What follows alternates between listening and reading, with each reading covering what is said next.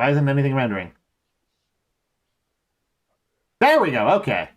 Just took it a second. Alright. And, good afternoon, Annex Lev. Gator Gusto, Talking Object, Snow X Fall, Dragon Man, Spooky Person, and Just Guy. And it's LAFG, I suppose, as well. Hold on. Okay, so it's not that the audio capture is broken right now. It's that the game doesn't have audio right now. Okay, cool. And, yeah, the game is probably a little bit sus. It's fine. I did check online to see if it was like a 18 plus sort of dating sim, but thankfully it's not. Anyway, I don't really know how to do like commentary for a visual novel, which I presume this is. That's what it looked like on the Steam store. So I'm probably I know that the standard is to like read the lines and do voice acting. But I'm not a voice actor, like I don't know how to do character voices or anything like that. So I'm probably just going to provide a running meta commentary. Do I sometimes play VODs? Yes, but I don't stream them.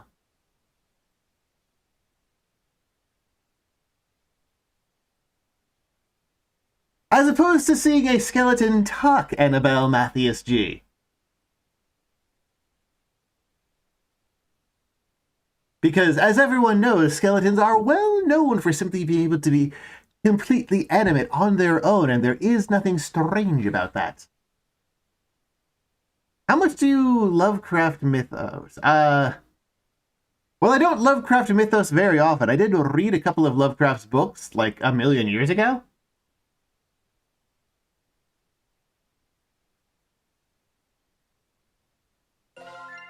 Anyway, let's just get this started. Okay, so it's the sort of thing that's directly up my alley. Why was it in Japanese, though? Akabaka. Red Idiot? For love. First date.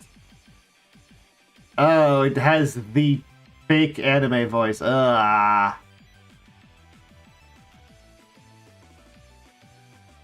I'm not a big fan of ironic dating sims or ironic weeb bullshit in general. Predominantly because it's the sort of thing that people do when they're terrified of, like, feeling things or experiencing an emotion.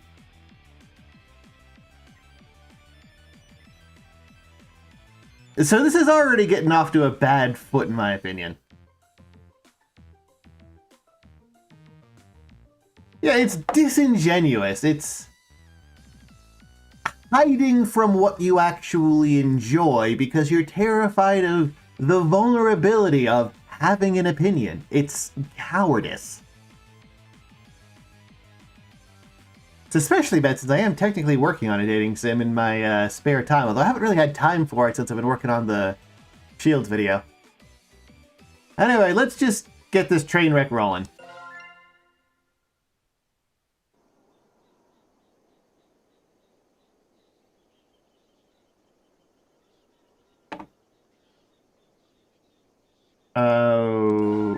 Oh, that's just back. That's not like turn around. Okay.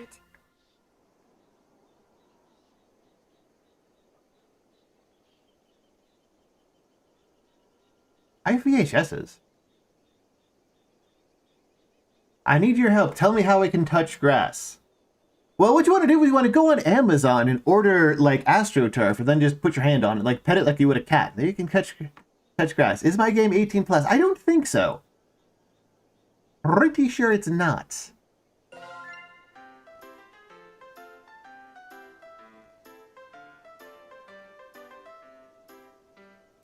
Chapter 1. Mineta, my really scary girlfriend. Is there a way to set the voice acting to, like, Japanese? Because this is like, oh my god, I already want to strangle these people. Anyway, hello, Induma Taping.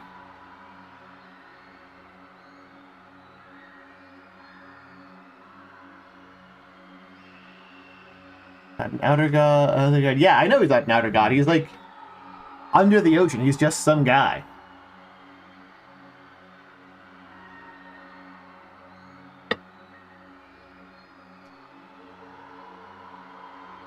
Also, not if I really hope this isn't supposed to be like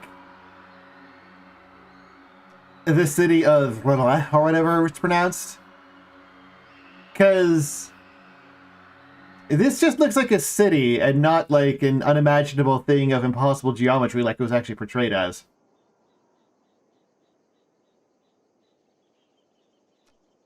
The fuck is this? And why? And turtle.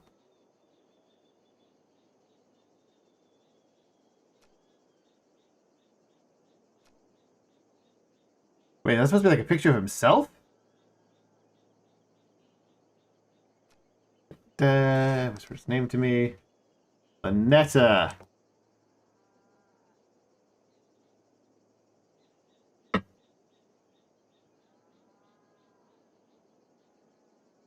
Girl Jones? No, that is not Girl Jones.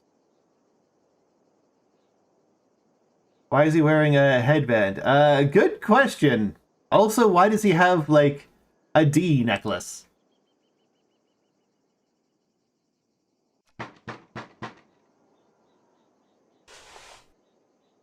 Da 2D. Like, seriously, that is, like, he has just, he just has a picture of himself on the wall surrounded in flowers, right? Like, that's what's going on here?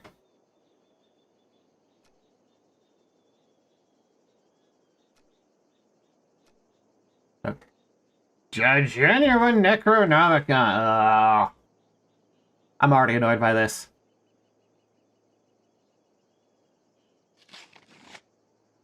Disrespectful of both the idea of visual novels and of the source material.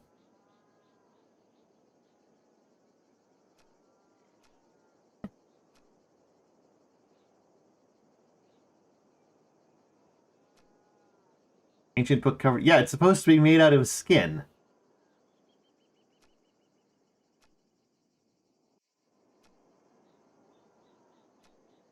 So he uses an off-brand Necronomicon to summon a girlfriend by mistake. Okay.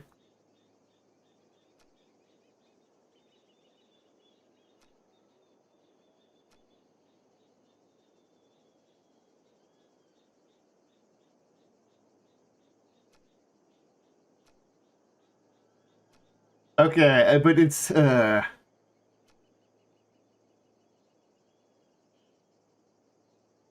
he just casually knows the language, sure. Hello there, wordy dude. I'm dying of YouTube cringe.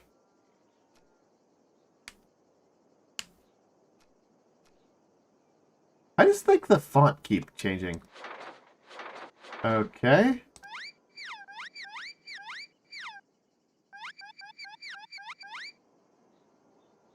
Kind of college stand because too melodramatic for a club. Yeah!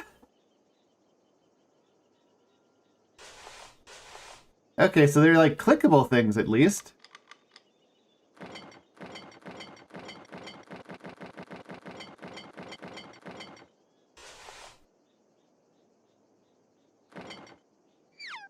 What?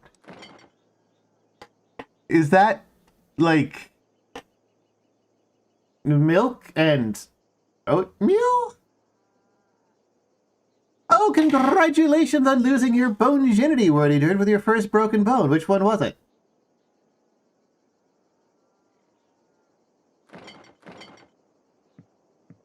Okay, so you can... What? Why did it lag like crap? What the heck? We've got a bunch of different things. Just a big ol' smooch. This feels like a visual novel made by someone who has never bothered looking at a visual novel, and I still feel so offended by it. Can I use this on self? Please? Leather sewing machines are pretty heavy.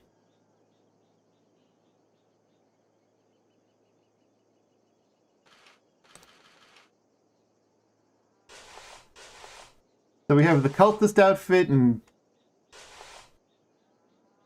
some... Oh, God, you can see the thing. Oh, maybe it's supposed to be visible behind it? But, like, you can see that there's a gap between the dress or the robe and, like, the thing behind it and, like, the corner of the wardrobe.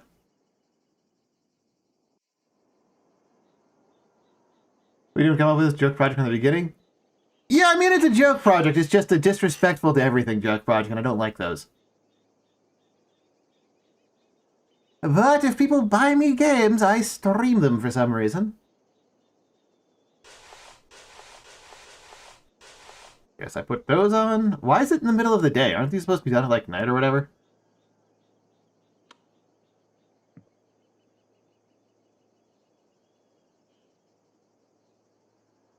Okay, so I guess...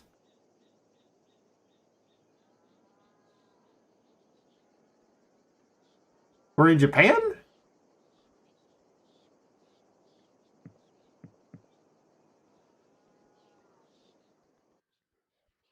Doesn't really feel like a Japanese-style apartment, though. It's very... how do you say, spacious and predominantly has Western, like, stuff in it? It's got that weird, like... how do you phrase this? Like, I mean, obviously ironic weave is a way to phrase it.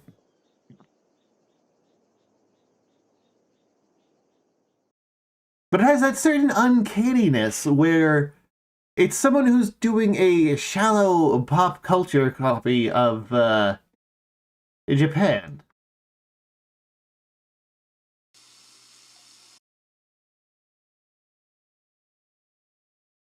Okay. Oh, the wash face animation is just a quick swipe up down with black. Okay, sure. Not Otaku. Otaku have a genuine passion for stuff. So they would want to do it, like, properly. This just feels like a low IQ individual, I guess. Nothing about this has given me a good impression of the people making it. No, I'm just wearing a mask. I can't take it off over here. I guess I'll have to go all the way here.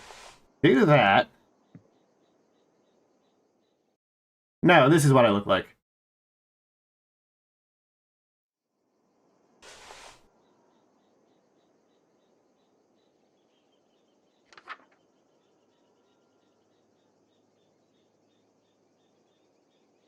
Turn on the curtains, turn off your bedside lamp, turn off the overhead lights. Okay, I guess it's all 3 light red fire candles. Put on your ritual necklace.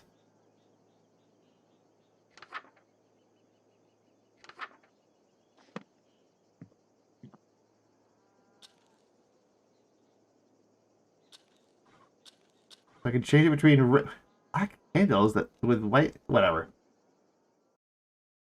I guess, presumably, the toilet is what we're sitting on when we look at the rest of the room?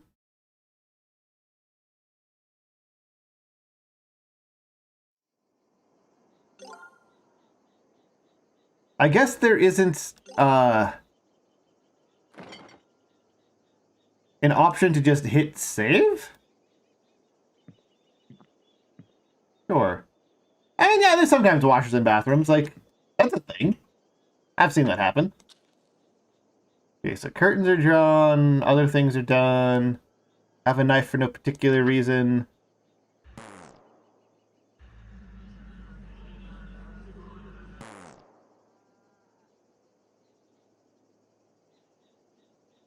What happens if you fuck up the ritual? You know, let's go find out. Let's get rid of the protective necklace and just raw dog it.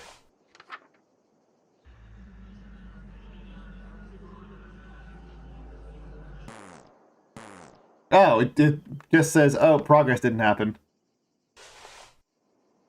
Let's try turning on the lamp and trying it again, deliberately going wrong to see what happens.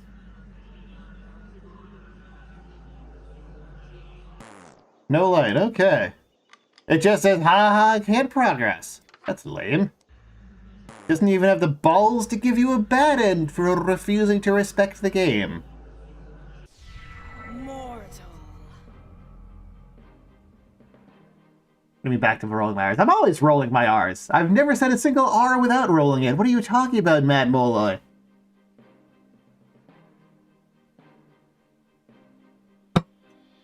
Oop. Quick kill might be not ring candles. Yeah, maybe.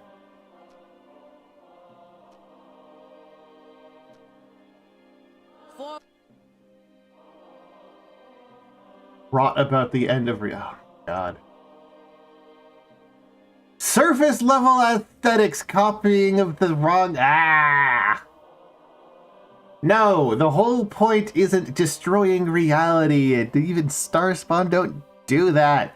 Destroying reality is what the heck is the dude's name? Azasoth. Azasoth would be the only one who'd be destroying reality. The rest just happened to kill people incidentally. The whole idea behind cosmic horror is that humans are insignificant.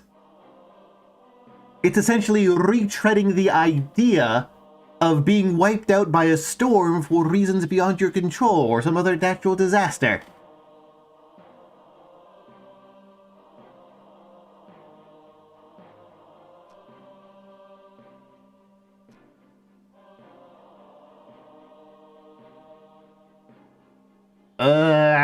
Why is he being scared? Is there, like, an actual... Like, it's not even like Cthulhu wants to eat something, Dragonbad. It's just that his brain is powerful enough that it warps the psychic field that humans live in and makes them just go crazy.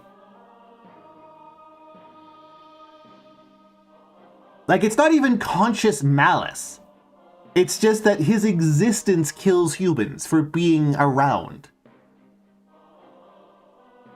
Going to target you might as well be an even... Yeah, it's not even really Eldritch, and, like...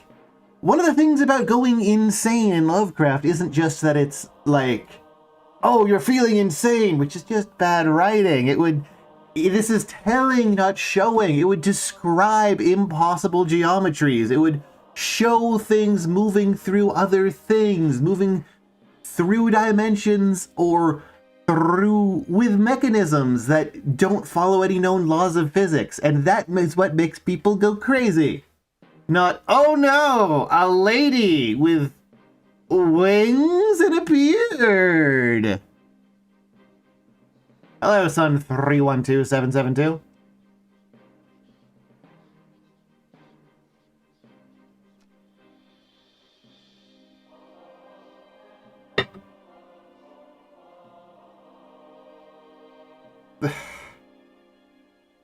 This is also not a mythos thing. The whole idea is that they are things that are beyond human control, and that is where the entire horror comes from. They aren't fucking genies of the lamp.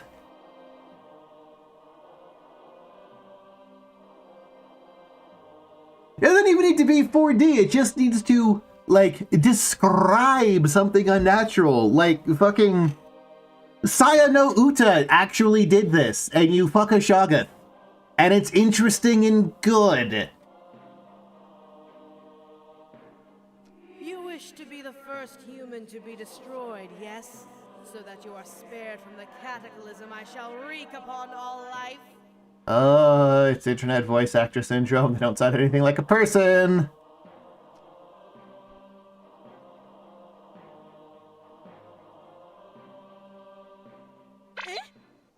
What?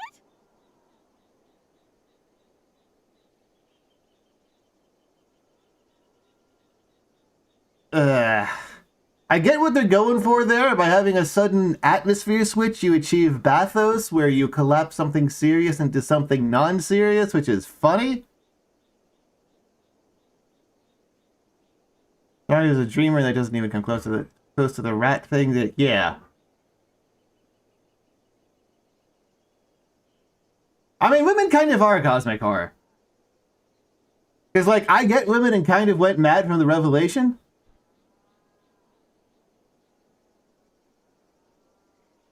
Like, an absolute, like, this could have been a good joke if everything about the game hadn't already, like, grated on me enough that I hate it. Yes, I'm aware I have been playing this game for, like, less than 5 minutes, and it's already made me hate it. Don't say it again, creep! And how are you looking directly at me without being driven mad? It's like a bad 4Kids dub! me back.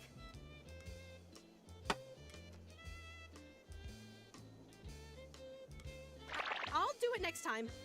Maybe when the stars realign in 1,000 years or so.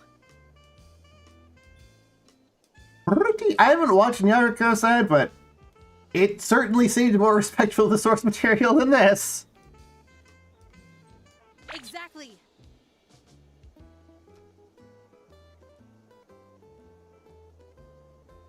Where'd you get that book?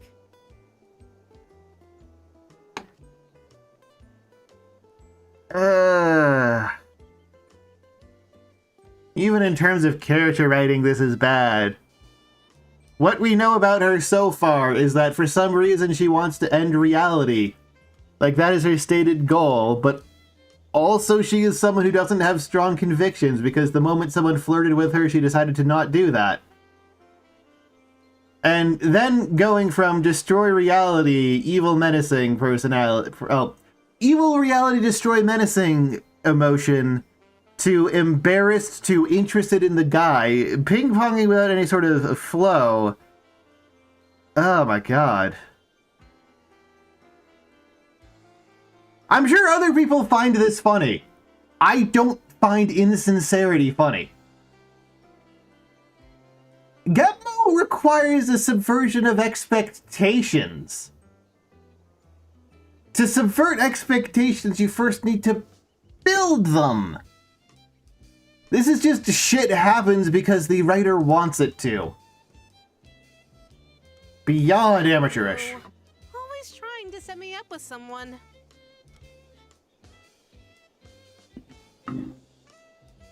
It's not a Necronomicon. What Necronomicon is bright pink, silly?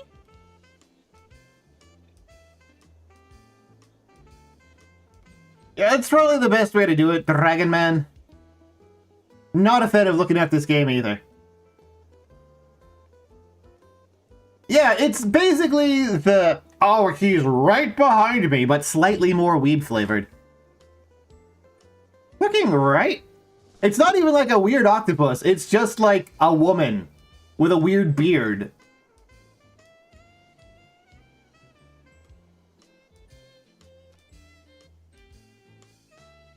It's a survival guide.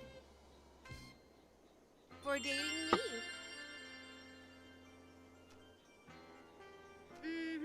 It's full of rituals that I like. Offerings, spells, and how to protect your sanity while performing them.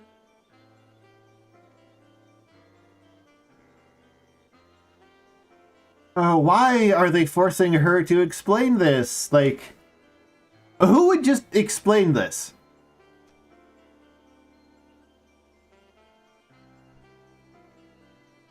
Like, what coherent character motivation would cause someone to say, oh yes, here's the guide to dating me, after immediately going, oh, disgusting, don't date me. I know I'm in the tutorial, I'm still mad about it. I am a cosmic entity beyond comprehension, so no amount of contact with me is safe for a human. Your mind could snap like a reed at any moment, actually. Telling, not showing.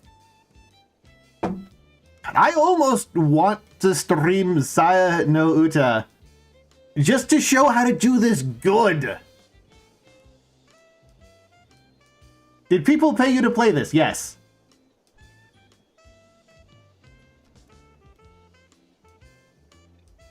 And yes, Spooky Person, you are understanding why Romans put entertainers on the same level of prostitutes. Oh, don't make that face. I can make it worth your while, if you understand what I'm getting at. So she just randomly switched emotionally from disgusted by being hit on to flirting back.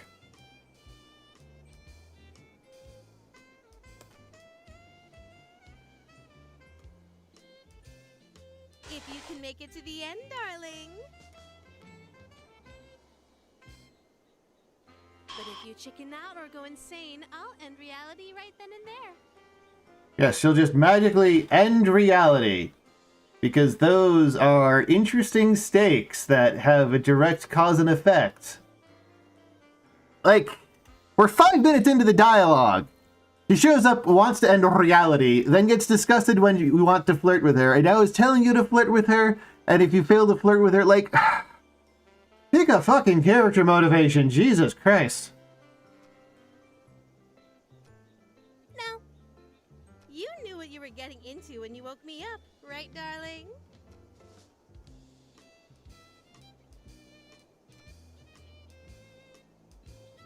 I don't know how much of this I can take.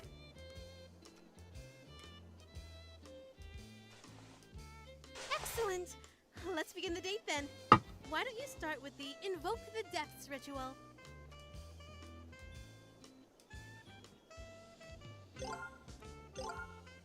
I have nothing but horrible suffering lined up for myself in this stream, I just realized. Like, after this is gonna be Yume Nikki Dream Diary.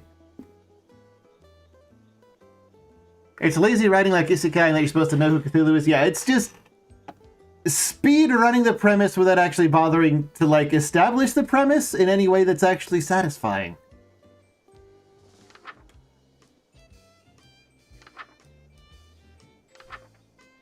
Oh, and it's all just gobbledygook until you actually, unlock the thing.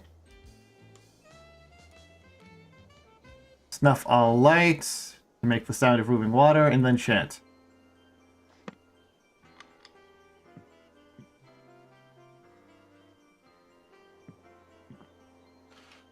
Okay, that's closed. My being bright as fuck. Multiple of these games? No. I'm only playing this one, and if I was only going... When someone buys me a game, I try to spend 2 hours on it maximum.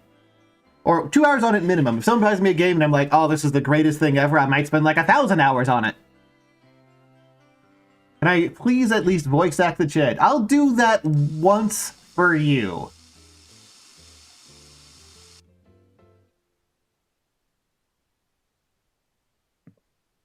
Yes, as we all know, if something is anime, it is therefore pink and no other colors. This is well known. There is no such thing as other colors than pink in an anime.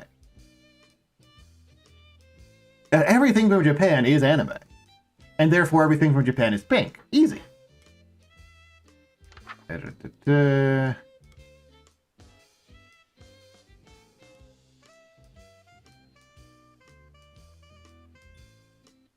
anime has never been like red or blue or other things that build a coherent atmosphere. The second one has what I'm actually searching for. What is the one that I'm actually searching for? Good writing and a fun time?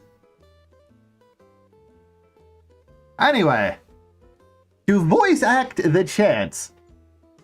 Japanese people are people, which means ape zone because that's not an animal. There you go. My pronunciation was horrible, but it's fine. Nobody actually bothers to pronounce this shit, really. Like, nobody even knows how Cthulhu is properly pronounced. They pronounce it Cthulhu and not Cthulhu, which is the correct pronunciation. Oh, I think I need to disable that, actually, because I don't think I can stream that on Twitch anymore. Oh, well, whatever. I'll worry about it when it happens. That is effective while hearing her explain the book. Yeah.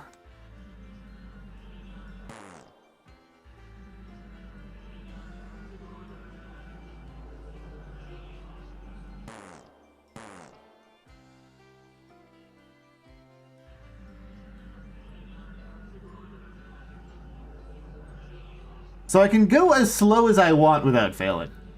But I can't go too fast. So it's just... Really? What? Oh my god.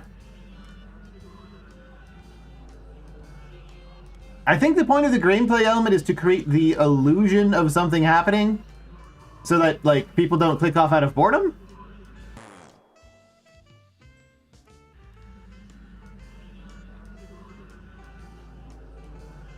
Sounded like a slur. I mean...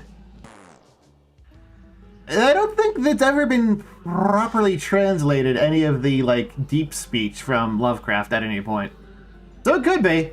I don't know, maybe the chant is just, man, humans sure are stinky or something.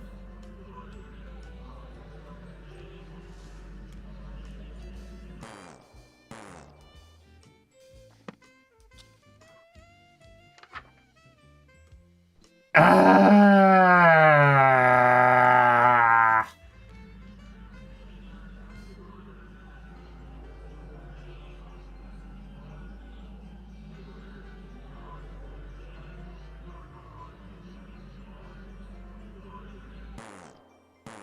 What do you mean no light? There is no light!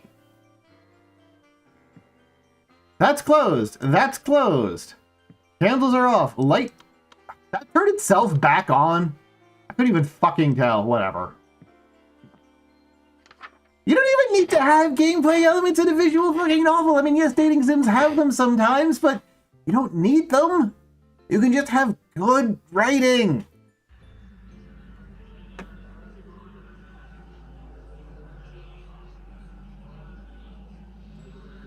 I have not, son. I don't generally stream visual novels because I'm a gameplay sort of guy. Yeah, they don't look closed, but they count as closed. Finally, Jesus. You brought the outer depths to us. Didn't you read the spell's name? Our connection is strong. The closer you get to where my true form lies dreaming, the stronger my influence on you in this world. Just focus on following the book perfectly. You're good to start doing these rituals on your own, right? I'm just feeling a little icky from the summoning, so I wanted to use your shower. Do you mind?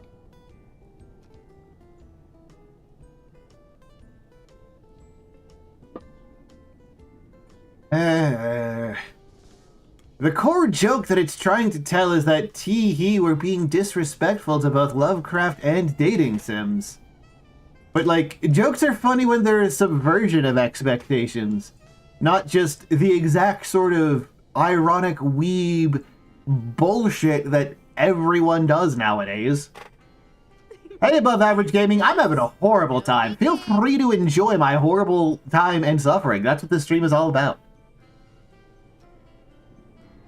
I mean it. Don't peek.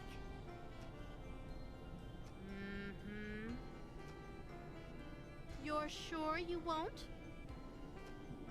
Like, they're just trying to imitate anime tropes without understanding them at all. Oh my god. Anyway, I'm gonna peek. Be nice if there's a way to, like, save.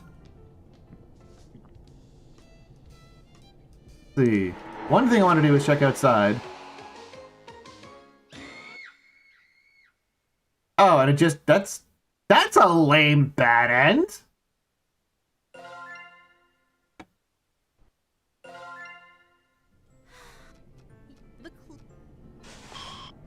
At least they kept the hotkeys the same. They played at least one of these ever.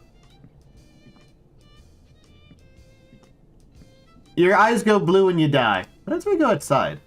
I mean, I guess I'm not looking out the window.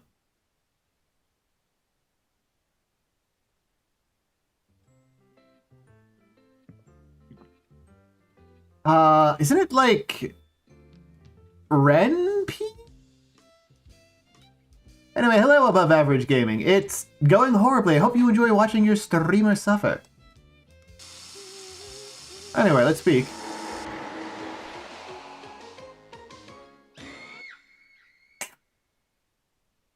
See, that's actually a good joke. That's the first part of this game that I've found that I didn't immediately fucking hate. Worth It is a good joke.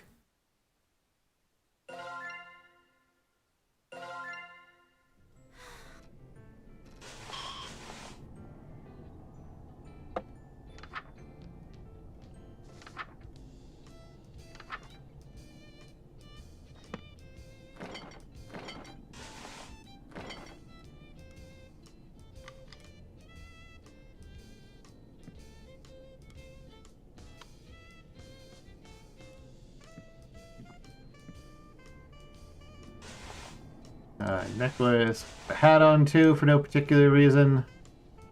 Grab the sword for no particular reason. Grab the turtle for no particular reason.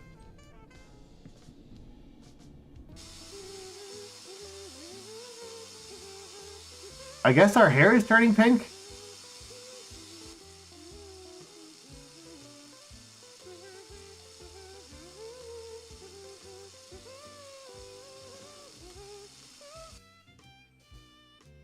But I'm always mad at lazy visual novel. Yeah! A visual novel is usually shorthand for, I'm doing this ironically because I'm not talented enough to make a compelling story. Ironic or not, It's absolutely ironic. That's why everything's fucking pink. So... fuck do I do?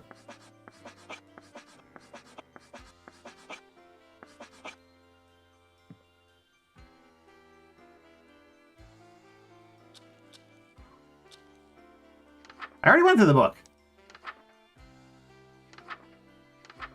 There's no new rituals.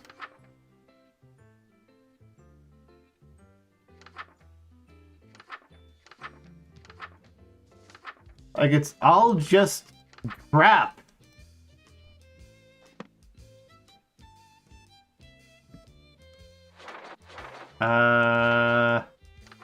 Book should have new spell?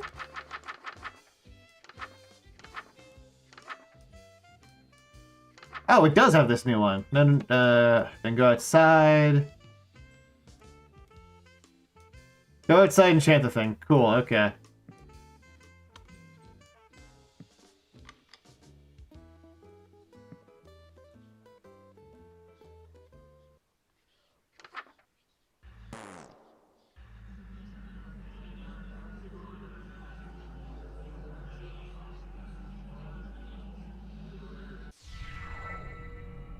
Oh, it did say on the top. I didn't notice until you pointed it out because the entire fucking everything is pink, which is not good visual design for making things emphasize because they all blend together.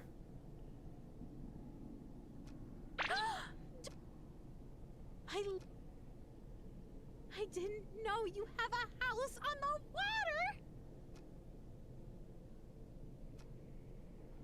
water! What do you mean house on the water? I can still see There's a house right there, not on the water. There's something just so romantic about standing on a balcony during a storm.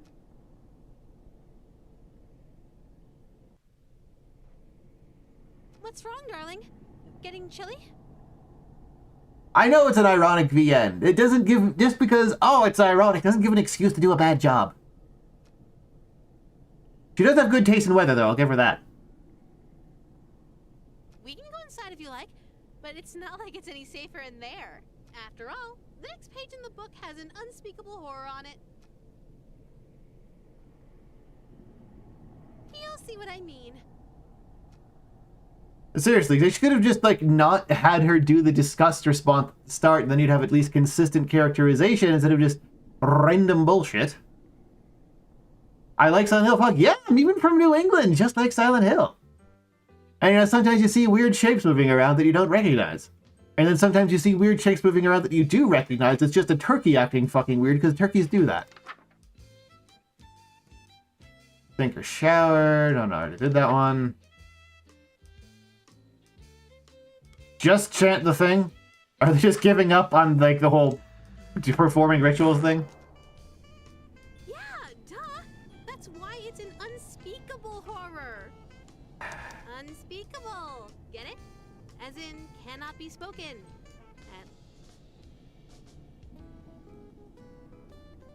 I think there are plenty of people who want that. Yeah, it exists! It's called Saya no Uta. It's amazing.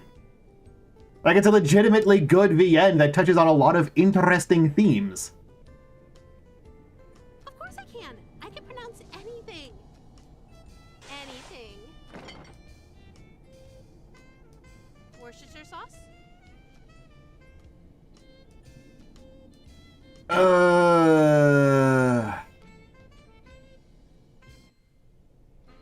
I do not like the Quirk Chungus overly online Twitter millennial humor.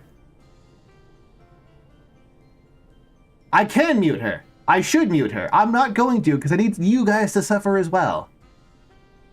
Toy boat, toy boat, toy boat, toy boat, toy boat, toy boat, toy boat, toy boat, toy boat, toy boat.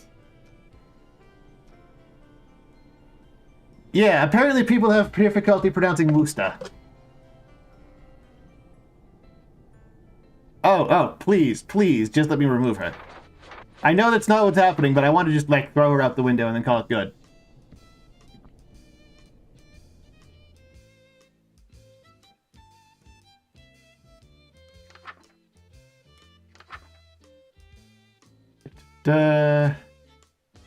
Wear no robes or amulets, have a ritual knife.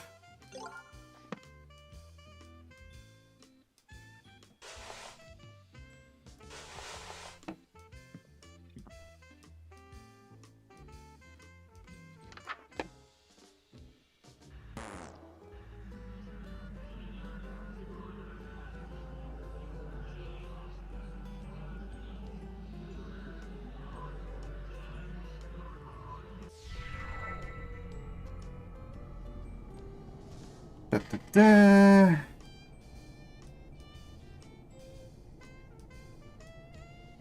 Why is he worrying about his job when he's already done this? Oh my god, he's already talking about how it's ending reality.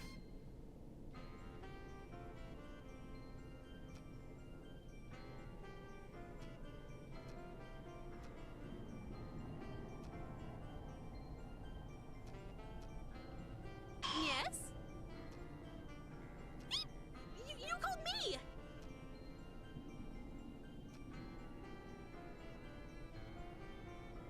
Yeah, I don't mind Monster Girl bullshit, because, like, whatever. The cute design, having, like, chicks with slightly weird features. What are you talking about? Also, wings in general are pretty hot. Look! I mean, sure, the ritual starts the process of reality ending. But, like, it's still not, like, no human in this situation would be worrying about their fucking job.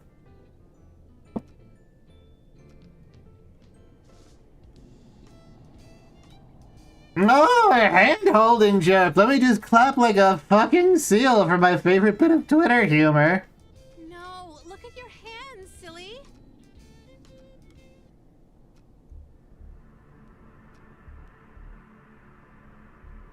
Cut it off? But it's your hand now, see?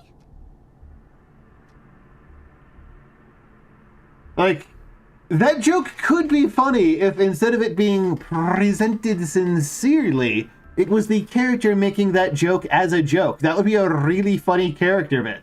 It would also make the character relatable, because it would imply he's, you know, overly online too.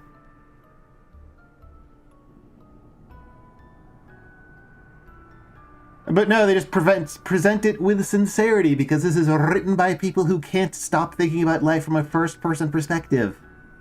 I'm not hazmat. There's one part of it that I liked and I thought was funny.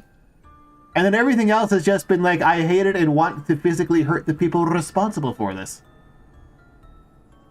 First person life mission? What on earth are you talking about? Is first person life like a thing?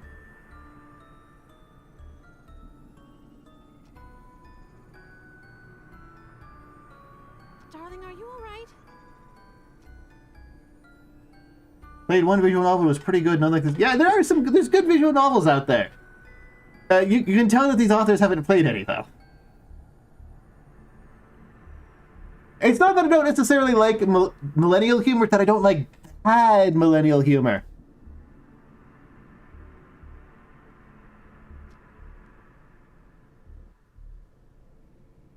Like, there's these brief flashes of self-awareness where you can feel the author just putting his own brain in there with little basically, the author writes what he feels like should happen, rather than thinking about what would a character in this situation do. Drives me up a fucking wall.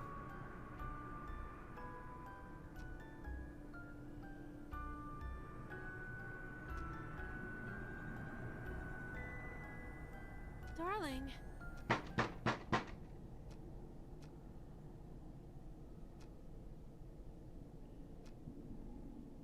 The stars will fall. Oh, we're on a timer suddenly. Was that ever established until this point? Or was I sincerely did a girl with a crater on her head that she shoved laundry into? Yeah, I mean, fucking, what do you call it?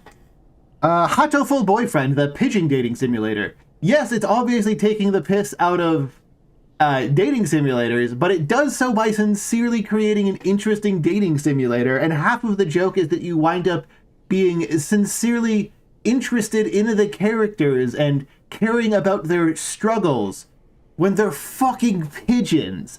And that's a lot funnier than haha hand-holding. There's a way to do ironic VNs well. It just requires not being written by a brain-dead older millennial.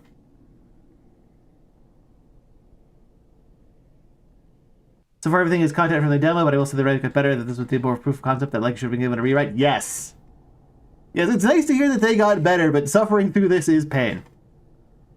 On the other hand, with how often I have to pause to like mentally regenerate the psychic damage I'm taking from writing this bad, does mean that this will definitely be more than a 2-hour stream of this game. Hello? Are you in? I heard you shouting just now. In fact, How to Kill a Boyfriend actually has one of my favorite character moments in basically anything ever. It's difficult to spoil too much because it's in one of the most interesting bad ends in the novel, but you're essentially given deliberately artificial choices that are all the same thing to reflect that the character no longer has control over what is happening. And every single one is forced to agree with the person who is speaking.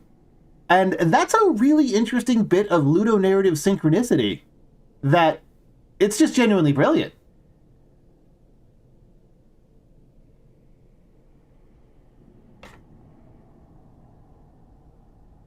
But it's not like drag your finger slowly. Inspect, slay the princess then. I mean, someone buy it for me on Steam. I'll stream it next week.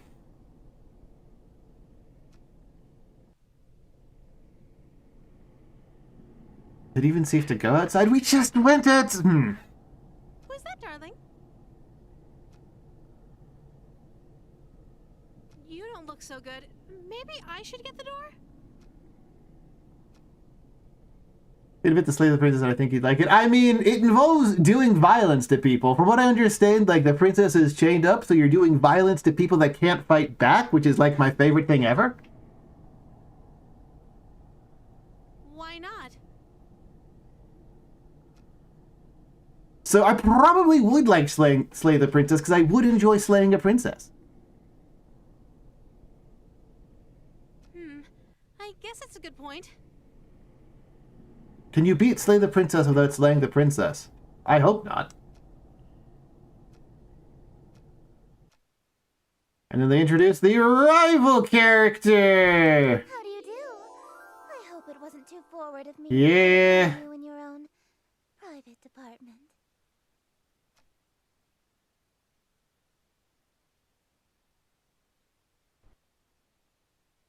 Another shallow, pointless combination of poorly understood cliches assembled in such a way that it doesn't really make sense for any of them to work this way.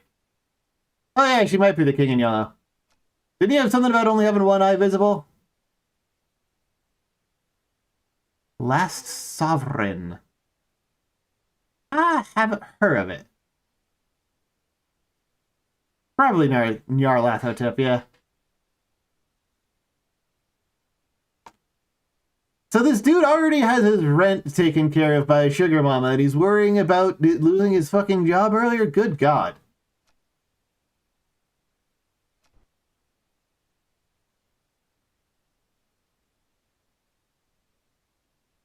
If I may be so bold. Never heard of the King in the Yellow, but it was the Yellow Coffin Demon Souls based on? Special to Partly, yes.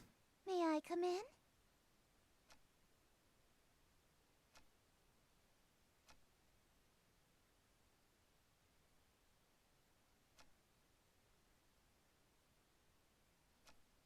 Oh, it's not the kind of present I can give you out. Sorry, I'm now. so checked out, I can't even tell what the character motivations are in this. Like, he wanted her in and now then doesn't want her in, and she gives him free stuff for no particular reason?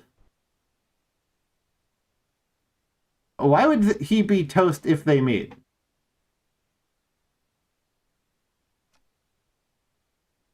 Like, I've already just, like, stopped thinking about the plot because, I can't go out after dark. Therefore, the play love the politics choices shaping the world and discussion of subversion of tropes. Now that makes me leery, because anytime I hear, oh, I liked the politics, it's almost always, in my experience, someone going, oh yeah, this game agreed with me, therefore it's good. I'm not saying this is necessarily the case, but that is my assumption whenever I hear, I like the politics. Why can't we just go inside? I really want to give you your present. Darling, what's taking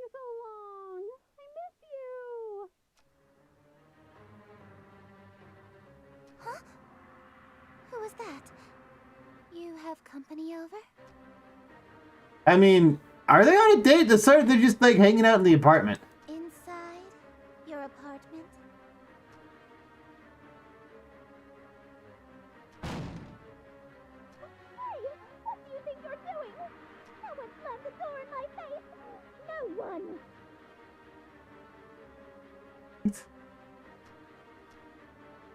What's going on, darling?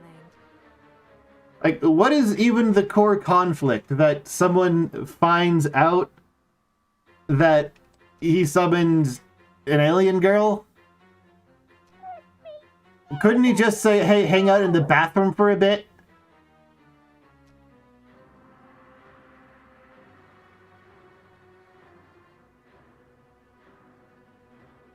Want me to make them go away?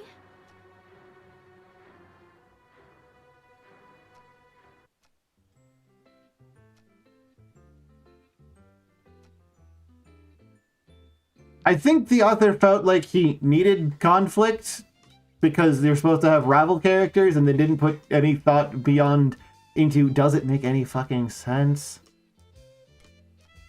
Especially now that she knows where you live. Doesn't she pay your fucking rent?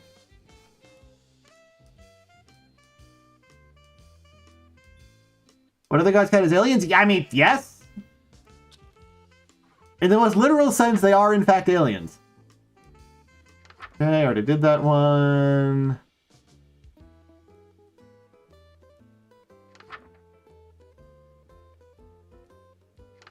And the next one's still sealed. Pretty sure I've already done those. Total darkness. His image appears. So I guess take down that thing.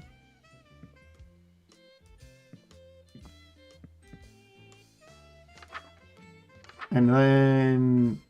Okay. Mask. Always remember the second step on the previous page. His image appears. It doesn't. It specifies who his is. Maybe this is the turtle. I think it said robe. Total darkness. Do you have the ceremonial knife? Yes.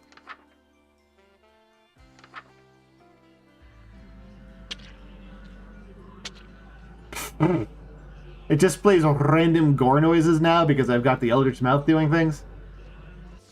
Hello, handsome. And I thought you were cute for a human before. Not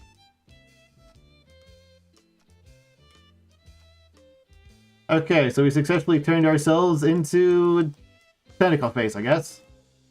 Yep. Okay.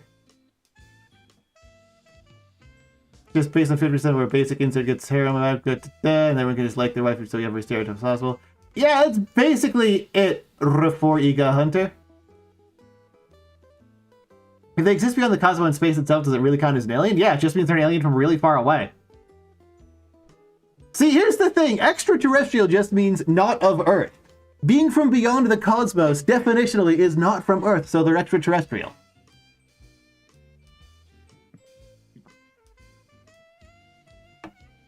Why do I have pink hair now? I've had that for a while.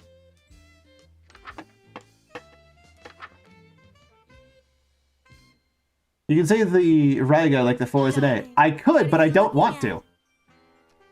nothing. The book? Is that... Did I skip? Good. I know what page you were on. And if I see you trying to cast that spell about... You won't get... Sure. What is this spell about? Sever your connection. Duh. There's a breakup spell. Cool, whatever. Around the concept board displaced from time and space. Sure, but they're still not from Earth. An alien doesn't necessarily mean, like... I permanently lost the head slot. Okay. Does that still kill me? Sure does.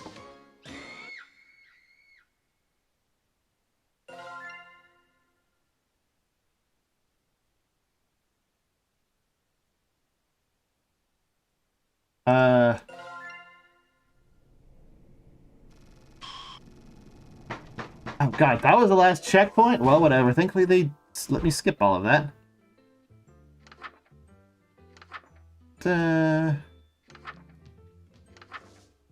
Now they're making me do this shit again.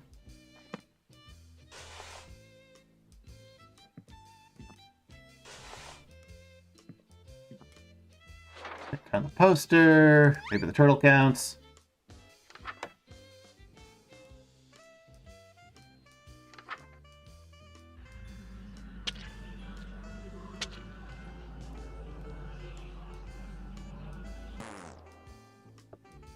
But I had the necklace. Oh, no, it was over there. Okay.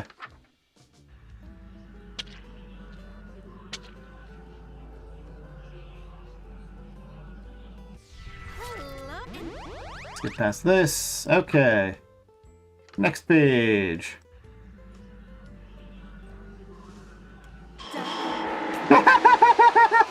Got one word into that before killing me. Cool.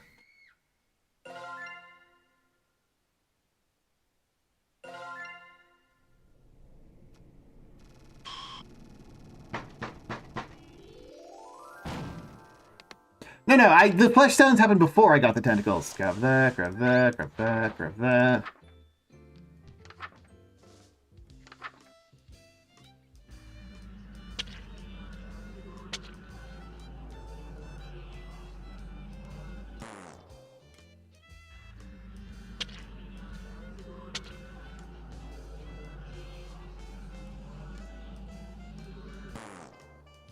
Need the robe. Be nice if it, like, gave me the option to fucking save.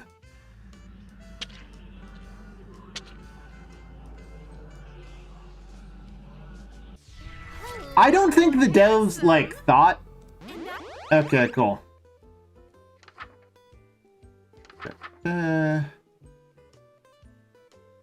get the thing from the fridge, whatever lighting level.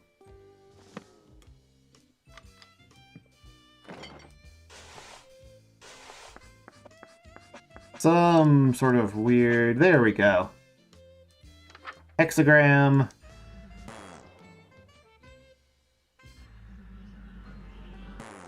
What?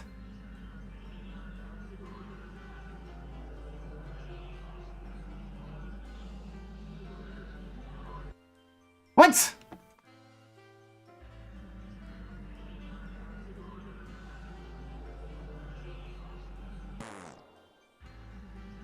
Ah.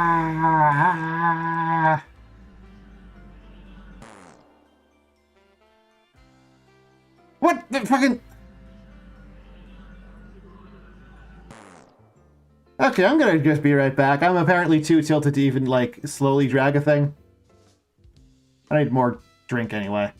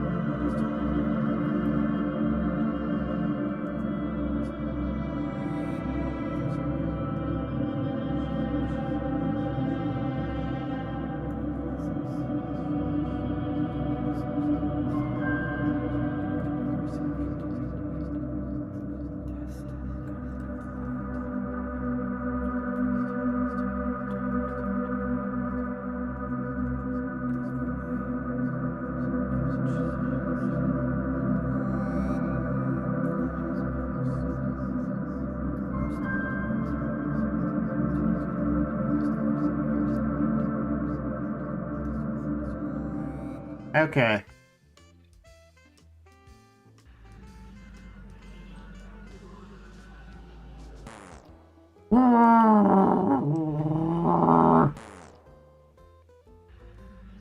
One, two, three, scooch. 1, 2, 3, scooch. 1, 2, 3, scooch. How is that too fast?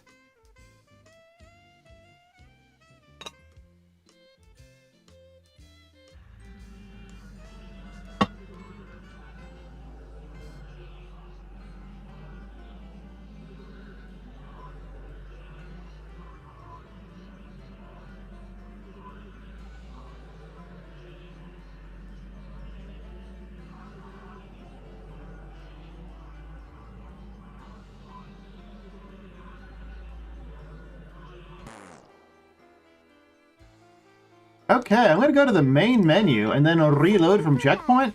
First date. Do all this crap again. And if that doesn't work, I'm just gonna switch to Yume Nikki because I've had my fucking fill of this game. Alright, what was the crap for this?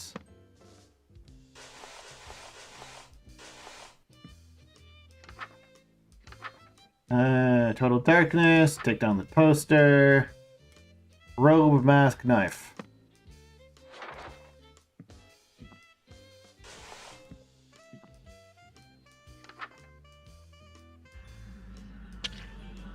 See, I can go much faster here.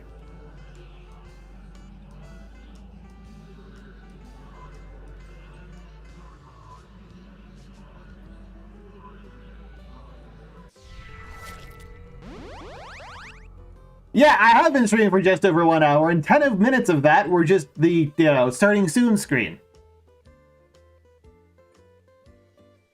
Sometimes a game offends me so deeply on the levels of writing, game design, and, like, how to be good, that I get my fill of it very quickly. Okay, do this, let her freak out. Darling, what are you... Maybe that's the secret trigger. That's a crafter need for this. Need to have the... get the hexagram. And have something from fridge.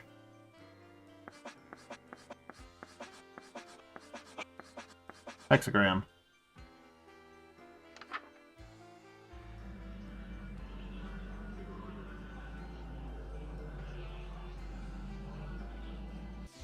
That already... I think it just makes you autofill if you don't get, like, the jump scare scene. All it needs is...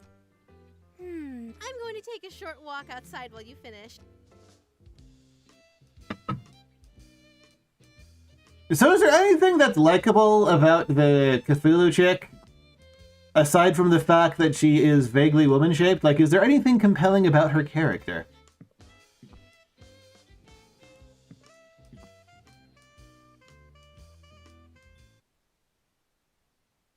Okay, going outside accomplishes nil.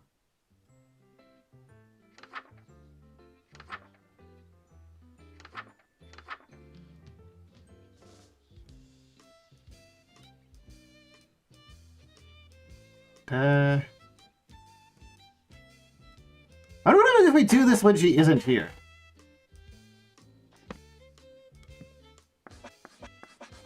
Alright, sideways N.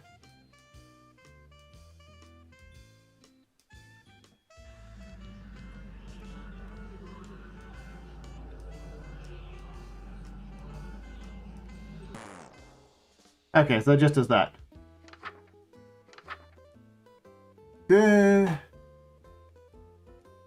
Have another life form, that'll be the turtle. Ceremonial rope and knife, already have those. What's the symbol? I.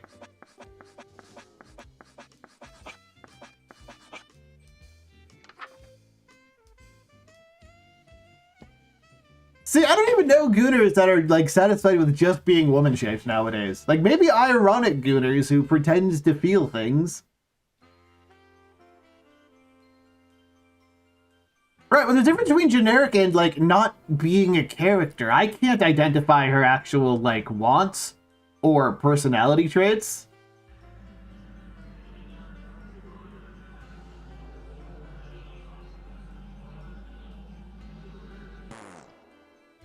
I forget to grab the turret. Okay.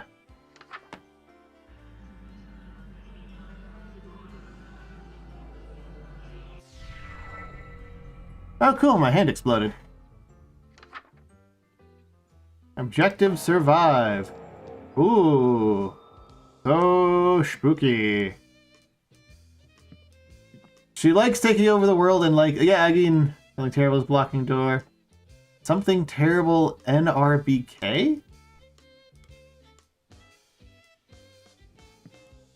Okay.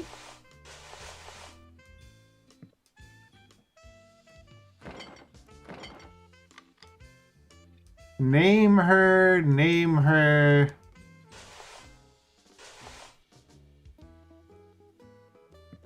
You think Gooners care about personality? Yes! Yes, I do believe that, in fact.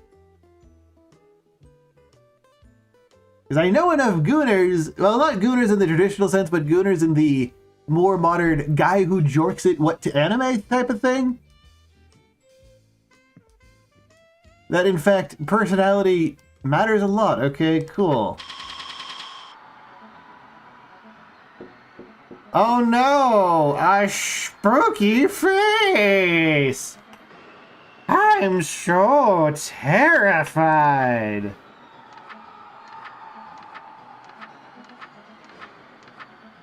Can I just flip backwards? Oh, I can't.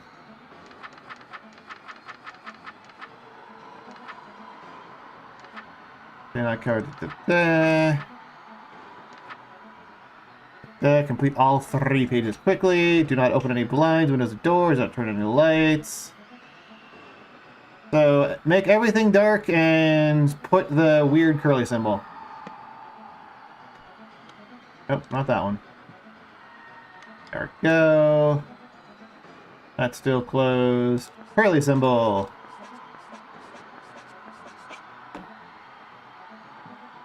Yeah, like the modern definition of Gooner is someone who likes attractive women, and like specific behavior on women is attractive or not attractive. So yes, Gooners care about personality.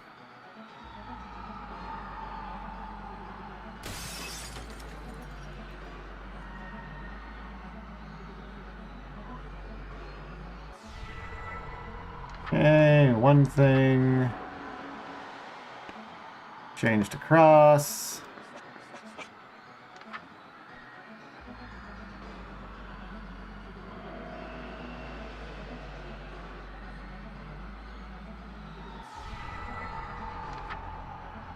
Okay. Change to other cross.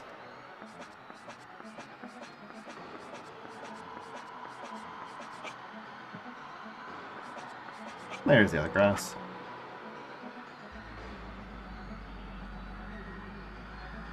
Also, good afternoon, Cobra XO3 or X03.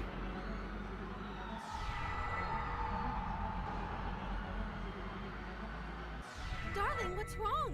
Okay, cool. I can tell by the look on your face. You caught a glimpse of the real world now that I'm waking up.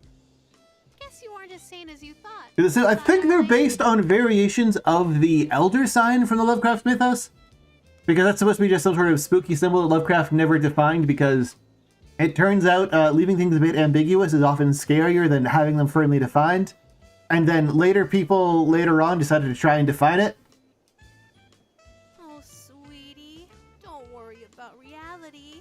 Though, I should tell you, everything you saw and heard, what you saw coming through your window. Honestly, speaking of Fear and Hunger, that actually has like a legitimately... It'll be impossible to deny. Like, I wouldn't call it good dating sim. It doesn't have particularly meaningful writing. It just has characters with distinct motivations, personalities, and goals, which is the bare minimum threshold for a story that is, like, worth your time. It doesn't do anything unique or interesting, but the fact that it presents its, like, dating sim mode with total sincerity is what makes it funny. It doesn't try to ironically, haha, aren't we such losers for including a dating sim mode? It's just, yeah, here's a full-fledged dating sim mode, bitch, and that's what makes it amazing. If you like, I could move you to the front of the line and you pay. You wouldn't hear their screams.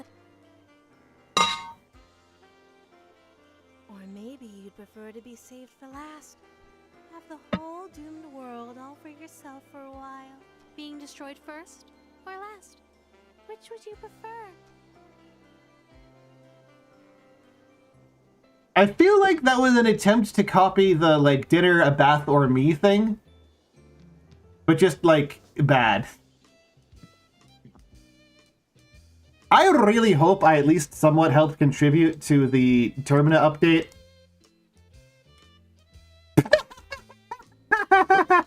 That's funny. Oh, that's a good joke. You can wash the tentacles off and now you don't have a face. I think that was supposed to be spooky and not funny, but... Why do they have the do not attempt this ritual without performing when you can't even fucking perform the rituals without it?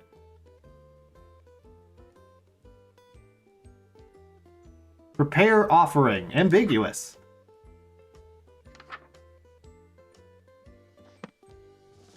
I guess the turtle will be the offering. Maybe the cheesecake or whatever. Room well lit. Don't wear a rubber necklace.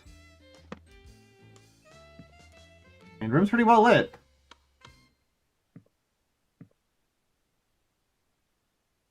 Spooky to one is funny to another. Very rarely, in fact, the basic idea of spooky isn't just, like, a cross-cultural thing, it's a cross-species thing. Yeah, that's pretty well lit. Naffle Battalion, Eagle Ot Relay, Yarmardurg. Well, take heart. I may be inexperienced with human emotions, but even I know that saying goodbye to your world can be painful. I sure love it when characters, like, tell you their personality traits and don't demonstrate them. Take all the time you need to make peace with the end. I'm going to take a short nap before I... Could you hit the lights for me? Okay, now we're allowed to do the thing. Thank you, my... Yeah, it's pretty obvious that you can break up now. I guess I'll do that.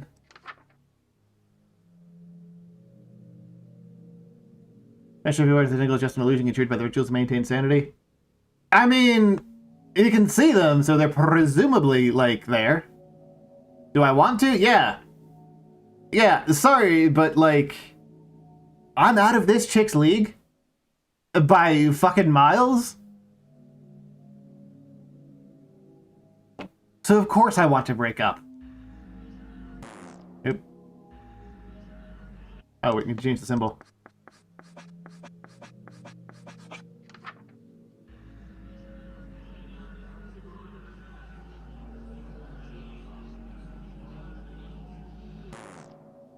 Need light.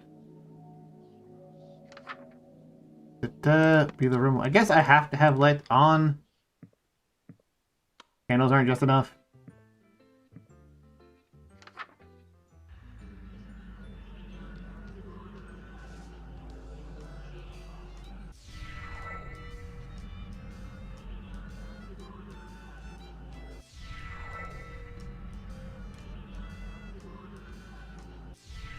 There we go.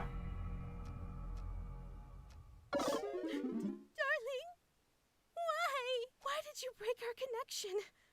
I'm cut off from the rest of me! Like, why is she acting heartbroken? When, like, most nothing else about her character or personality would imply that there was any particular value that she ascribed to this world? Or her ability to destroy it?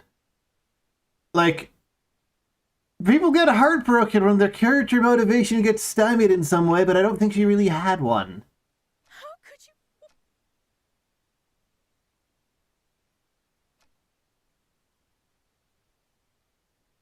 But why? Was I not good enough? Did you have a bad time on our date? Is there another woman? See, usually what makes VNs interesting is that like you get high emotional stakes, things with high emotional stakes, and then you make a decision based on what you can do. And this game doesn't have decisions, it's just basically just linear. And that also kind of just undermines the interesting part. Hell, even the fucking Fear and Hunger dating sim had that with, like, you can start dating, what's his face, Legard as a method of manipulating to Ars? And that's interesting. That's interesting because it's characters with distinct motivations. Because characters need to have motivations to really be a character. And what? But you woke me up in the first place. Like, I don't really think this guy has a consistent character motivation. Like, he had a name appearing... He had a name appearing in his dreams, and he wanted to get involved in Eldritch stuff because of the name. But it doesn't... I don't really think there's a through line, like, even past that.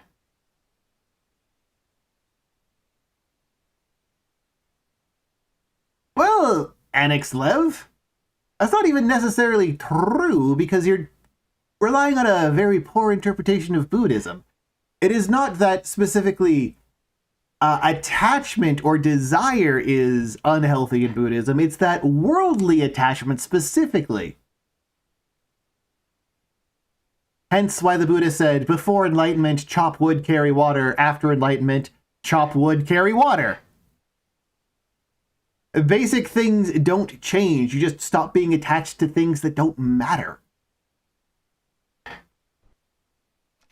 Impermanent, transient darling. things. You realize I still have control here, right?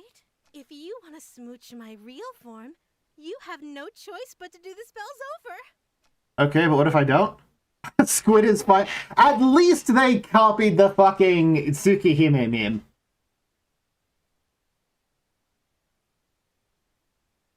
But the gods have godly desires and they're not ascended. A lot of gods have worldly desires. Yeah, for those of you who don't know what this is about, this is a pretty infamous line from a Tsukihime doujin. If you're not familiar with Tsukihime, it's one of the first, like, really big VNs and that got, like, fan translated in the West. It's the origin of, like, Melty Blood, if you're familiar with that.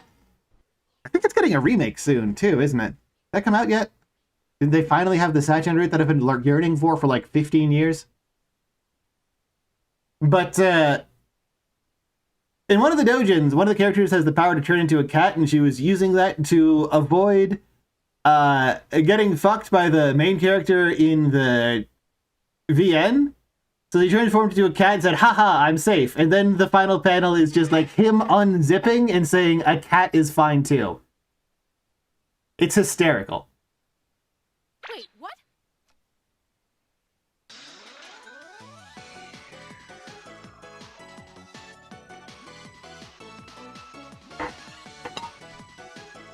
You know, I will say... of course, because any sort of actual attraction is not acceptable for the irony-poisoned fake weebs. But I will say, she is looking awfully fucking jar-sized, ain't she? Like, am I wrong in thinking that? The doujin is about a guy fucking a cat. It's a gag doujin rather than an actual H doujin. But yes, the punchline is that he is willing to fuck a cat. Why isn't she not fine being kissed in little mode when big mode she is fine as being kissed? Because she isn't a character and doesn't have motivations. She's just a cardboard prop for the author to try and write really cringy dialogue.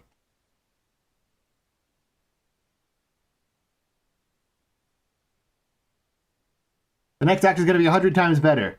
I'll give it 30 minutes, and if it doesn't wow me, doesn't blow my mind, I'm switching over to Yume Nikki. Because it's horribly painful.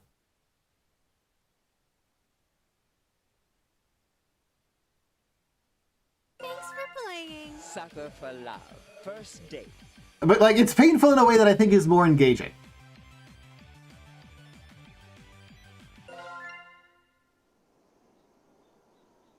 Because you threw her away and broke up with her? That is that, and this is this.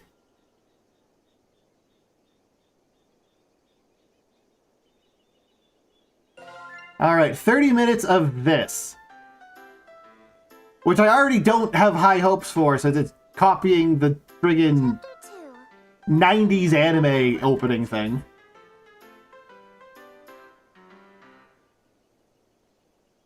Like, seriously, why do you think breaking up with a woman is going to make her less likely to, like, want to do physical things with you? That's not how it works in my experience. How much I know about the King in Yellow? Probably more than most, probably not as much as a devoted fan. I vaguely know it's got something to do with a play, and that's good text formatting. Half of it's off screen.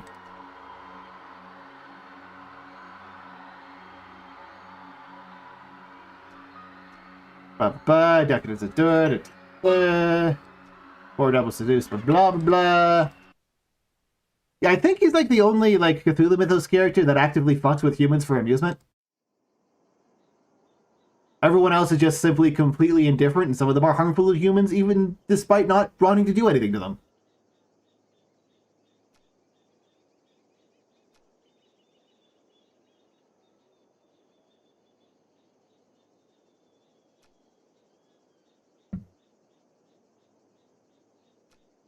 Standing outside, sun is setting. The first story is about a guy dealing with his autistic Nazi brother. There's some really funny jokes to make about Twitter in that sentence, and I'm not sure I can make those while streaming about YouTube.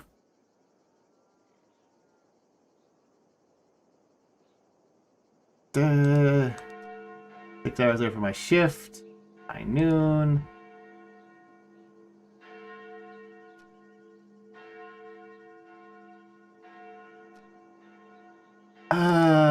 Sweaty. Someone's coming.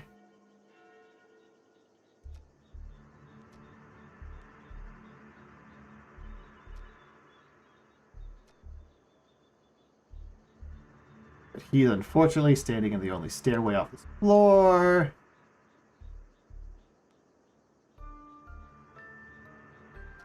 Okay, so there's some guy blocking the path, and he's kind of rude to shove it past him, and he's kind of weird. Okay, cool.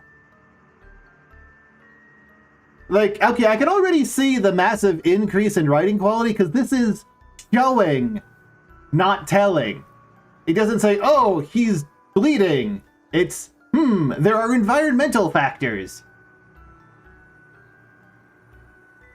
That elevates the writing to beyond 3rd grade level. That is a step up. That is about 100 times better. This might be as much as like high school level writing. Top floor. 4 apartments.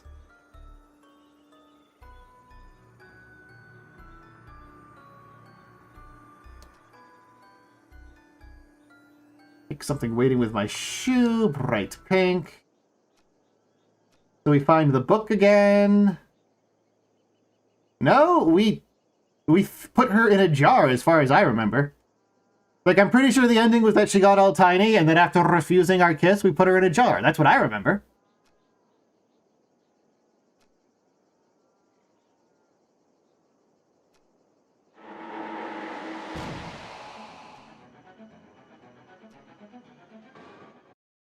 Okay, so a guy attacks us. Have I myself written anything? Yes, several things. Nothing published. I'm in the middle of, like I said, working on an unironic dating sim.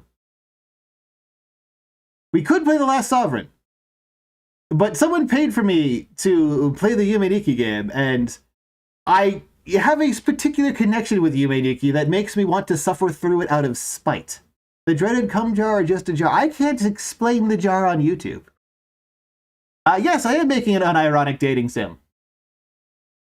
It's also that Fear and Hunger clone that I've been working on. Because, like, I'll just explain the core premise here. So, like, women want to bone all sorts of horrible, evil monsters, like, a Pyramid Head, and, like, half the cast of, what's that game called? Dead by Daylight? So what if I made like a horror game that's also a dating sim, but not in the ironic, jokey way, but like You are dating horrible monsters, and horrible monsters do horrible things. And you're in a situation where that's, like, your safest to play is to do that. And then rather than just having them be one-dimensional horrible monsters, I give them interesting, conflicting motivations and impulses, and there you go. Now you have a particularly spicy romance story. But the romance story is also a horror thing.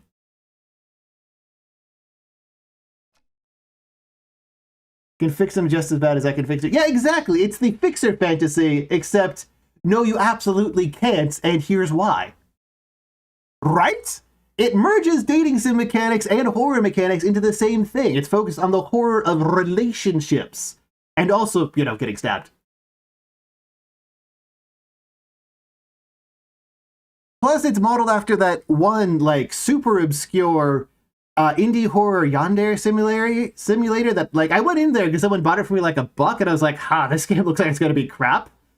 And then I played it and it had legitimately one of the most interesting horror premises and core mechanics I've seen in a horror game, like, ever. Because, like, this premise of the game is that you're locked in a school by your Yandere stalker who wants to bone you, right? Who is my favorite contestant in Termina? Marco, because he's literally me and I'm a big fan of myself. But the thing about the horror game is that rather than running and hiding from the horrible monster, it was about navigating her emotional outbursts and feeding her enough attention and sympathy to make her do what you want so that you can escape. And that is an aspect of horror that I have never actually seen anywhere else. And it's brilliant. Yeah, the game with, like, lots of endings with her in, like, a couple of different modes. Because one of the core things about horror is the double bind about, how do you phrase this?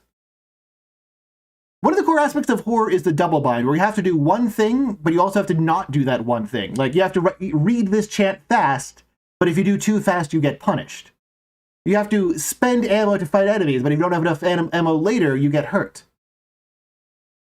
Yeah, and manipulate the monster to escape. And the double bind of having to be near something that wants to hurt you, and also, like being away from the thing is safe, but you need to be near the thing to be safe, creates an inherent double bind tension that I absolutely adore, that people really haven't explored in a horror game before. So I was like, hey, what if I did that and then also made it a Fear and Hunger clone? And then also, like, an unironic dating sim. And there you go, that's the game. Plus, I get to dunk on Fear and Hunger and how much I hate the Bonesaw system for being just dumb.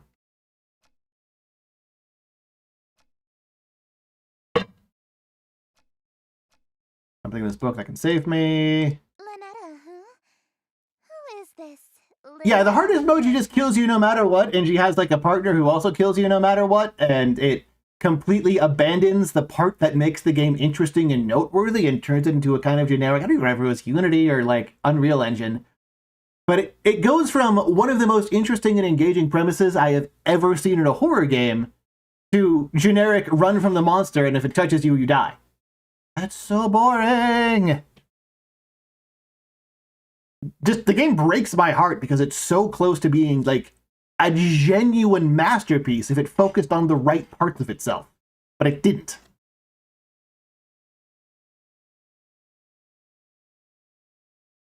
I think the term is give and take, every action is drawback, there is no good choice, only when you feel bad. Give and take is different. Double bind is when you have two choices that are inherently against each other, because you're being bound in two different directions. I just so happened to overhear you saying, Lynetta, where are you? You sounded like you were in trouble, so I let myself in. The issue that I had with the Bonesaw system is, one, sawing off a limb to prevent infection doesn't work because blood travels up your arm faster than you can saw through it. Two, just casually bone sawing through a bone without alcohol is basically impossible. Like, the body has a bunch of things in place in a response to pain that prevents a human from being able to accomplish that on their own without tremendous other exigent factors. So someone just emotionally sawing it off and then it just pops out is just, it's goofy. It's very silly. So one of the core mechanics that I've been working on in that other game is, that I have been working on, is the medical system in treating injuries is extremely realistic and heavily based around my own experiences dealing with actual injuries, which is to say duct tape is the best item because it can solve almost every problem. Similarly, rather than just having like, oh, you have this status effect and yada yada yada, I have an entire thing simulating how pain works. So that if you're in too much physical pain because like someone broke one of your teeth by hitting you in the face, crash.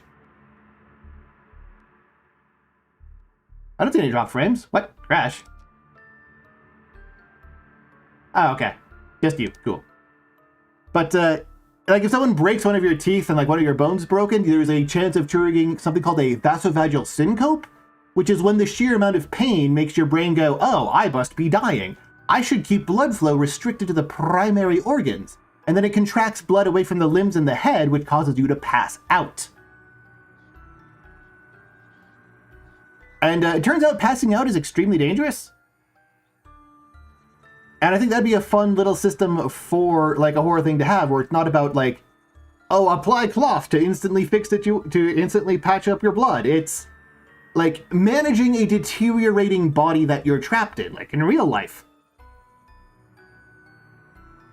And sometimes that includes just spending the rest of the game on painkillers or drunk, which has its own other negative side effects, just to manage the amount of pain you are physically in, because that is what you need to do to even keep your body alive. Your window is open.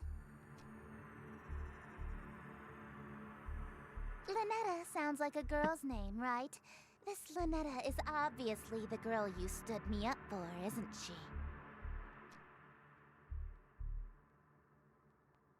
I've got to do that, right? Like, realistic portrayal of how the body reacts to damage and pain is terrifying, because you biologically evolved to be terrified of it, because if you weren't terrified of it, you didn't survive. So I think tapping into that is another thing that's also completely unexplored in horror. Big writing on visceral sensations, I take.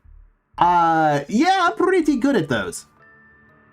Generally, I have a way with words when it comes to horrifying physical sensations. Yeah, it's literal body horror, not in the sense that, you know, your arm's turning into a tentacle, but literal body horror in that you have to, like, patch your body back together and get to watch as you have to, like, pop the bones back into place, and depending on the situation your character is in, she might just fuck up her own treatment and make things worse. And rather than having a simple, like, pick thing to solve problem, I actually have a rather elaborate multi-menu system based around a variety of treatments, and you simply have to pick the correct ones, and picking the wrong one makes things worse. Good luck. I'm not going to explain it. Well, that's not true. There's a method of explaining it, but it requires being at a save point. Why is life nothing but fear and hunger? Because that's what got me views. RPG Maker. Same engine, same RPG Maker engine as Fear and Hunger. And I'm very tempted to modify the engine a bit in ways that I absolutely shouldn't. Because, okay. RPG Maker is a Chromium fork. Yeah, MV. RPG Maker is a Chromium fork. It is literally just like a browser. It's a web browser. That's why you press F5 to reload the game, because you're reloading the page. I could design a plugin that allows for the Chromium fork to do multi-threading, which would allow me to run like calculations as separate processes that aren't going to lag the main browser window. I just have to learn how to multi-thread, and I just have to enable it within the engine. And then I could have background processes that are handling, like, enemy position tracking between maps. I could have A-star pathfinding for enemies instead of just Manhattan distance. I could have enemies track you between maps. I've already done a bunch of modifications through plugins. Like, I have things like, you know how in Fear and Hunger, you deal damage to an enemy's limb, it sets a flag and that limb stays dead? I set up something so that it does, rather than having to set manual flags for every limb for every enemy, I have something that allows me to dynamically save the states of everything in a battle, and continue to run battle simulations outside of combat. So if you were to inflict a damage over time status effect on someone, and then run from the battle, it still kills them outside of battle. On top of that, status effects are persistent between battles.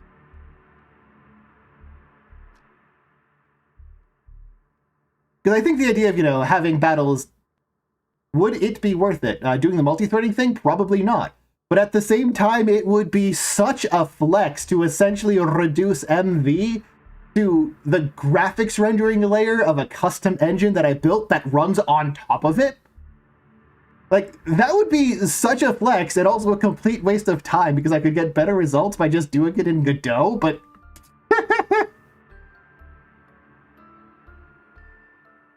In other words, cut someone's hand off just because they got bitten, they just died, nothing you can do about it, is known as mental supplies for an injury.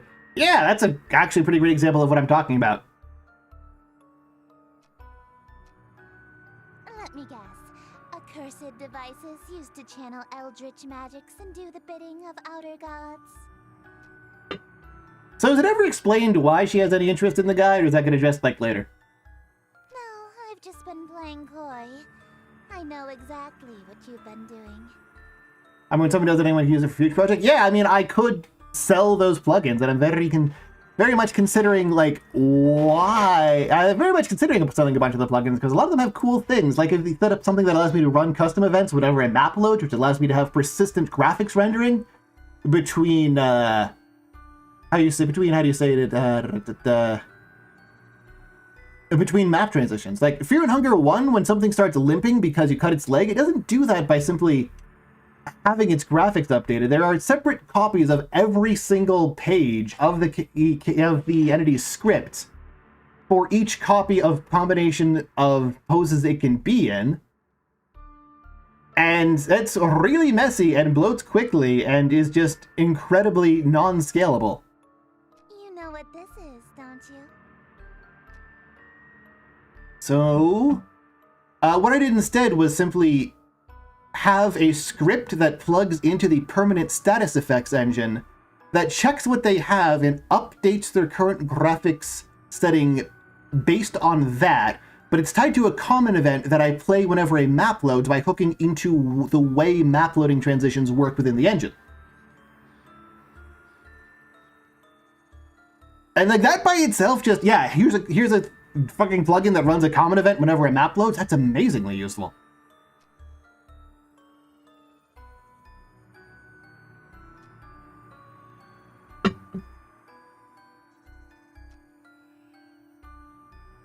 Okay, so he's figuring out that she's crazy and has powers at least. Why was he expecting her to show up with a hatchet? What kind of relationship do these two people have? Sorry? You're sorry? Why are you acting so afraid of me? Actually, heck, one of the things that I've actually done for rewriting the way the engine works with the plugins is, I changed how it handles status effect formulas so that it's derived as a function of your attack stat rather than as just a flat percentage. Because I don't, like, enemies don't have health. They just have status effects. Did her eye patch switch eyes? What this book is capable of?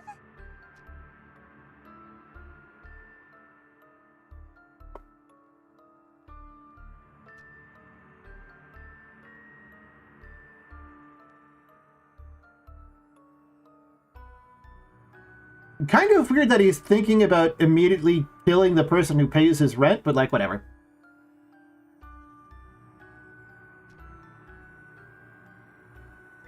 Anything? Yeah, it definitely did change eyes. Okay. So bold. Why are we trying to supplicate her at all? Does she have a clear motivation or thing that she wants from us? God knows how to Fear and Hunger was one of the first projects, which gave many weird coding issues.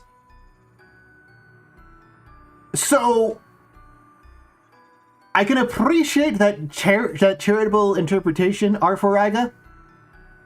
Number one, you'll address me as Your Highness from now on. So when I come home, it's welcome home, Your Highness.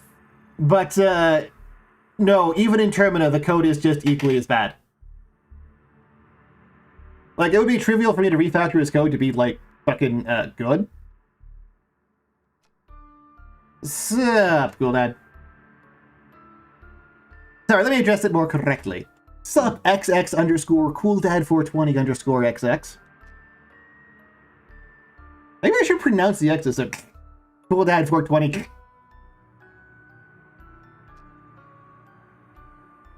Number 2. You'll quit your job so you can spend every waking moment catering to me, your one and only. She still kind of feels like a cardboard yandere cutout. Like, if she has all sorts of these powers, then why go through And number 3. threats? I'll obey every order and whim I have, absolutely, without question. And if she has this power to force anyone to do this, why him in particular? Do you agree to my terms? Oh, no, I mean, it's better to think positive, Arfaraga. It's just...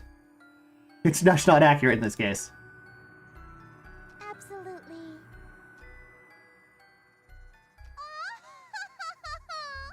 I suppose if you will do whatever I ask. I mean, they're definitely doing, like, less irony here and a bit more sincerity. It still leaves a bad taste in my mouth because of the first part. As a matter of fact, I believe you can help me with them. Here.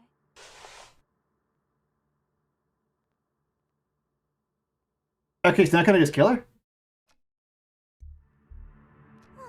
Confused.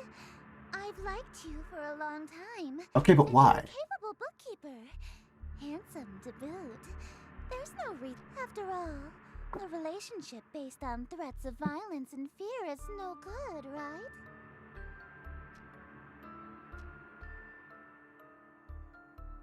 Who is this we?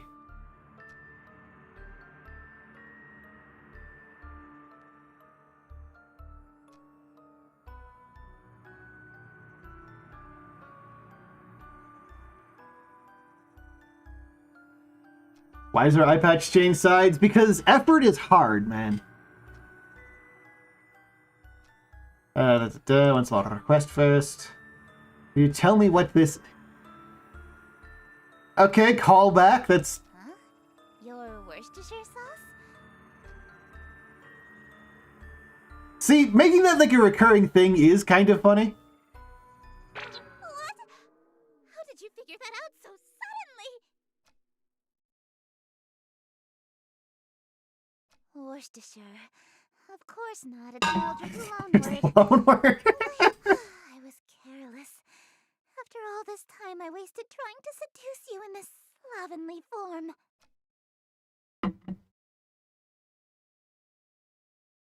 What? And there's been a couple of gags in the game that I laughed at, and the writing here is, like I said, it's graduated past third level.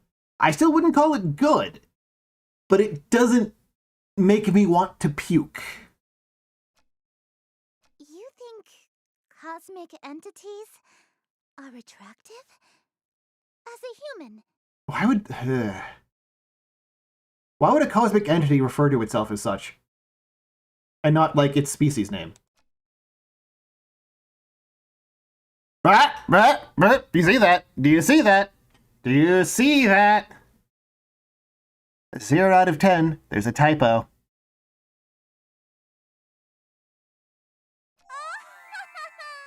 If I had known that you're attracted to my cosmic godhood, I would have just led with that. Allow me to properly introduce myself. I am Esther, King in Yellow. So... Doris the Carcosa.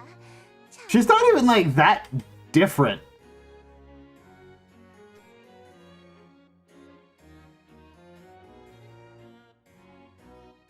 Like...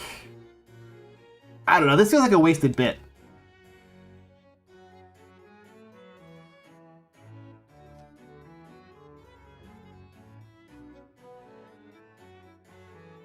Her boobs are bigger? Maybe. I guess she is showing slightly more skin?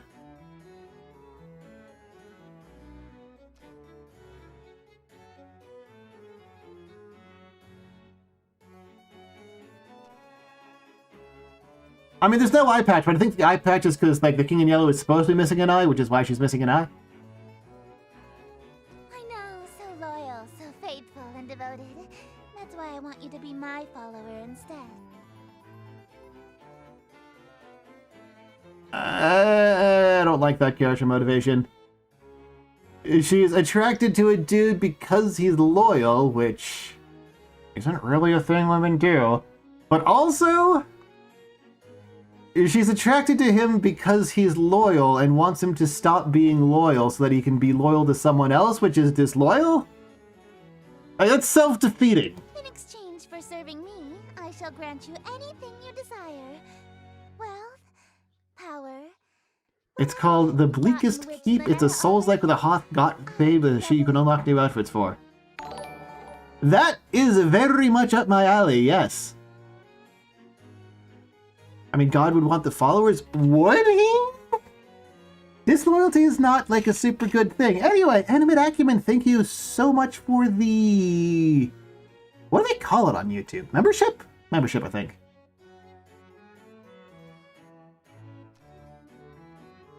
And I shall... What? You handed over your reality to her? For a singular smooch? Are you mad? Now, question. I'm going to question a talking object. I've spent too much time thinking about writing to make sure that the writing in the thing that I'm working on, the dating scene I'm working on, is actually good. I suppose. If that's all you're selling the world for, then a smooch can be arranged.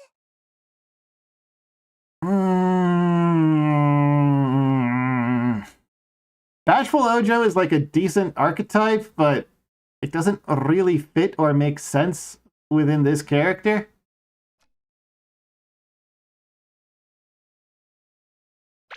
hold on a minute.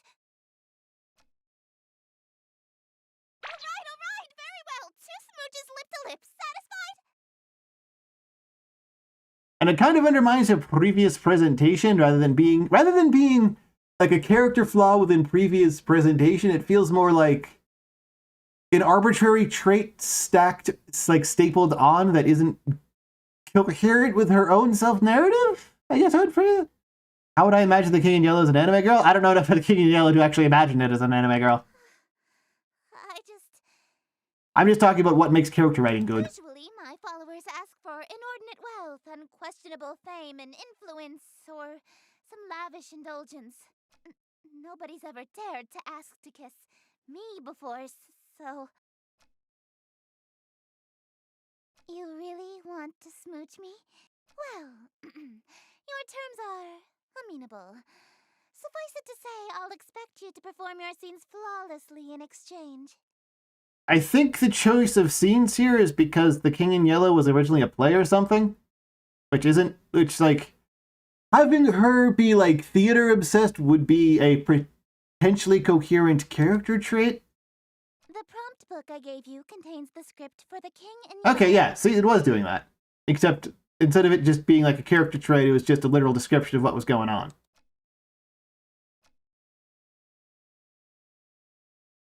Rituals?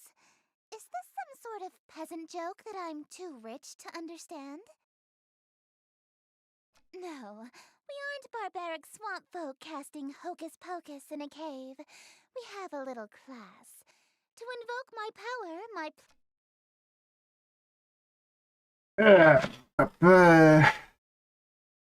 Your performance will receive a scathing review in the Carcosan Times publication, and you'll also be killed.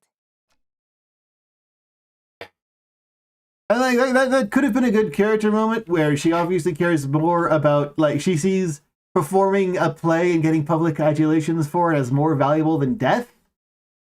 But it's just kind of there as a shoved-in joke.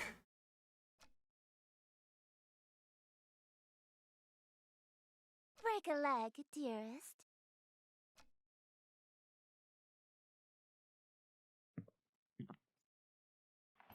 Oh, there's a talk option. Don't speak my name, dearest. There's a reason I am she who is not. Oh, because if we say our fart cloud appears? Immortal. Also, did we already agree that we would exclusively refer to her as, like, Your Highness or whatever? And they already forgot about that key thing? You could even call me Your Royal Highness. Like, isn't that what we already agreed to? Subservient.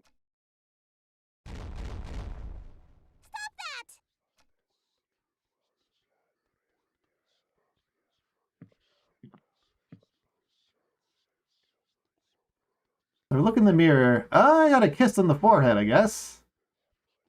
Wash face. Oh, back to normal. Okay.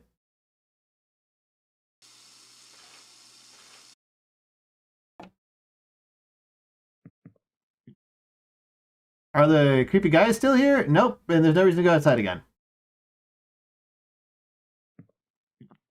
No. Oh, yeah. Yes? I'm thing Bloody Mary 3 times. Someone's in a demon deer room. Isn't she the creepy guy? Maybe, but there were like a bunch of them outside. I think they might just be her minions. Ah, just copy a joke that's executed better from a 4chan green text. Cool.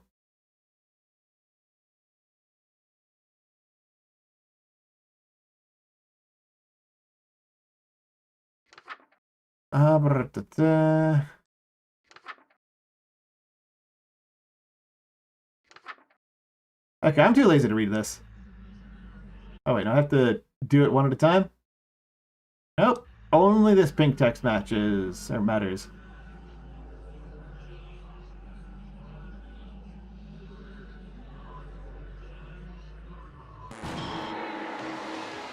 What?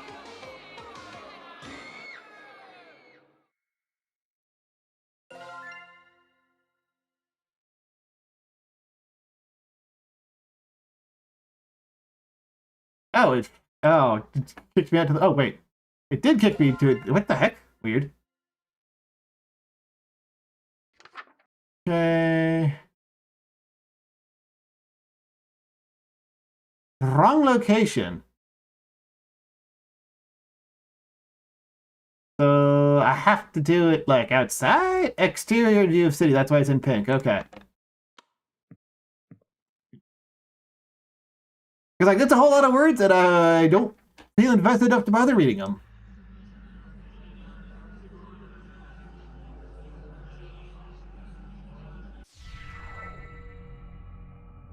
Wear masks. Yeah, there's a bunch of dudes, and she's back to her old outfit. I don't know, I don't think her chest changes size. Only much attention, quite unwholesome you'll instill from the souls that pour your tale. Why attract so much ill will?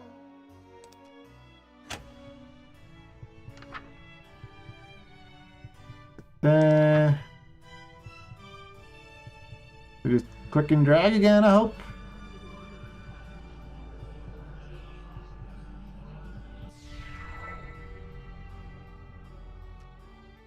Lo, your plans shall surely languish, and this whole town will know anguish for the king as whom they say, which shall this city indeed smite. If he comes, Yatil and you and I will know his might, all be lost within a night. What reward is worth that price? Does this actually have meter? It sounds like they're mostly focusing on rhyming and aren't caring about like number of syllables. Or if they are, it's a more complex pattern than you get in a single line. They only paid attention to one line. I have to do it again. Hopefully they made the timing on this somewhat less strict. Almost shake. I don't think, is it in an iambic pentameter?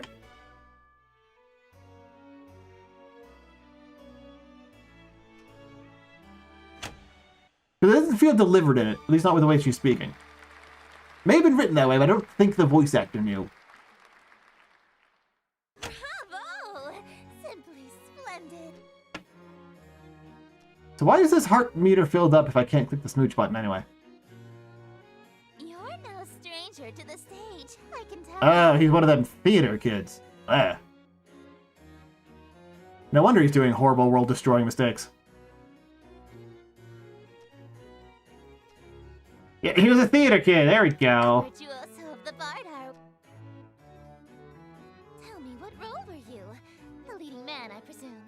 Oh, and then it turns out he was actually a loser! Yep!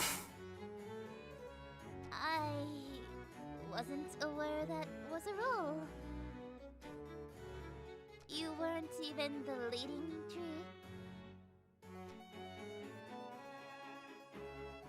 I thought you said you were a tree.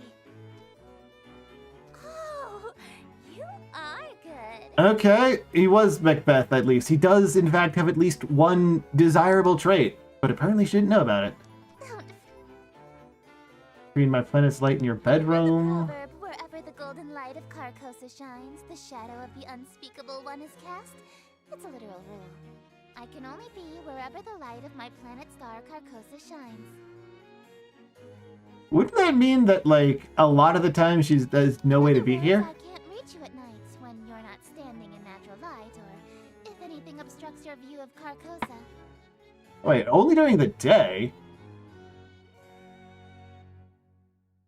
Then how did she interact when we were in the room?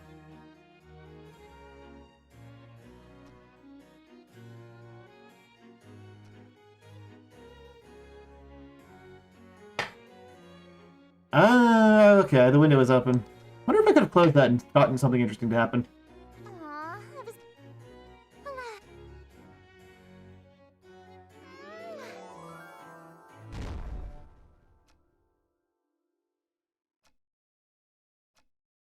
You're stuck outside. Who do I want to smooch? Who am I more afraid of? Okay, explaining the game mechanics through first-person narration.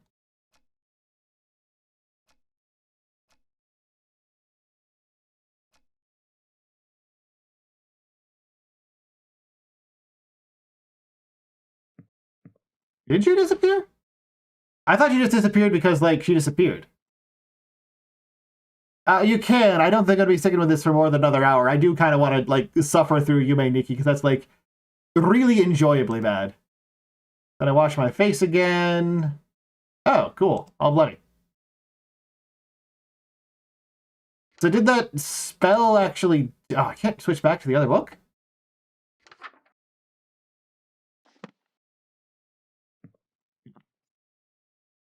I guess we got 2 masks for doing stuff.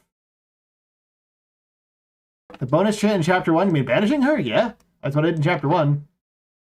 Because, like, I'm out of this chick's league, so why would I date her? Turn off all lights, red fire candles, wear a necklace. Kind of hard to tell whether a light is on because it's just, like, ambient lighting and not, like, the thing is lit up. Like, it would be easy to tell that this was lit if there was, like, a silhouette of a light bulb visible through the paper.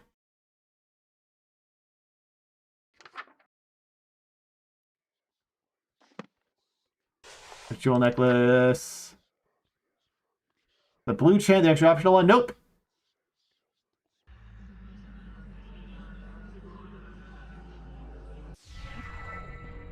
Darling, it's you. So I guess the inherent interesting character conflict that they're going for is the main character has to choose between which chick he wants to date, which, I mean, that works for a dating sim, but it feels like an underutilization of the premise.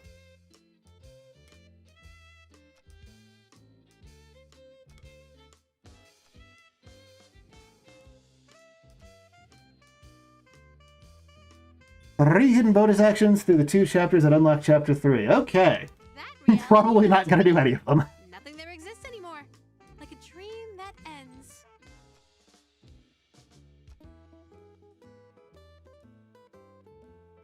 Oh, darling, don't make me say it. You're still here because I'm still dreaming about you. Everything in existence is She still doesn't have coherent code of character motivations. So as long as you're on my mind, you'll exist somewhere.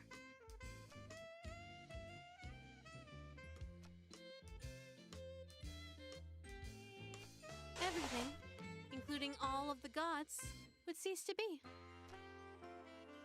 Do everything first here and then close the window for the banquet ritual to do the best ending. Nah, don't Okay. worry. There's about 50 of us total, so the chances of all of us being awake at the...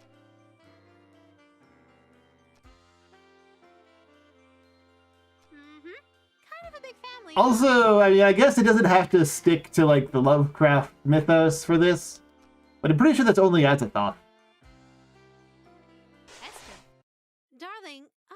told you not to mention other women while we're together. Especially. Oh, they're sisters. Ugh, I can't stand that prissy little boyfriend's. Absolutely not! We've been fighting over planets and followers for eons. It wouldn't be a stretch to call us nemesis.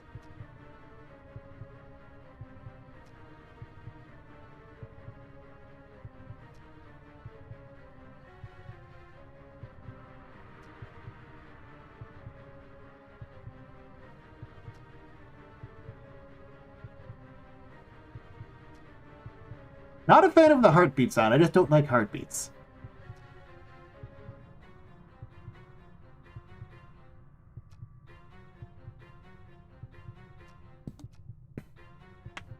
Did Eldritch Hand save our ass at all? Maybe that was in the different ending that I didn't get.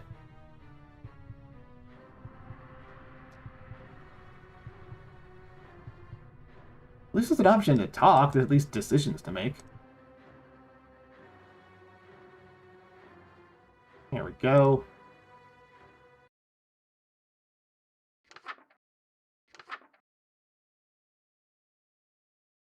No robes or amulets, ritual knife, bathroom.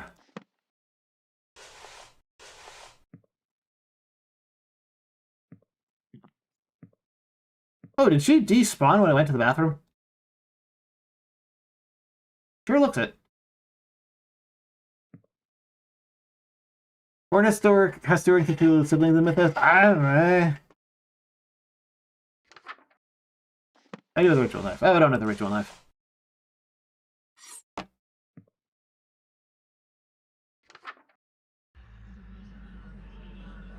Magaka yavim pegpog de steak yumigaluna.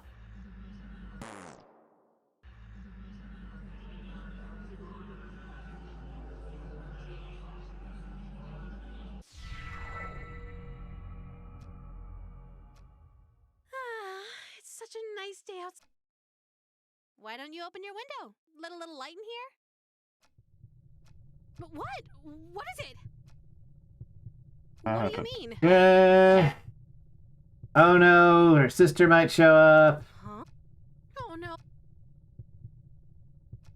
Heavens below! I'm so sorry, darling. No peeking, but I love you. I'm tempted to peek, but because I don't actually have the ability to save, doing such a thing would be a pain, because I have to redo all these again. From now on, my actions will have consequences, so there's probably a checkpoint. So I'm gonna get worth it again. Still worth it.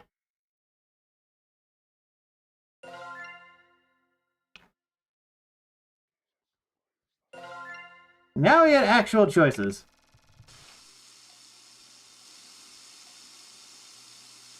Wash face, get some nice blood in my hands again. I really don't understand what the purpose of this is. Not like in terms of like mechanically, oh, washing off the face keeps the secrets hidden, but like, why from a narrative standpoint would you make his face look scared and put blood on his hands? Like, how does that affect... Need gold mask, what? How does that particularly affect, like, what the player feels? Shock value? But what? Yeah, like, it would theoretically create shock value, but how, why is shock value itself desirable? That's what I don't get.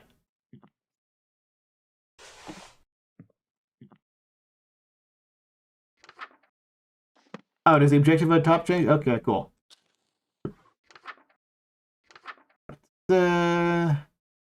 So do it in the shower with a mask, elegant robes, and a ritual knife.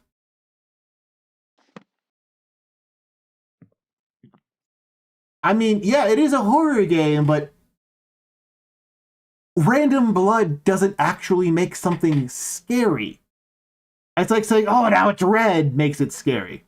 There needs to be build-up. You need to build towards a thing.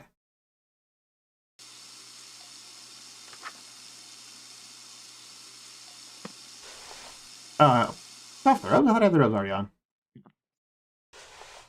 What? What robes were there? Robes, mask, knife. Robes, mask, knife. Okay, weird. Like, imagine the slow, long atmospheric build-up to Silent Hill 2, where James is just sort of neutrally staring in a mirror and then just, like, touches his face and then heads outside and reminisces about his wife, and then slowly walks into town. And imagine during that slow atmosphere-building walk, suddenly there's a couple of frames where his hands are all bloody, and then goes back to normal. Like, that doesn't actually enhance the atmosphere being built. It just makes a thing happen.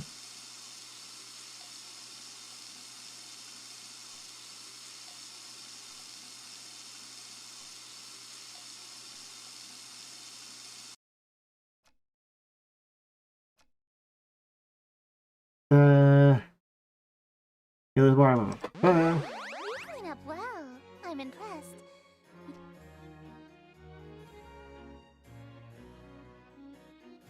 Quite the opposite, dearest. Your face is molding to fit the mask. Hands bloody, Eddie just immediately points at a gun. Yeah, exactly. Like, imagine just, talking to, Eddie at the pizza place and he's eating pizza, and there's a bit of intrigue and uncertainty that creates an atmosphere of surreality and danger. Don't skip or play dialogue. Fine. I may have failed to mention that we reenact the play with, from this point on in the play, your character never removes his mask. So neither shall you. This sure Okay, I mean, that's one way to justify being locked into a single route. eternal service. Still raises the question of why even summon What's-Her-Face to begin with, except that the author needed to create tension by having multiple love interests. Notice how it's a gimmick rather than a personality? I mean, that's kind of the case for everyone involved in this. Again, the second part is better. It's past 3rd grade. It's all the way to high school.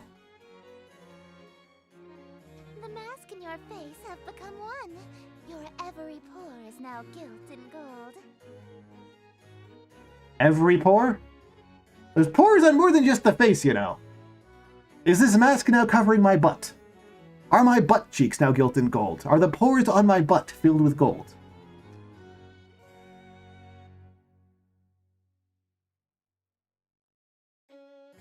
Dating sim characters are just gimmicks that also feature... No, not at all. Absolutely not. A lot of them actually have really interesting and coherent character motivations in, like, any good dating sim. Yume Miru Kasuri, for example, its whole idea is deconstructing the idea that someone should just be a gimmick and instead looks into the psychological profile of what would lead someone to behave that way.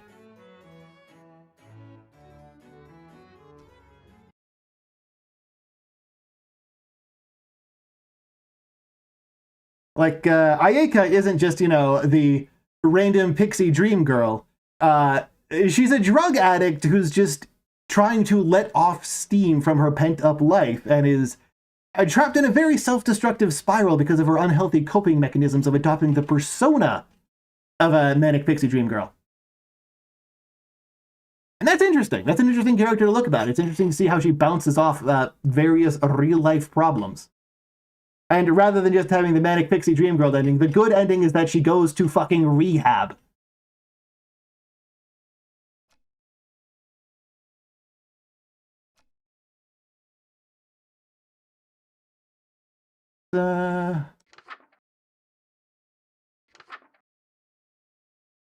Actress wearing a mask. Interior well lit.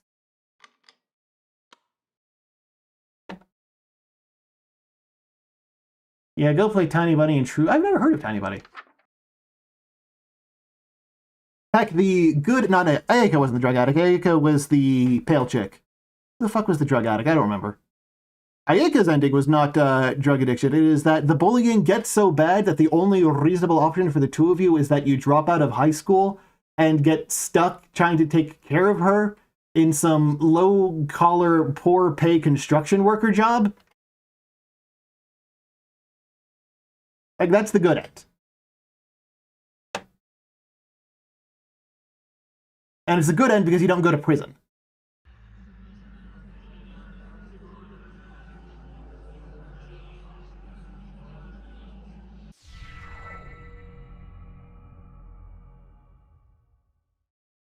Why does the font keep changing between italic and bold? Is one of them supposed to represent thought? I thought that was parentheses that represented thought. Lay thine hands upon my bodice, for before you stands a goddess. Know this guest of goldenrod is merely the first of the night. 1, 2, 3, 4, 5, 6, 7, 8.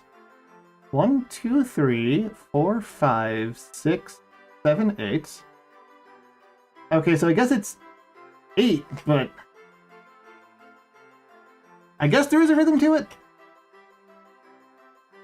1, 2, 3, 4. Emphasis on the 4, 5, 6, 7, 8. 1, 2, 3, 4, 5, 6, 7.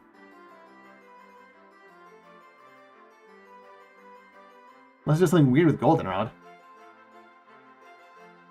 Let us drink to your great wealth and family and life, lasting till your afterlife. All be yours once he arrives.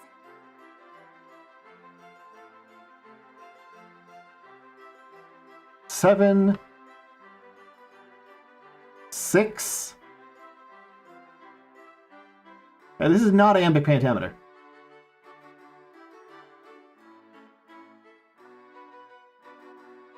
It feels like it's just alternating between 7 and 8 syllables. It doesn't seem to be clicking to any particular syllabic rhythm. Like there's no up. It's not like it's keeping the same emphasis on the same syllables of each of the sentences, which is what Shakespeare did. Alrighty, R4 Iga Hunter, you're gonna miss the good old Yume Nikki horrible god-awful 3D remake. Actually, have I talked about that remake and how hard it misses the point? Because I think the minigame is probably the single most beautiful emphasis of how hard the remake missed the point. Because, so in the original when you play Nasu, you play as this guy who jumps up and collects vegetables. And in the remake, it's about shooting fruit. Because that's just how completely different it is in every single possible way. Be thee graciously obeisant, demonstrate a courtly patience. He declines no invitation he receives upon his court.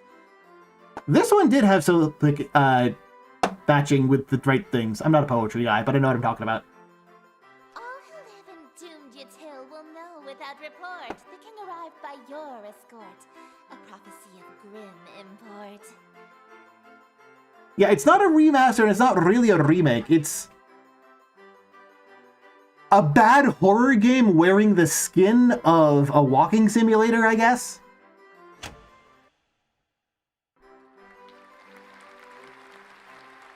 Where'd all my shit go?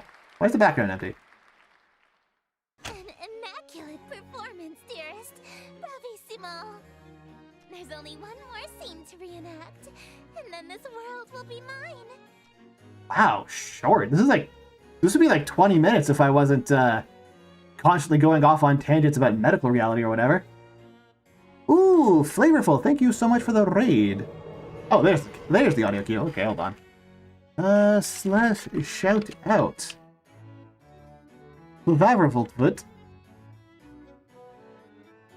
So what were you streaming, Flavorful, and did it go well or did it go poorly? Oh, that's the wrong thing to click on. Now I can't see chat. There we go. No, it's not. The ending is actually quite hilarious. MGST. Oh, I think I remember you mentioning that last stream, didn't you? And I didn't understand what you were talking about because I don't play enough Gundams.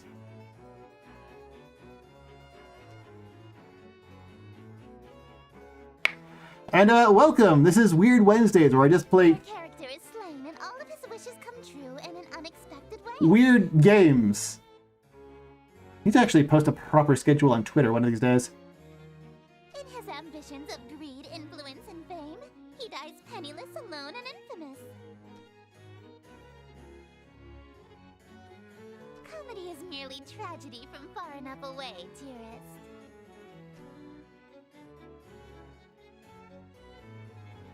Does the writer not know what comedy means?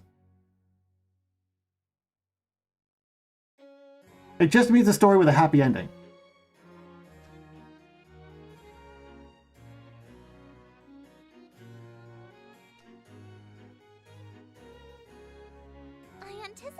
you might get cold feet after learning of your character's fate. However, my wrath is terror far beyond a touch of stage fright. This line delivery with that pose, with that text, does not create a coherent emotion. Like, I think if there was a voice director, he should have emphasized it was supposed to be, like, more goofy than serious. So, for your sake, dearest, do the fucking scene. Ah, profanity. That's definitely makes a character charming.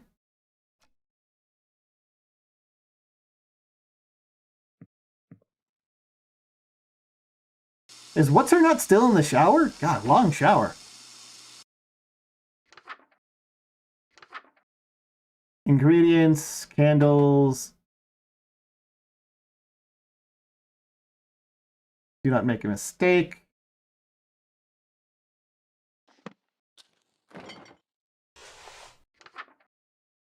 Allow the king in. Oh, right. That means windows open.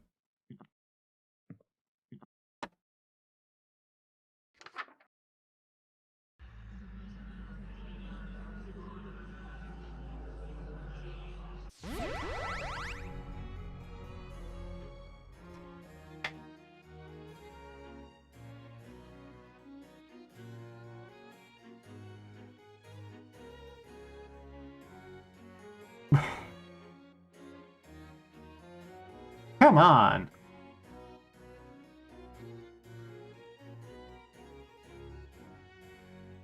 Wait, didn't it say allow the king into the room, or did I misread it as not allow? Well, whatever. Yes, there's a magical component to these magic rituals done by someone who can fucking teleport and is made of light. Like, oh my god. Would you include that line at all?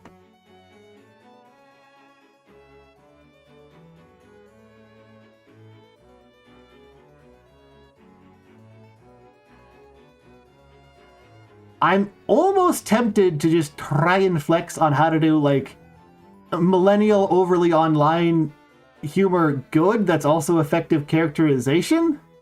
Because I do have a bit of that in that thing I'm working on. In the pickup message for if you get the kitchen knife as a starting weapon, which is, the character thinks to herself,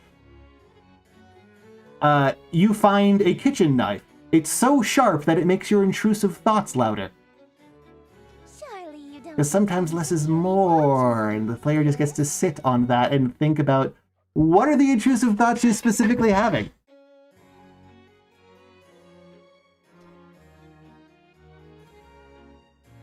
I need to close the window, like, did you just perform it with the window closed, or what? That's not what I meant. Instead of watching me eat this feast. Of course, that line in particular probably more effective in context, and just reading it out loud probably diminishes the impact, but I still think it's funny. Like, simultaneously funny and kind of horrifying, and an effective way to characterize the main character. Both being a representation of how she thinks and what she thinks.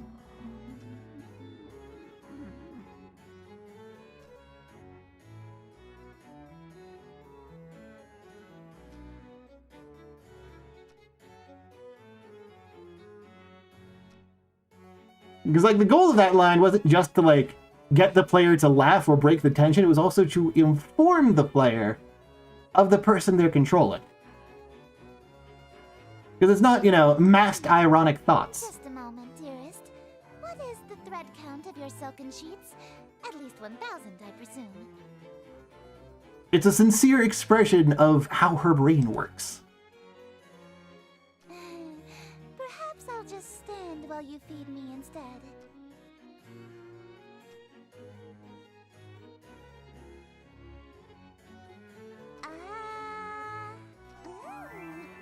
Delightful. Another. Dream on. My lips have already touched it. If you want an indirect kiss, you'll have to be more clever than that. What? Isn't she, like, eating the grapes? Like, you're not good at what? That's not how indirect kisses work. Am I stupid? Of course not. Oh, heavens below, yes! I am pleased by this new edit. What do you think you're doing? Didn't she already say that she's gonna kill him if he did stuff like that? Is that just like the writer forgot in the 20 minutes since we saw that? Let me try. Sure seems that way. I don't want it after all. And it's not like it's a deliberate contradiction between her stated actions and her actual actions to create interesting character depth between her, like, self-perception and her actual self. Hey, hold on. Is it a bluff?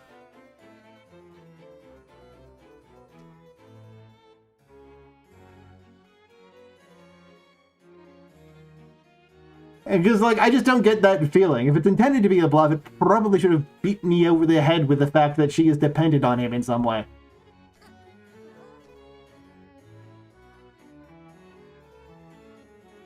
The power dynamics between the two just seem all over the place. I order you to hand over the cream puff.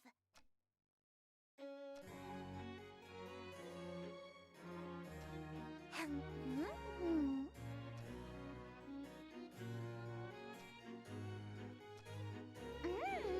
It really is delightful.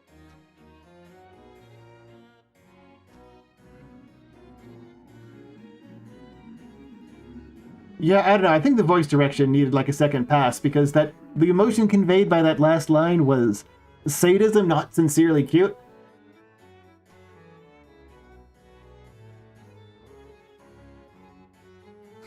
I suppose. Very well.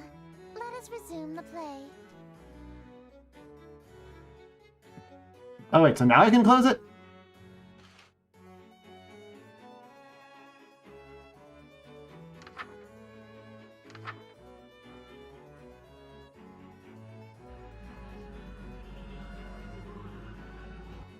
No light besides open window.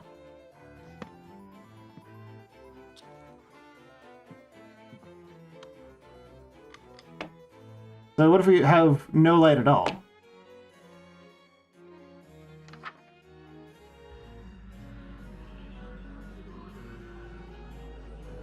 Do I just die? I don't know if I died because I went too fast, or if I died because the situation was incorrect.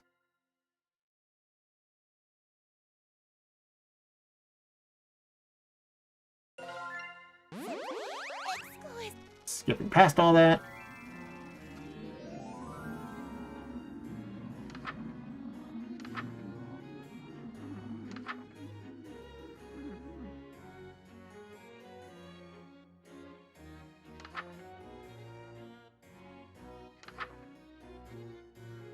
No light besides open window, so... Light off, lights out. Window closed, try it again.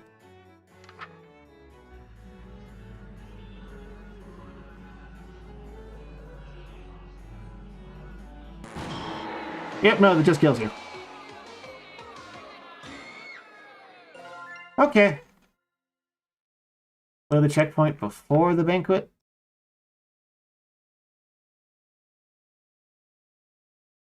What, Act 2 performed?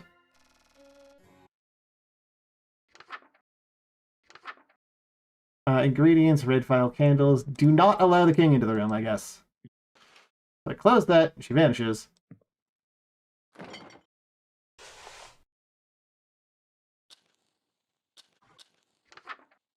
Ingredients, red fire candles. And then chant this. What? Oh, you do the things in blue to get the secret checkpoint, I guess.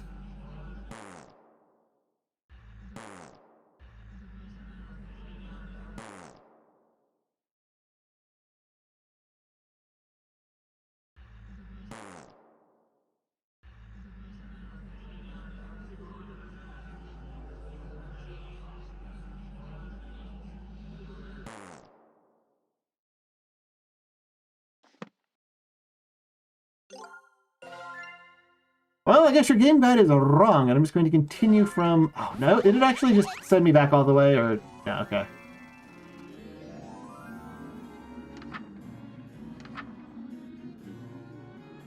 No light besides open window.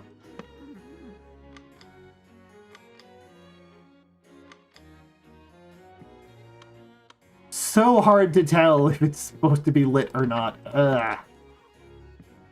Okay, no light besides open window.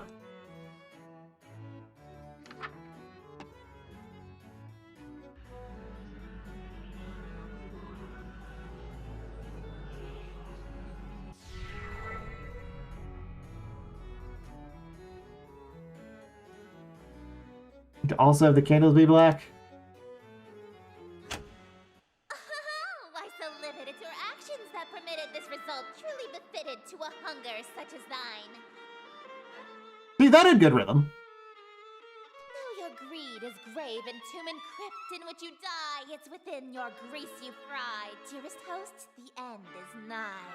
Yeah, I don't know. I think part of the reason I don't like it is that I just don't like the voice actors for delivery at all. I don't have any option but to do the thing.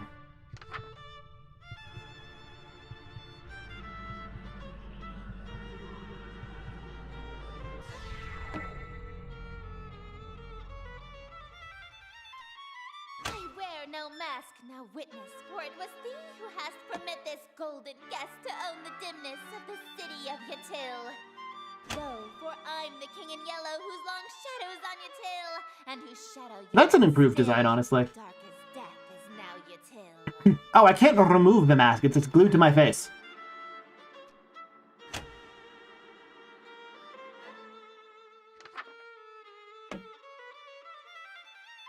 What the heck is that hitbox? I can have my finger covering half of it and it doesn't transform into the...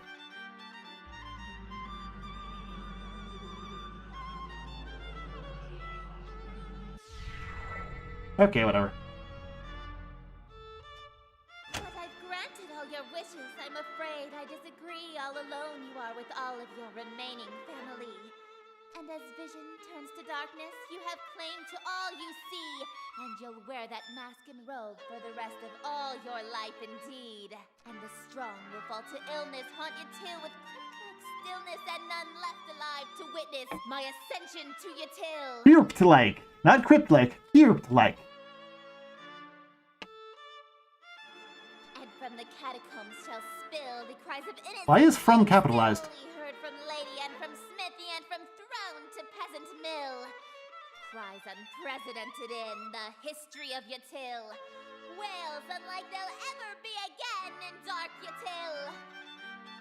That your invitations quill brought the king to black Yatil.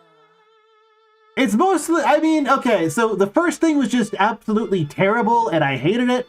This second part is about 100 times better because it's graduated to high school writing, which is to say, it's inept and clumsy, but not disgustingly bad. Like, if I was hired as an editor to do a second pass at this, you could get a good product from it. The first one is just unsalvageable.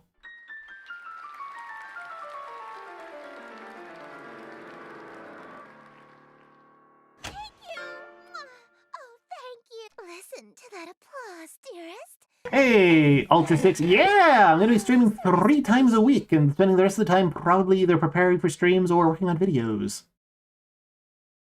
Gonna be shooting for 4 hours each time. I don't know how long that's going to be, and knowing me, I'm actually going to wind up doing like 8-hour streams of Elden Ring because it's a Souls-like and I play those.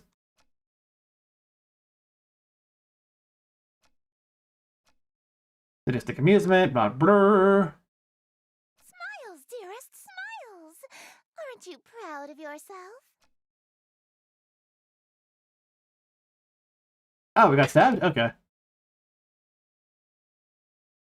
To ensure you stay in character, call it method acting, if you will. Oh, with sweet sorrow the curtain falls, and the show begins. The stage is now set for you to inscribe the yellow sign. Do this, and I will bestow upon you the smooch I promised.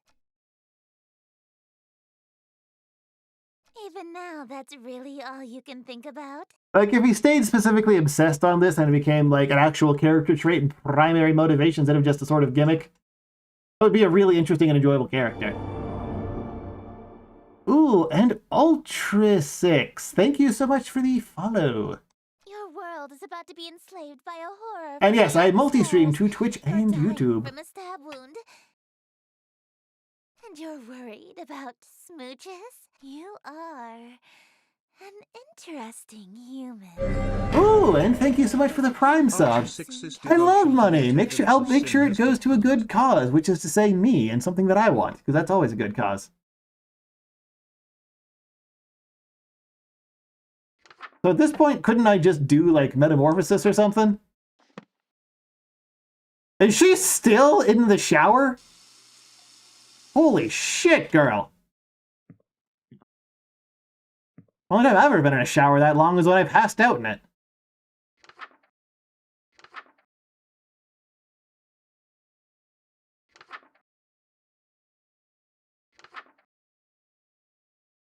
Draw the shape below without the X. Okay. Dim all lights, leaving your window open.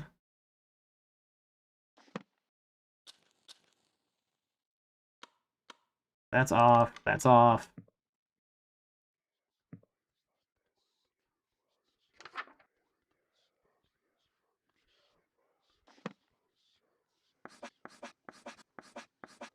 Behold, Okay. the yellow sign.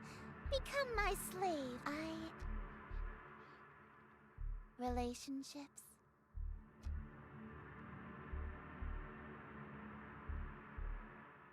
I steal the hearts and minds of the rich or powerful to break them, and litter my court with them like gold dust. I don't think we're rich or powerful, considering she's like our sugar mama and we have some sort of crappy dead-end job. I think it's just that most people take at least 15 minutes in the shower. Yeah, why him of all people? Because I am the breeze of chaos that knocks down any tower that challenges the grandness of my court. Your Oh, Spite, okay. relationship with my sister was one of those things. Yeah, it is marginally more interesting. It graduated from 3rd grade to high school level already. So it can have aspects of it that are compelling. And if this was like a very, very first draft, Before I only it could be the start of a good because product. You have a great deal of clout amongst the night-going crowd and shrewd, wealthy types. You would have been an incredibly powerful servant who would have been able to draw in countless wayward souls that meet my standards. At least, until that reality ended and you undid all of my hard work. I wasn't paying attention to what her actual motivation was, but okay. Stolen from Lynetta. Gone in an instant. There's nothing left to destroy if nothing exists, you see. But in this reality, I've stolen away her most powerful asset. You. Just as I've stolen every member of my entourage. But she was... We know her from before we got involved with Lynetta. So that doesn't really make sense. Why? Because it's what I do.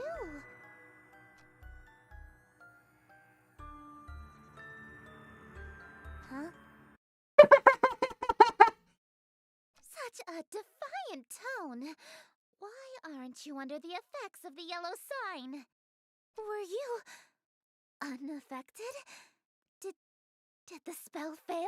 See, if it became like that, that's a good example of his motivation, like, overpowering other things. That would be a really good, consistent character trait, but it only comes out every now and again. You're supposed to be obsessed with me!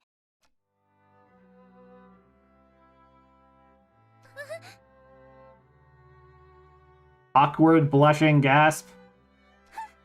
You can try and resist it all you want, but one way or another, you're my eternal slave from now on. I mean, Crawlery Kona, you're correct, but there's a difference between a hard-to-grasp motivation and a badly written motivation. No, dearest, I'm not talking about marriage. Also, awkward, blushing gasp is exactly what I'm talking about when I say high school I'm level. not talking desire, and living solely to please me. I mean, yeah, she wants to take over the world and get another follower, but her stated motivation for being interested in this main character in particular is because she wants to steal him away from Lynetta, but she was interested in him before Lynetta was, like, even in the picture. Which would implicate that either she's lying or the author just forgot, and I'm leaning towards the second one. Also, hello, lubed up grandpa. Good afternoon. No! I'm talking about a servitude where you do nothing but kiss the ground I walk on and revere me for all of time. A servitude unlike anything on Earth, where you never so much as think of anyone else. It's different! Is too! It means no freedom. Forever. You are only permitted to do as I say. I mean, it is a based username, but I didn't want to comment on it because it's funnier if I treat it like it's normal. And it means preparing every single one of my meals for me, whenever I so wish. And it means never being allowed to quit your servitude. You'll never be free of me so long as you live. Exactly.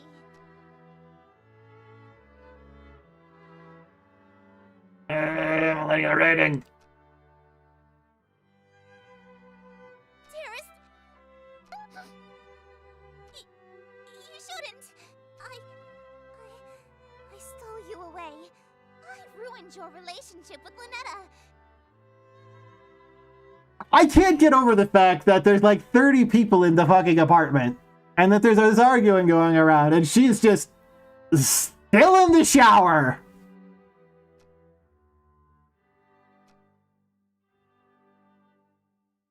Why are you being so persistent? You can't really want to marry me that badly. Like,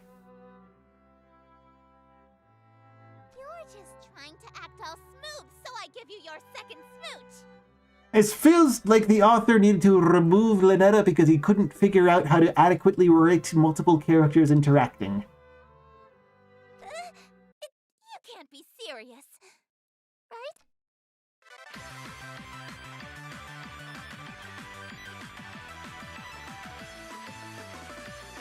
Alright, I'm gonna try the other thing you said about the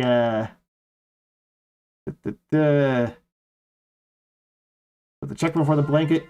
An immaculate.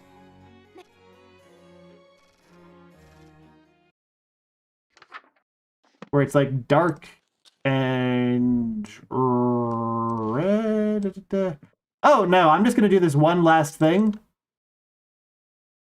And Annex Lab, you gotta be real specific with what you want me to be doing here. Like, which checkpoint should I load from? Because this is gonna be your one chance for me to see whatever the heck you were trying to get me to see. So like the plot dream, like for right now, I'm gonna go fuck off for an hour, darling. Right? Yeah. Okay, so Act 2 performed. An immaculate. Black candles. All lights off? That's what you want? That's what you're telling me to do? You gotta make sure you gotta be real accurate with this, because I'm about to... Okay, that's it. Alright, I'm about to switch to Yume Nikki, regardless of whether or not this works.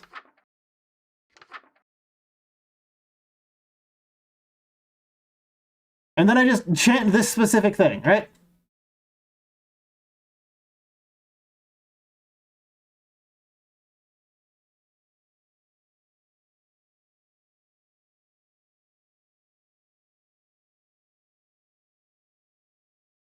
Don't y'all be making no mistakes. This is your one chance.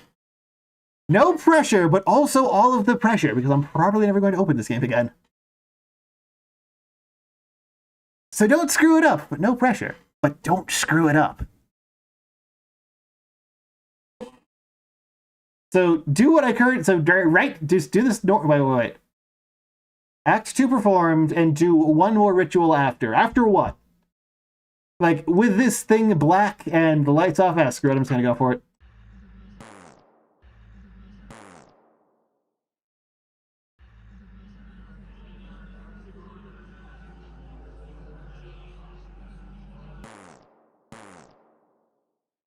It doesn't work.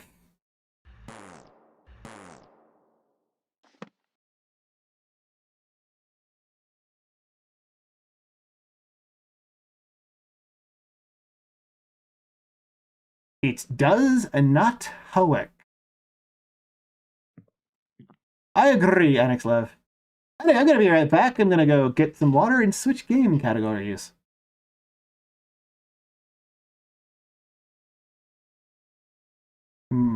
Back shortly.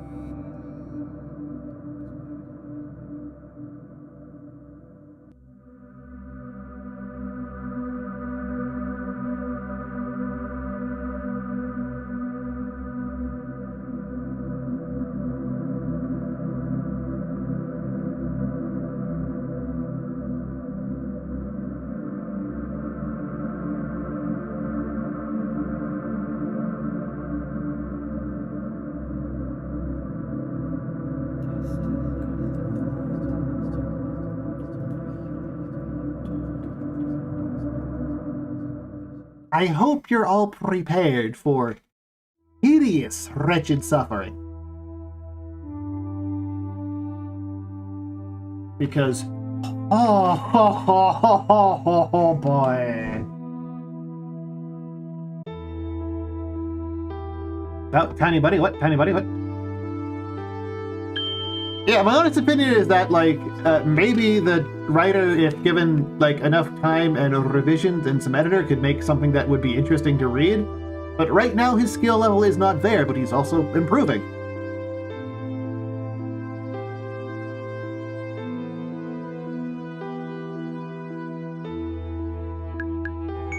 Oh boy.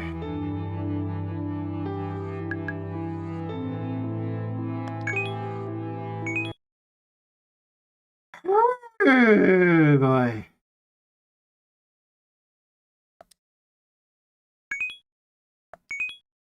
Oh.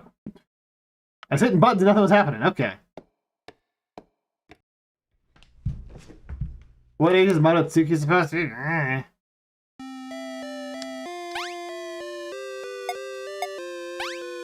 Oh god, I can't even do that with the D-pad. I have to use the L button to do that.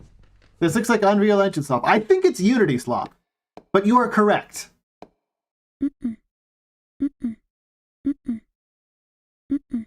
You know, the original had like 4 different sound effects for trying to open this.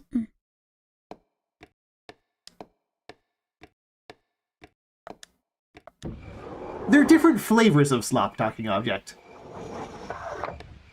The differences are subtle, but there. Alright, so we still can't jump off because, like, we're barely doing anything. Didn't I have a way to, like, glitch myself onto this, like, broom and do something stupid? Yeah, I love, like, the nice, smooth transition between walking and standing still. Like, it's nice and smooth. It's not just, like, instantaneous. Oh, yeah, this guy, I have negative respect for this game, and in any way I can hurt it, it deserves it.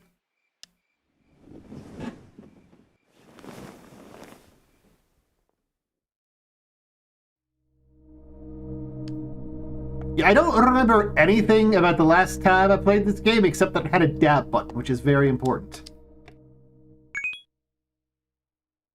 RS.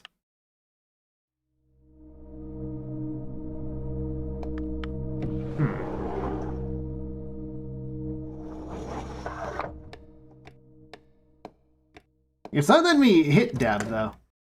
Guess we'll see in a second.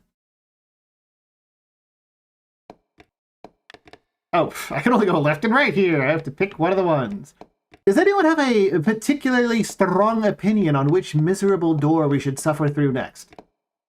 I got this red locked one. We got this purple one with 2 stripes and a diamond. We got the jellyfish one. That's the way home. We got the black one. We got the purple blocky one. We got the white-ish one. First person who suggests a door. Not the Thelma symbol, no, that was a Hamza.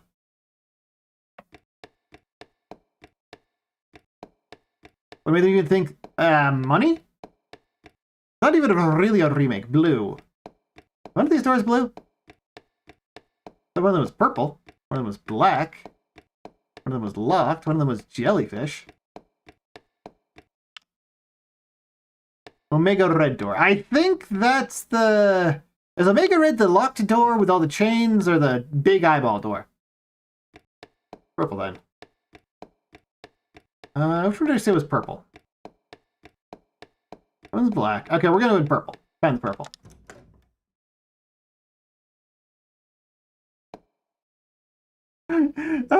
Slow camera pan in and then just like nothing. Oh, we're over at the docks. Okay, now I have the dab button.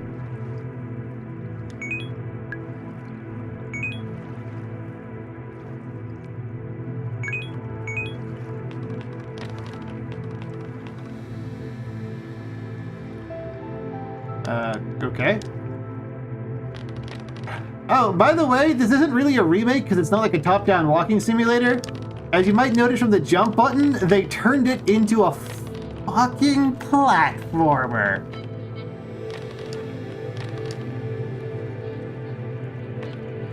Because they could not miss the point harder if they were facing the wrong way blindfolded and the point was in another country entirely. Dab button.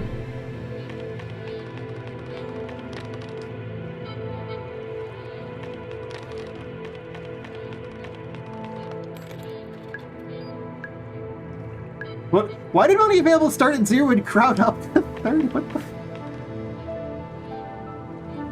I don't even know what buying drinks does, or if it does anything.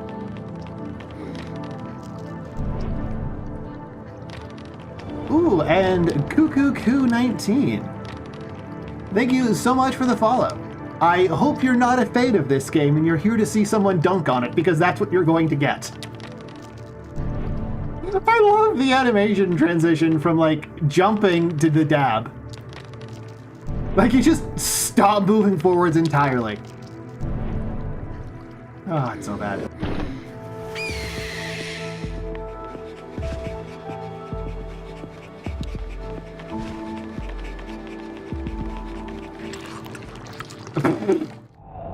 They grab you and start fighting you, sure. Oh, and then you just reset. They reused the name for something entirely unrelated. This game looks boring. Oh, well, the game's really good for, like, being made fun of. Can I just, like... Nope. Can I dab on her? Is that enough? Or is this just, like, I can't do anything here yet? Yeah, this game isn't just boring, it's kind of horrifically offensive in every possible way.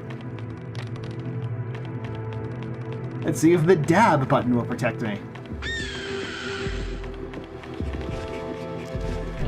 Nope! It just gets instant. It was there for a frame and it got instantly cancelled. I wonder if I'm supposed to do like a long chase sequence to the left? I honestly couldn't tell you.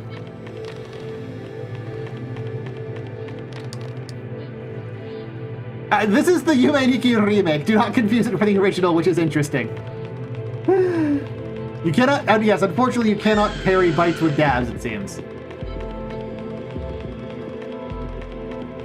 So what happens if I just run for, I guess I can probably like turn around here.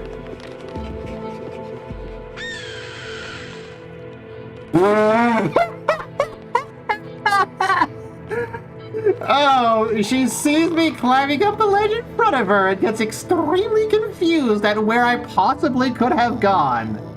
And like, we have direct line of sight on each other, and she just I don't know, I just vanished because I guess she doesn't have the ability to like, look up.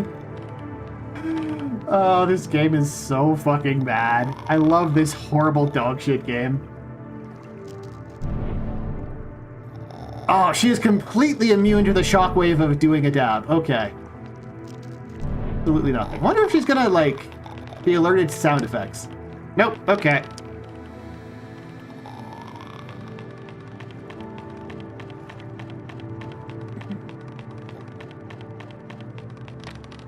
I was not joking when I said this game was just terrible, but it's terrible in a kind of funny way.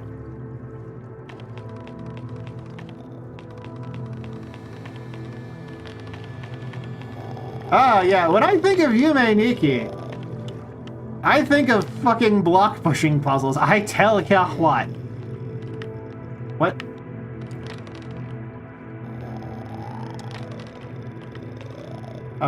There's a box here. I'm not allowed to push it?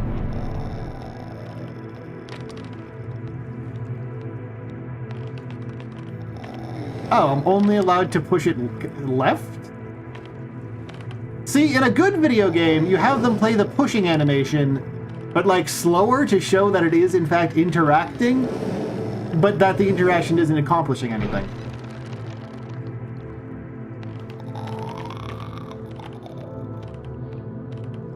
So is she gonna like walk through the thing? Or... Does the dab shockwave work on all of bones? Yes, but it heals me.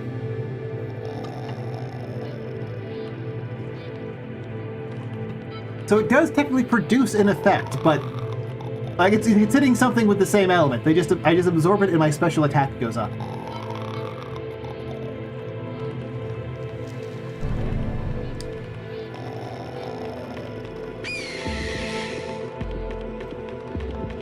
Oh, I guess she's guaranteed to spot you, and then I jump up the thing, and now I'm invincible. Oh.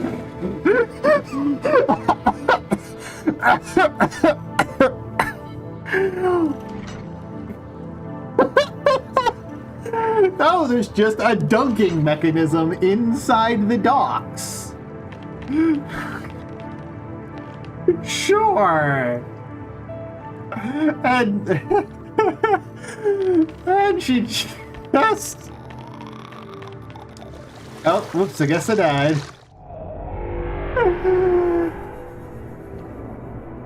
Oh, at least it's a checkpoint. Oh, that was actually faster than walking back. Let's go. Yeah, she just takes the time to stand there and pose and scream, specifically on the dunking mechanism.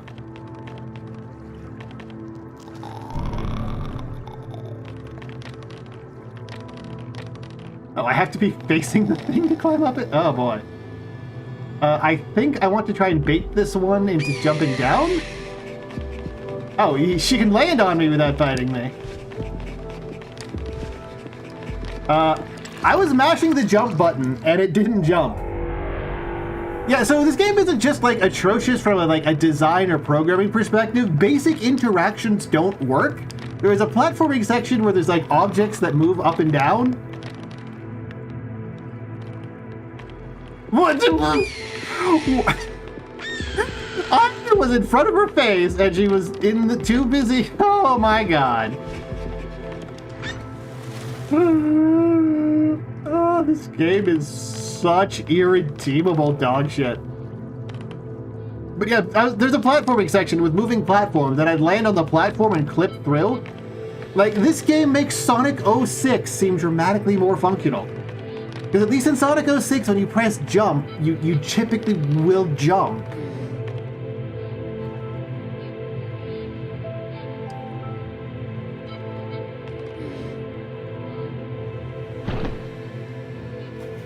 Enix Lev, this is a professional game funded by Kadokawa, which is one of the biggest investors in all of Japan. Like, this is not a one-person passion project. This is essentially a AAA budgeted video game. Like, they spent a lot of money acquiring the rights to the franchise.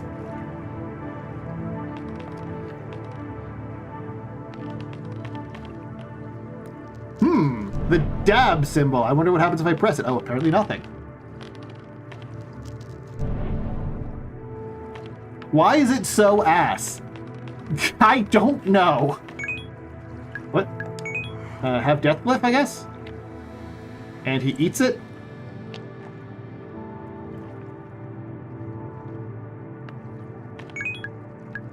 Coin? Okay, he doesn't care about any of those.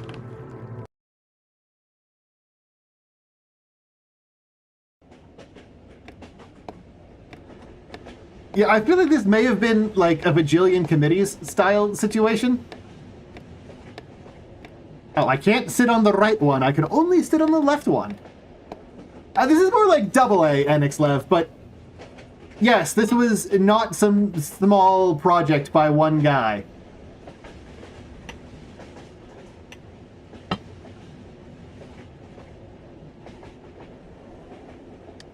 And I think I've sat long enough for this to bring me to the next place. Oh wait, this is where you get the dab amulet. I remember that part. Shit, I went to the wrongest possible place. Well, whatever. What do you mean it has to be AAA? It's more like AA, but yeah. That's part of the reason I like this game so much. Because like, the source material is not just fantastic, but trivial to make for, like, one person. Oh, wait a minute.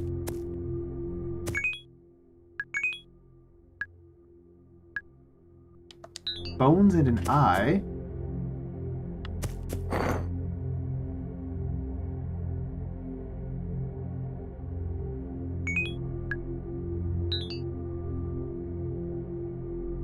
It's not really any of them. I guess I'll put it there?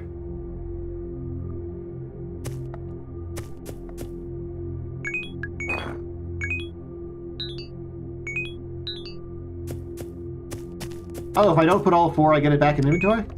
Well, I know what the Deathcliff is for, at least. Oh, dude, Alex, I'm somebody the faithful VR chat remake of Yume Nikki. Like, it is trivial to make a full Yume Nikki remake. Because it's just a game where you walk around and press the interact button. That's some good, eat up, boys. You got plenty of fantastic collision for you today.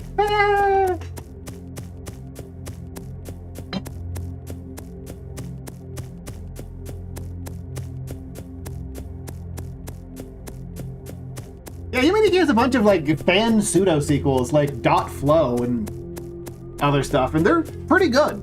They're not as good as the original, like Dot Flow wanted to be a Yume Nikki sequel rather than adopting its own identity, which leaves it as a bit of a shallower experience. But it's still, like, good enough.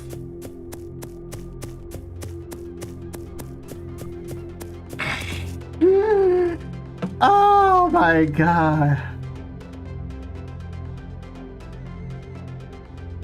They don't understand it at all. So, in the original Yume Nikki, right?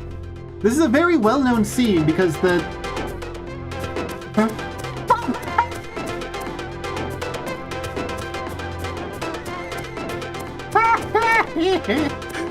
Anyway, the original Yume Nikki, this is a very poignant scene where you see the horrible things that like have otherwise basically either ignored you or tried to kill you, off enjoying themselves at a party.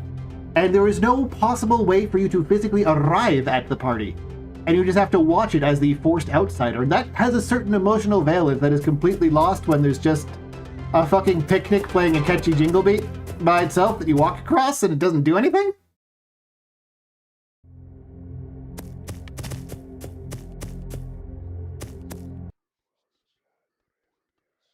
I think I'm supposed to find the 4 glyphs and then bring them back there. Oh, this isn't... I thought this would have been a way down. It isn't. Visual design? Never heard of it.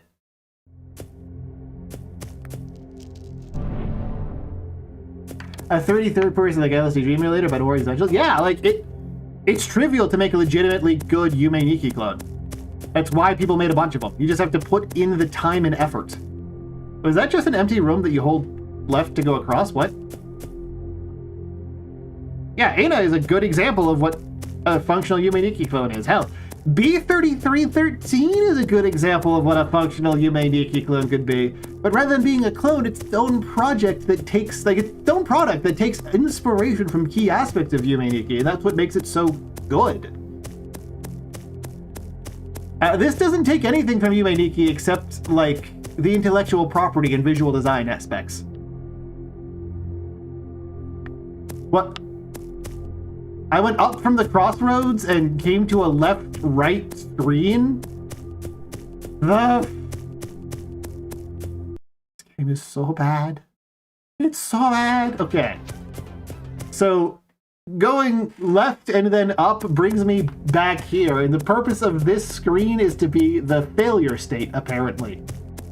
Also, good afternoon, there is never enough DACA. I hope you're in for a bad game time with nothing good about it.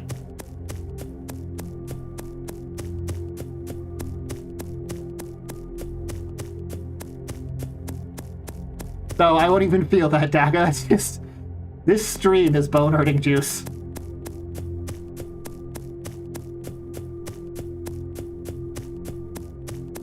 Can I at least, like, look at this? I mean, it's clear that the goal is to get to the pyramid to find the things. The arrow said up. And I went down, and now does the arrow still say up? Arrow still says up. And if I go up, I go back to the previous place, I think. Yeah, this is one of the perfect stream games because it's just like, okay, so that always brings back. Okay, weird.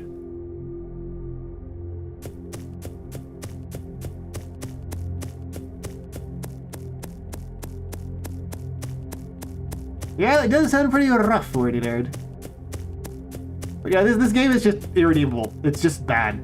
Like, you can't even call this slop. Slop is generic, easy, mass-produced. This is below slop. This is like sludge. Okay, so I went left twice, and it brought me back here with the arrow pointing up. What happens if I go left again?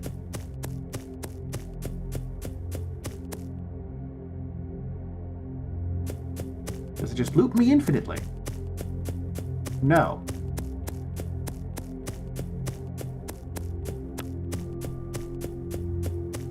Tempted to go to the right and see what happens. Because, like, if you're making a shitty low-effort horror game, one of the things you want to do is have, like, the player turns around and it goes to someplace they didn't,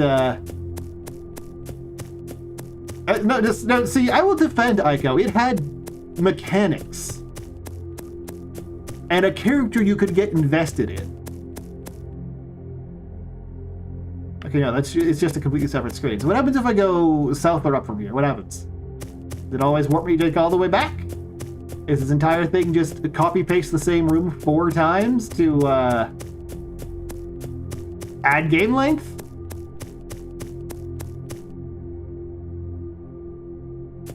Okay, I went down. Where am I now? Okay, so if I go up, then I should get warped all the way back, and all of this like 3-part crossroads is actually not even one of those? Yeah. Ooh. Why? How?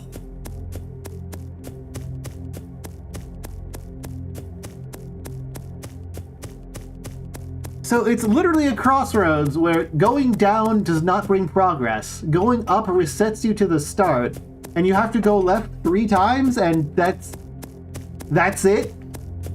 The same room copy-pasted 3 times?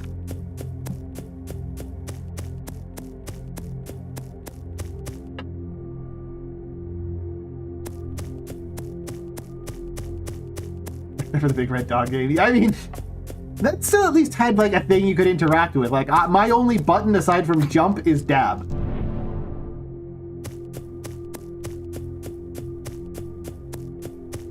And if I try going down here...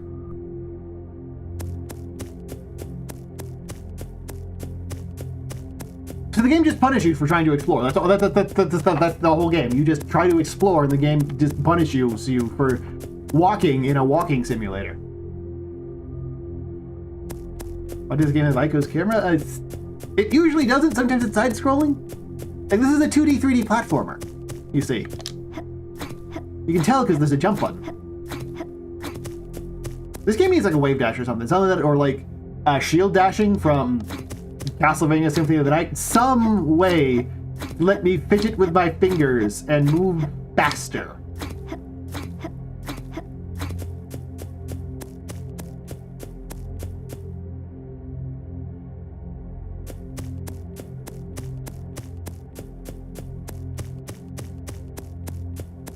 Okay, now I'm in a new place that's identical. I'm just gonna keep going left, because every other time I've tried up and down, the game arbitrarily punishes me for it.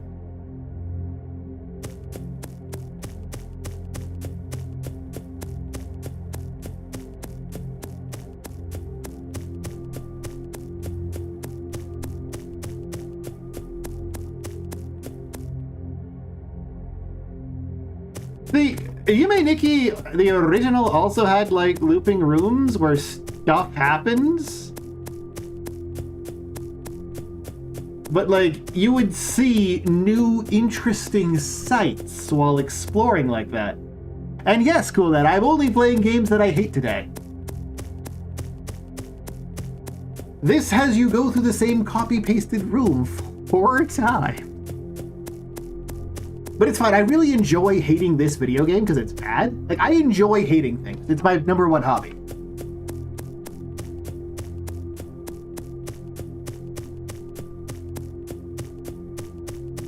I guess when I get to the crossroads, I'm gonna try going up or down and seeing if that does something.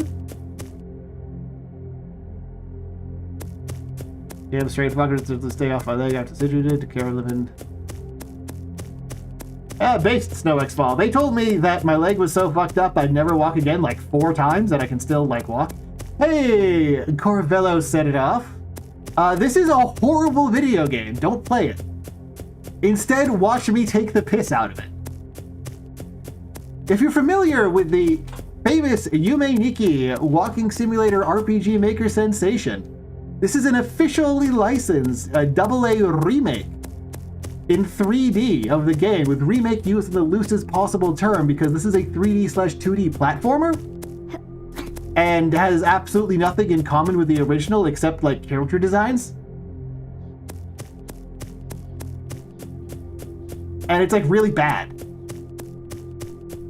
Like, it is technically a remake in that they have called it a remake. It's more of a reimagining.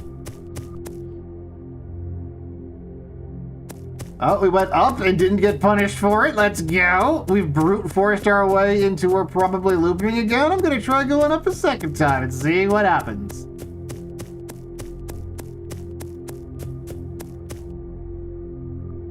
Back to the start, baby! Oh boy.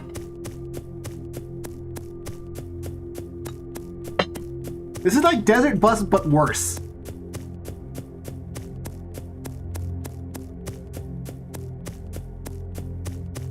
Okay, so we go left 3 times.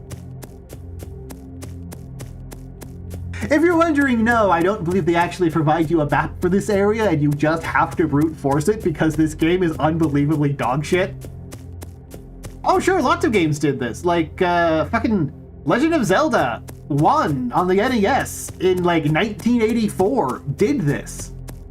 And the puzzle was that you had to look for the right combination of ways to go from clues scattered throughout the world.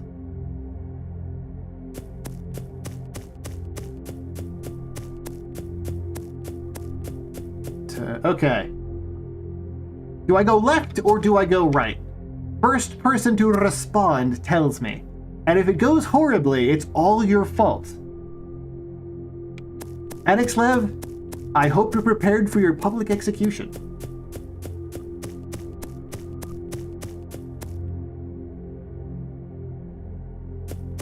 Okay, so now we're back here again. I'm gonna keep going right and see what happens.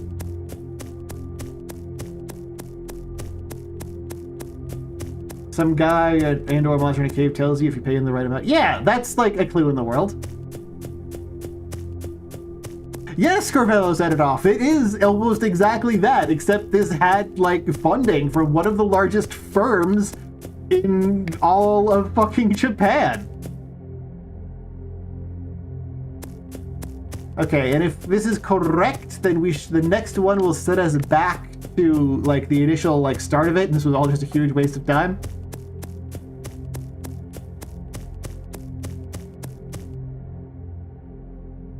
Hey! Oh wait, no.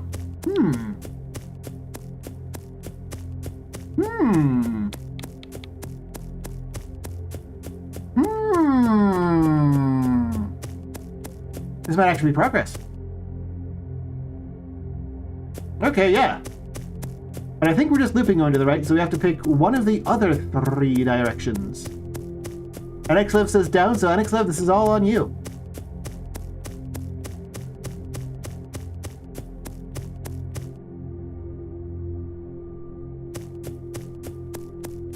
Oh shit, Anixlev is actually a fucking genius? Second smartest guy in the stream? What?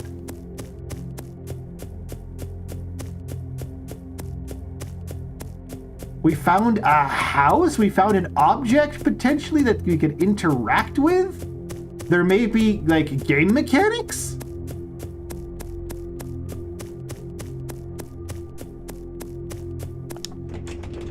Why, yes, I did check around everything. What? It lacked! I'm out of VIP slots, unfortunately. It's lacked. Well, I guess we have to pick some other direction to go. Down, left, right. Adixlev, you're 2 for 2 so far. Oh wait, maybe I can dab on it? Maybe I can dab the door open.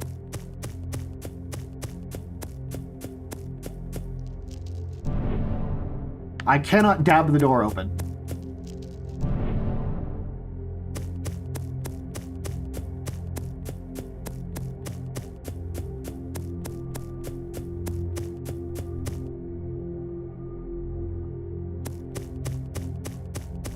And now we're back to the infinitely copy-pasted crossroads. Let's go.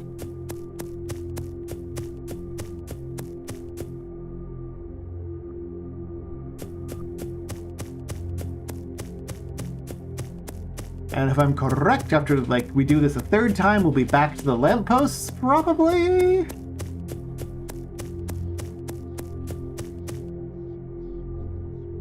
Yep.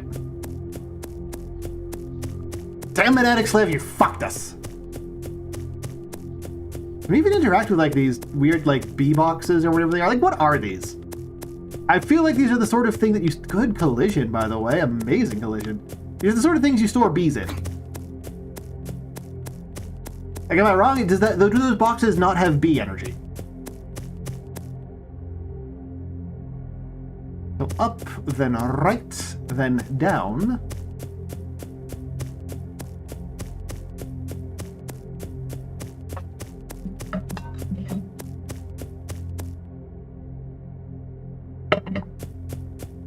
Starting to remember why I wanted to turn streams of this into a collab, because it's just unbelievably painful and boring to play.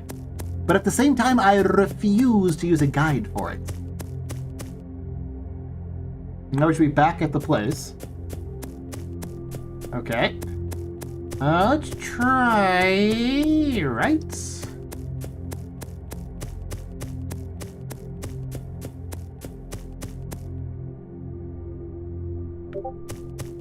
Nope, we're back to the start, so it must be down, down. We're possibly down, up. Right? That would require the bicycle, though, and I don't know if they even included that in this game.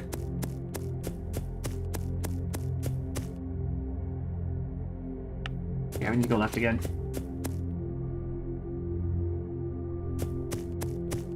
Okay, so it's left, left, left, up, right, down, down. I didn't. My Discord's still empty, Ultra 6. What are you talking about? You probably got a Discord message. Check your own Discord. And hello, Ice the Bite. I hope you're here for suffering. If this game has... I don't think the game has the bicycle at all. Or if it does, it's somewhere I've never been able to find.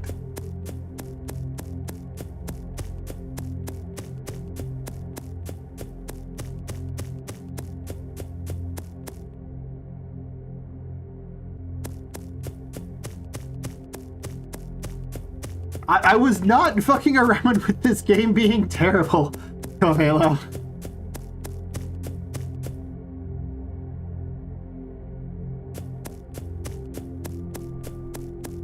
Okay, and down, down. What happens?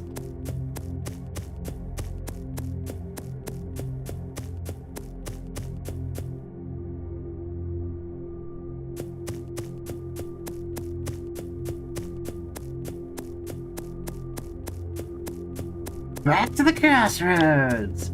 Okay, let's try going up this time. And if this doesn't work, I'm going to go somewhere else. I'm going somewhere else.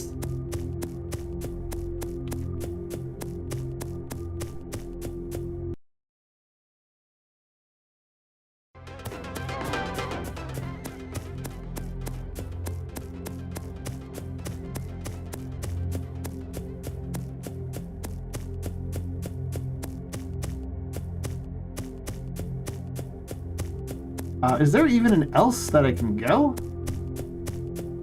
Or I just have to go back on the train?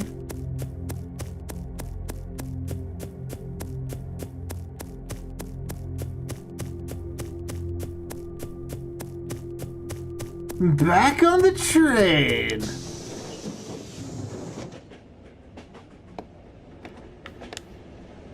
You are correct, Ice the Bite. This is a horrible survival game, but without either the survival or the game, because, like, the punishment for failing to escape an enemy is going back, like, a screen. Oh, shit. Okay, so someone else.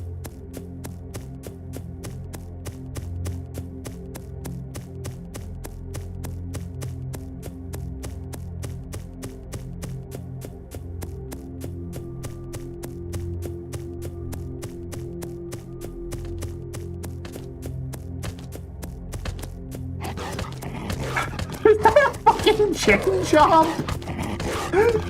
That's literally a chain jump. Can I make it down the well? No.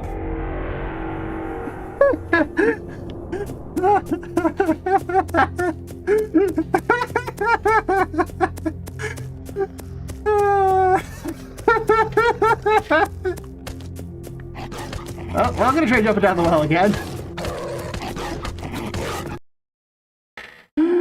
Oh my god.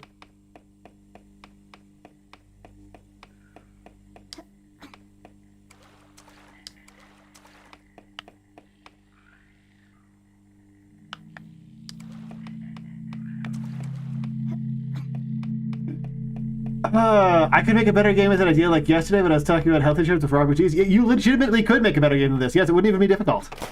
Okay, so you can't quite jump across, and instead it makes you walk really slowly.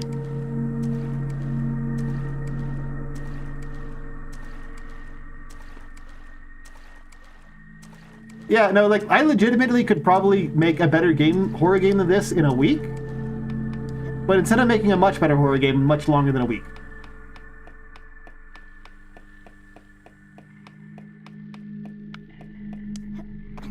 Oh, you're kidding me. They put the bicycle from the game in the game and then have it, like, be there so that you can want to interact with it. And then it's not actually something you could interact with. Wow, that's extra spiteful.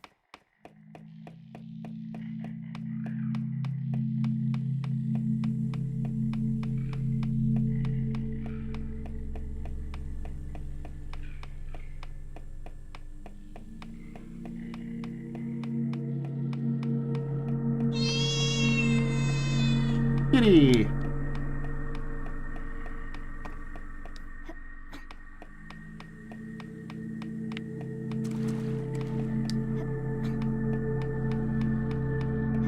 Well, there's a couple of different places to, like, do stuff. Let's try going this way. What do we get?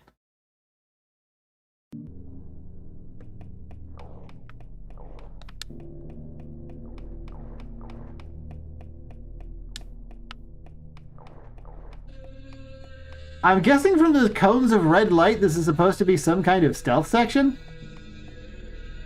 Oh, I think I'm gonna have a great time having a bad time.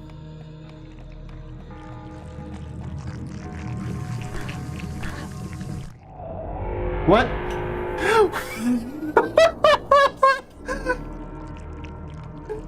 Okay, so if I get lightly brushed by eyeballs 3 times, I die.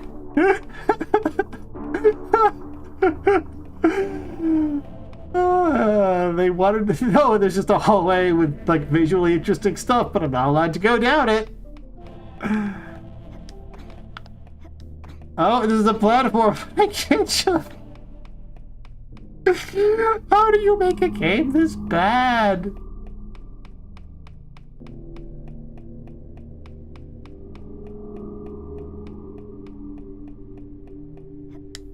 Oh, and despite, like, the interesting potential of, like, walking around here and maybe some, like, camera shifts and stuff happening. No, it's just a dead end. Okay. People actually hate the game and did all this on purpose. Legitimately, that would make more sense than they actually tried to make a good game. Well, time to hold right for a while nothing happens.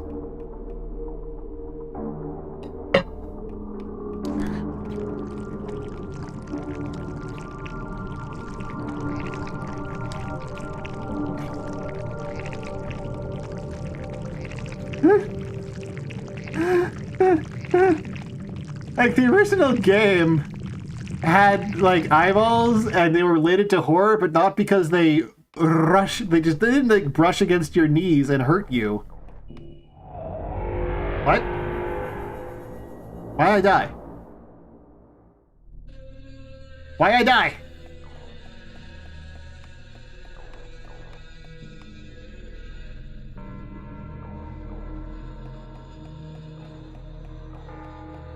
No, in the original, the way it worked is that they were just, like, there as scary background details. And we're just, like, there.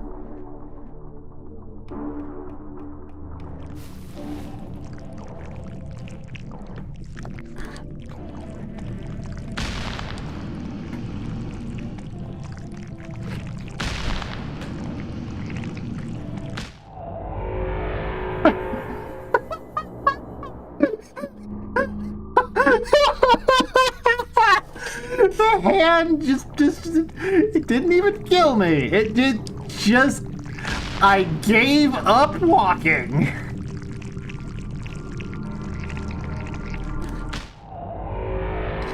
Okay, that time it animated properly.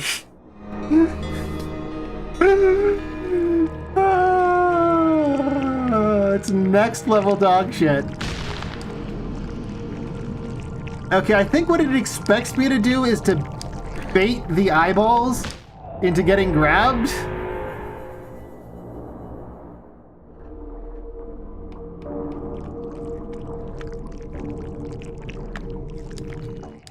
Oh, whoops. Oh no, I had red light.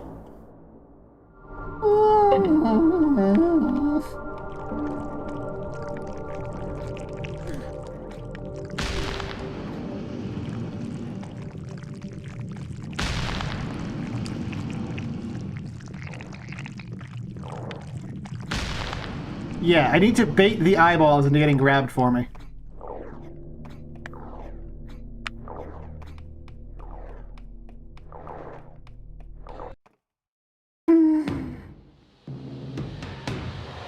What? Oh, is this like a spooky boss camera and now we have a boss fight of some variety? Hell yeah, I can't even tell if I'm on screen or what I'm supposed to be doing.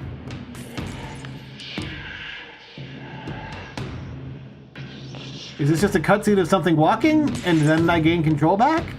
Okay. Oh. I was thinking I could walk, like, around it to pick up the shiny?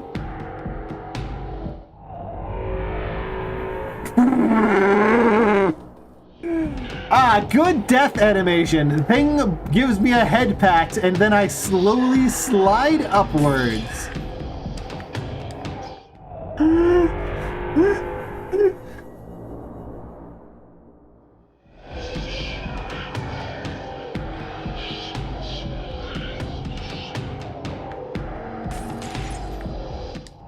Too early. How to talk to short people.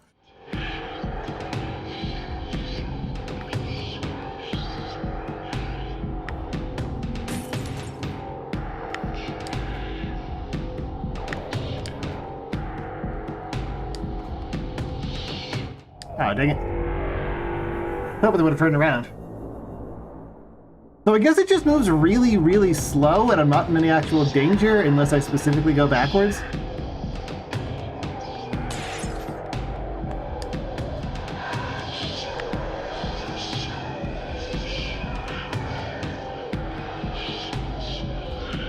That doesn't seem like possible.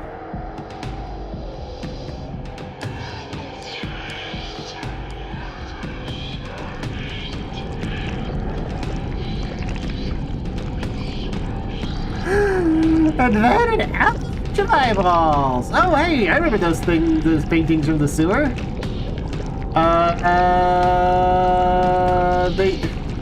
They're just sort of here now, though.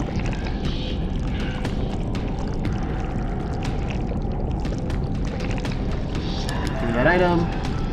Oh, hell yeah, I've unlocked concept art.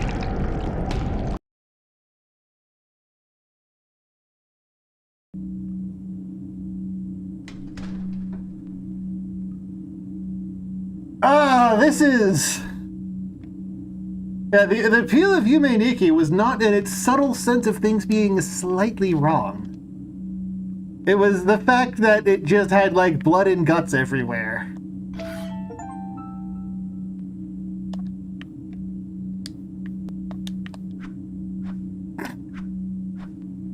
What is that animation?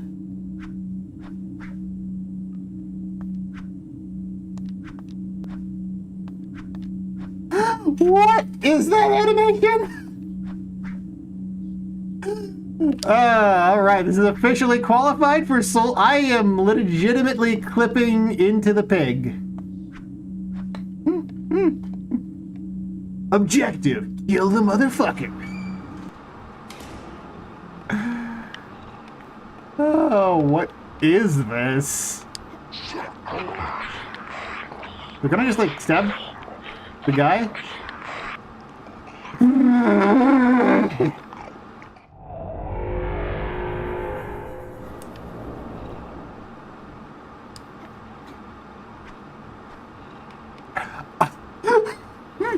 So I couldn't move there for a sec? Okay, I'm gonna do that glitch again.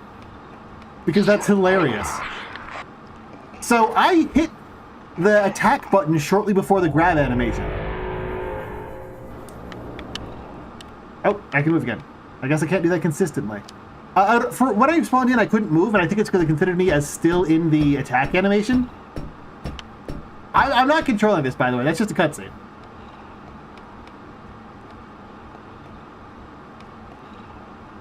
Uh, 052. 062.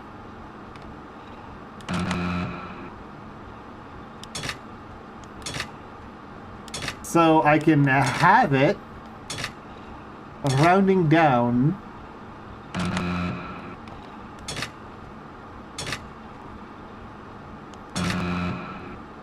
Or I can double it? Or no, triple it?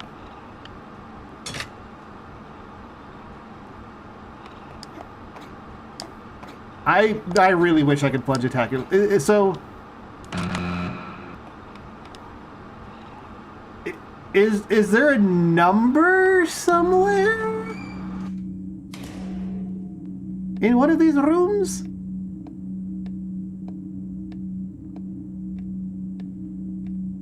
Well, I can't go back. So the two options are...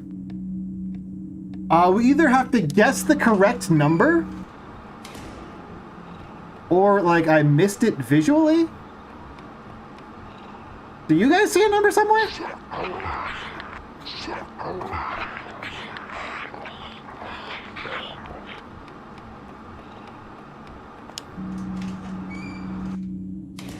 Because I don't see a number in here. Oh, I guess I do. 351. Okay, cool. I figured they were just gonna actually make me just randomly guess it, because that seems like the kind of thing this game would honestly do. 351. Alright, well, I'm not gonna think about this puzzle. If it's too small, I pick one. There we go. Required no thought, just target number. Do I stream often? 3 times a week.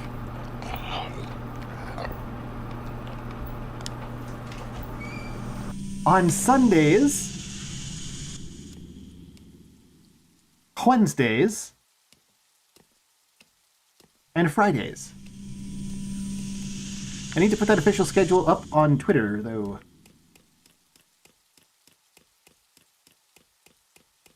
Oh, hey, I remember this scene from the original. You go right for a while until you find a different looking one, then you go left.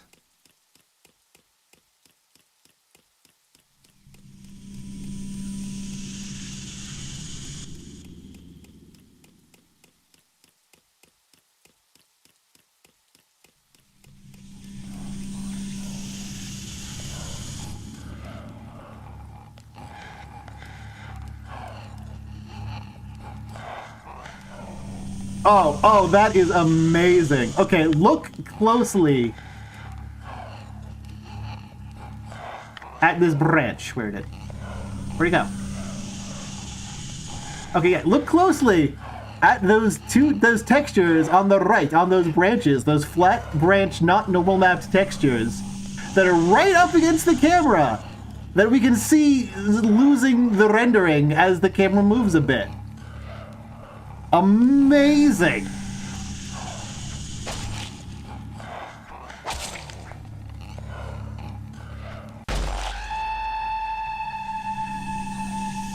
Oh, they finally played the stock scream sound effect. And then it transforms into a guy. Wow. That's some nice heavy-handed symbolism they opted to just insert into this, which doesn't actually gel with anything from the original. Holy fuck.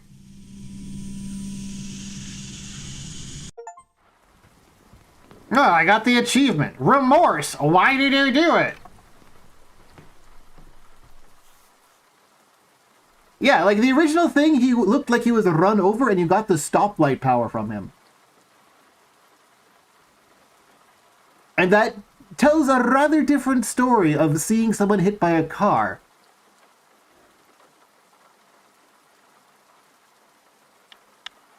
And not a story of you murdered for someone for no particular reason.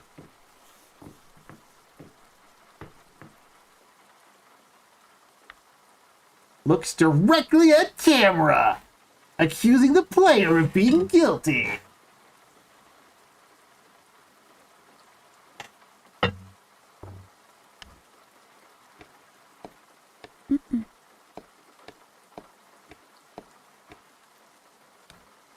I guess I can hit save and then try another one.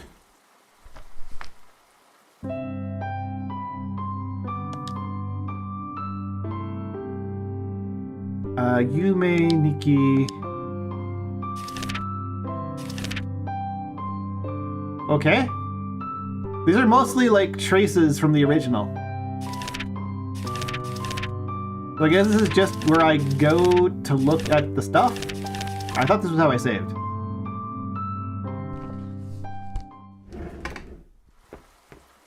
Wait, you get there in your dream or in the Famicom right there? I haven't found it. In the original, it was like 3 or 4 layers deep, and there were a couple of different ways into it.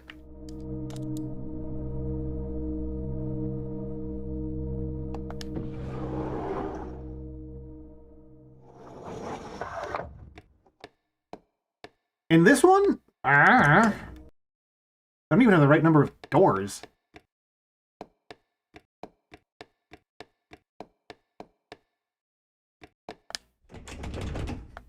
Oh, I can't go into the Omega Change door. Okay.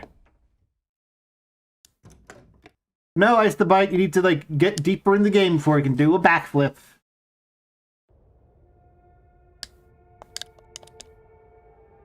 Okay. Outdoors at a school because we haven't had enough heavy-handed symbolism. Oh, you have a running attack now.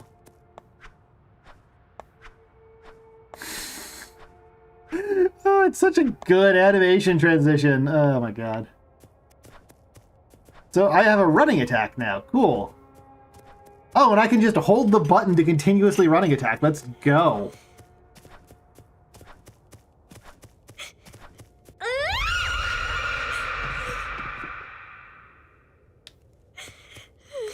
Can I dab at her to make her go? I cannot dab through the crying lady.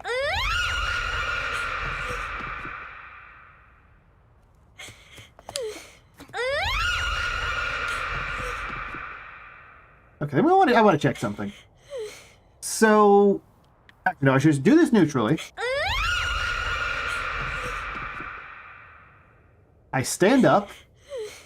The goalpost is right in the middle of the distance between her ear and the tip of her nose. But if I jump in...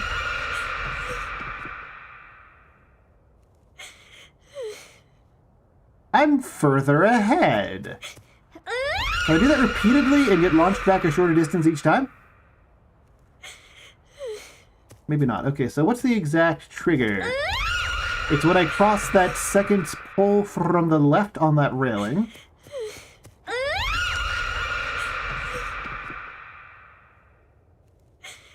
Nope, okay. I always think I'd have to do that repeatedly and, like, glitch my way through. So can I go up into that one? I'm holding up. Please?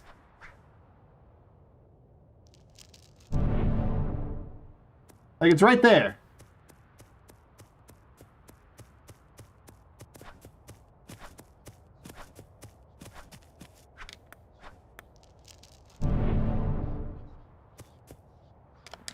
Like, I know, like, you can hear the clicking.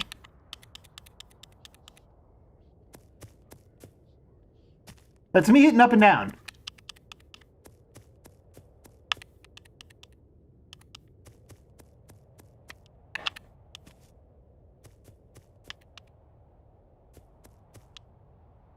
It doesn't let me go towards that big door that I obviously want to go towards.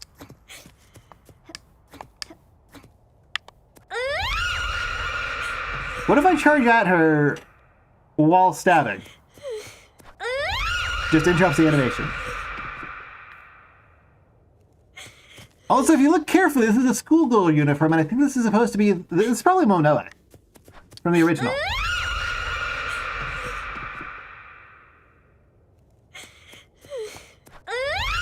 Okay, yeah, there's no way to skip past that trigger. Walk instead of run? Sure.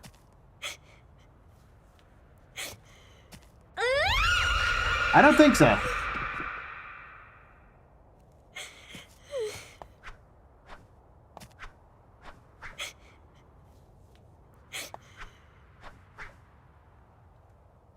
Okay, and that doesn't inch me forward.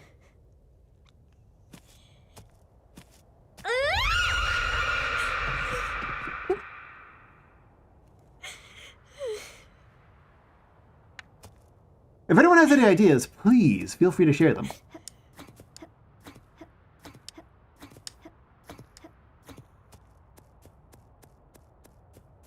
Because I don't know, maybe we need to come back here later with a gun to shoot the child?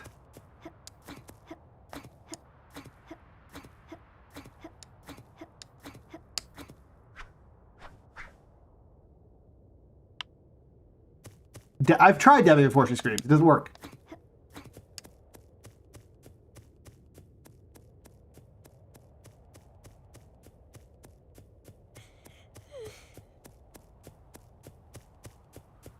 Like, see? She's within the dab hitbox, but it possesses no effect.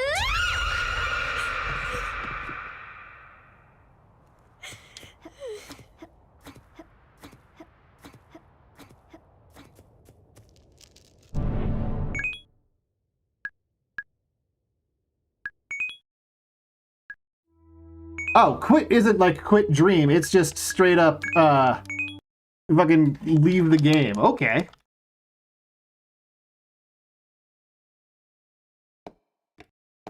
No, it's a cutscene where I have no influence on what happens in that Michael. So I guess I can't go into there at all or actually leave it if I go there. It's just like an in-game soft lock, so that's cool.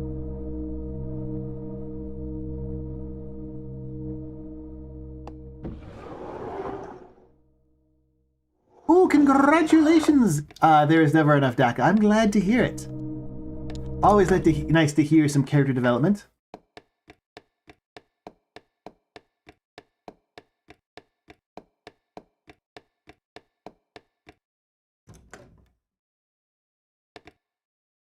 I don't think I've ever been there.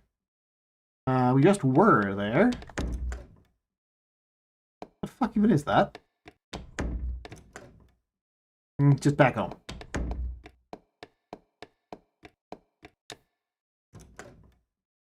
Let's try this place.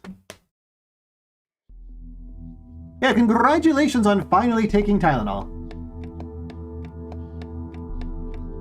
Okay, so we got full 3D movement, but we can't jump, so this is no longer a 3D platformer. And I think we're supposed to kill that man.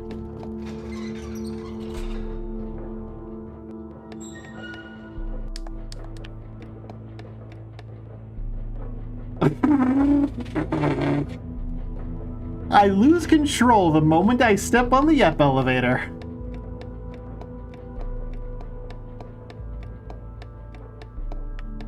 Oh, hey, Shadow Guy. Murder! I can't murder! They took away all of my nouns. Or my verbs. I don't even know what that did. If anything. Sail, sail, sail. Do you refuse to use guides or... Most of the time, yes. Because I think there's a greater purity of experience if I'm doing the wrong thing. And also, it tends to be really funny. Guess I'll just chase this guy. That's what they want me to do. Oh, hey, they've got a bunch of nude mannequins. We truly are. This truly is the Silent Hill 3 of god-awful Unity games. And speaking of, Harry Townsend 1998, thank you so much for the follow.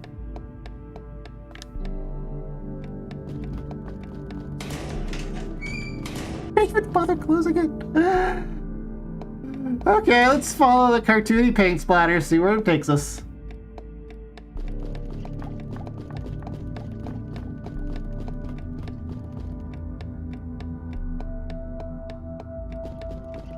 Whee! Oh, I think this place loops infinitely. Yeah.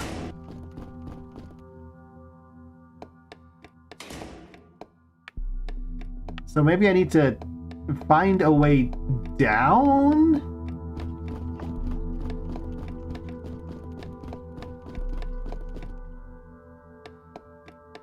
And then come at it from a different angle?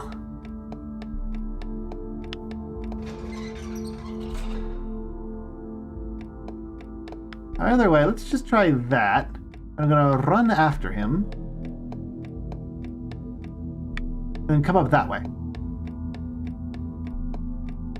See if that does anything. I don't think it will, but I'm gonna see if it does.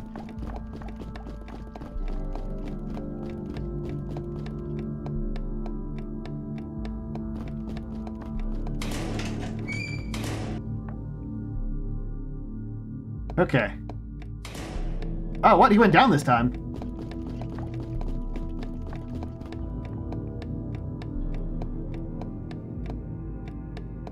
There's a thing there, apparently. And now he just runs up and that way.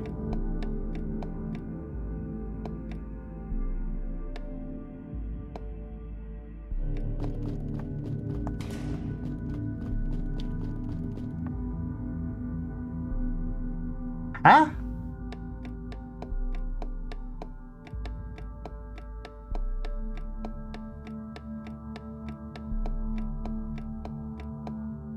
I guess I'll go this way then. I tried following him and I didn't get nowhere.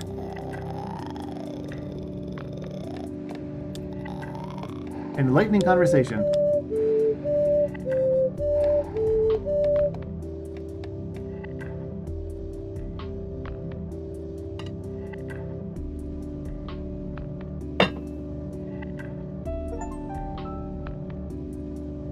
Press X-Yab while holding Ulb.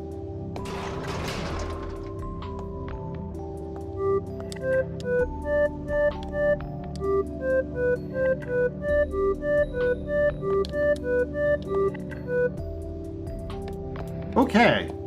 A flute with 4 notes. Well, we can't leave.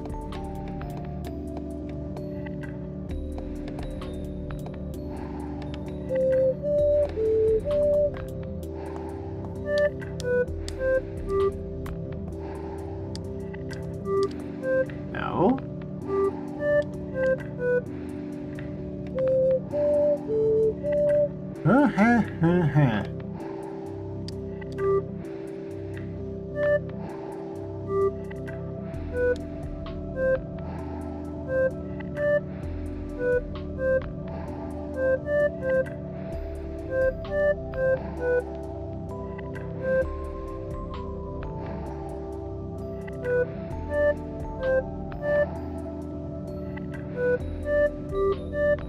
Hey, Cece. I mean, I did.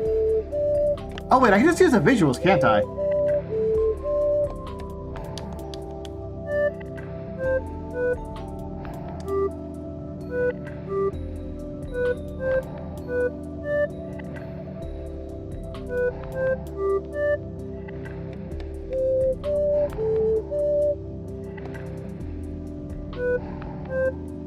Oh no, okay. So it's 8th? So it's double 8th and regular 8th? So it'd be... Okay.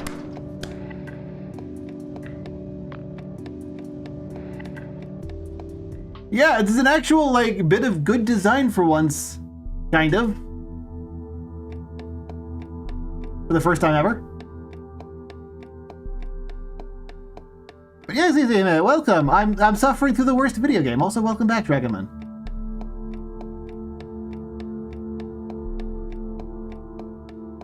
What does it even do?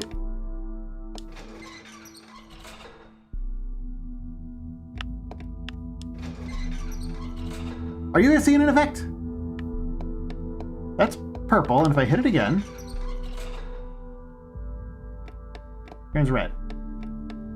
This one's red, and if I hit it again,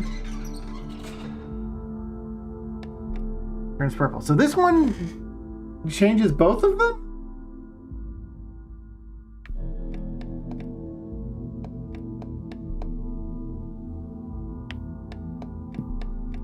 What? And I need to figure out... this one only changes one of them, I bet. Yeah, this one only changes the ones immediately next to it.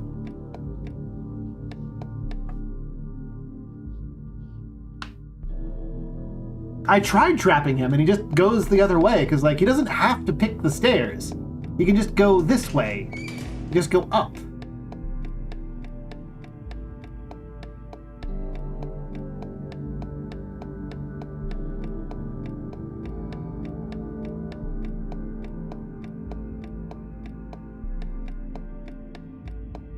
So, like, what? I can, but it just loops me to the other side. It is how they handle the looping. Like, behold, from 3F to 3F. Now on the other side. Now, I don't know where the guy ran off to.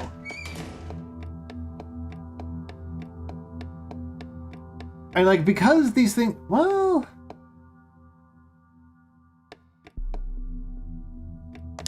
Hold on. If I set it to like this, then this one will be going down, and this one will be going up. And then if I set this to this... Are they both going to be going down?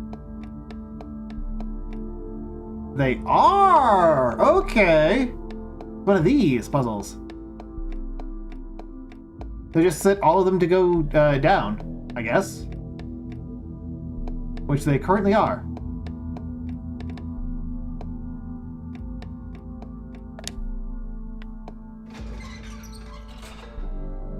And then figure out where the hell he ran off to.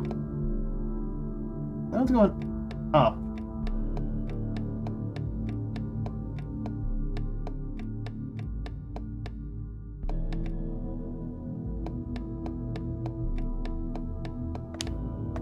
So I need to hit this.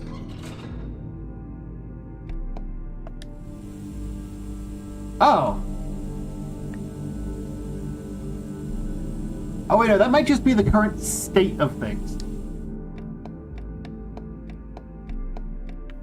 It would imply that there's an upper one. Way to the left here? Yes.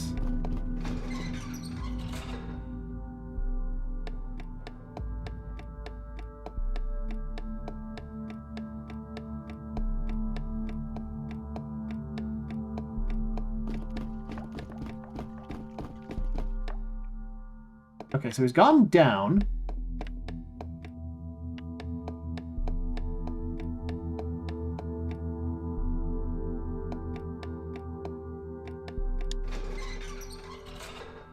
I mean, really, you just need to hit the ones on the far ends, and then flip the one in the middle, but they're all down. Is it... Can I read this? No. So now those are both down. This one will probably be up now. Yeah, but then I can swap it around by Why does this dog shit have puzzles? Because it's unredeemable dog shit. Like, this is a next level dog shit. I have to swap this around.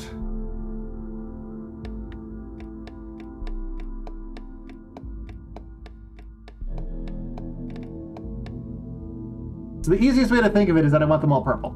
Or no, I want them all red. If I swap those...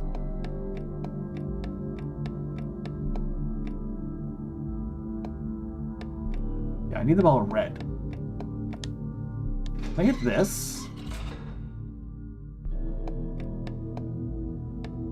So those are red, this is red.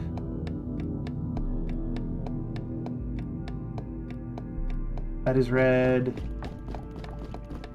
That is red. That is red. Cool. Now I can just keep forcing them downwards. Purple. That's purple. But really what I should do is just go to either end.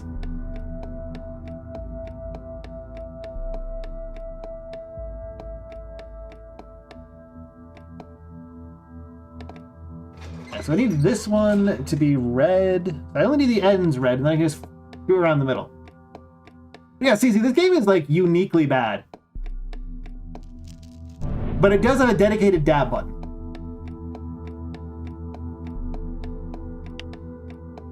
So it's not like 100% the worst thing ever. Oh, this one isn't even the...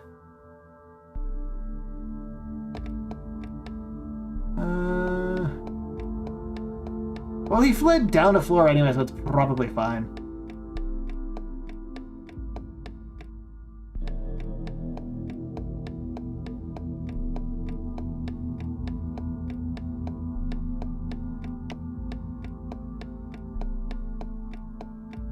Yeah, Yo Noidy Nikki. That's purple, so I need to be red. Like this. And not just puzzles, but extremely slow, tedious, terrible puzzles. This game is irredeemable. Okay, so I need that to be red.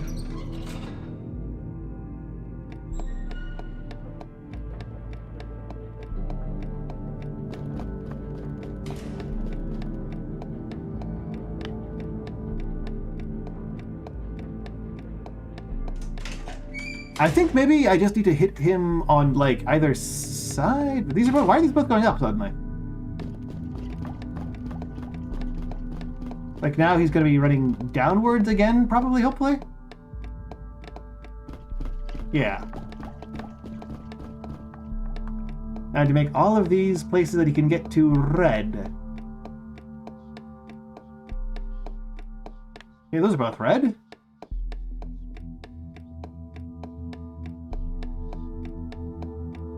Those are both red. Alright, so we solved the puzzle, question mark?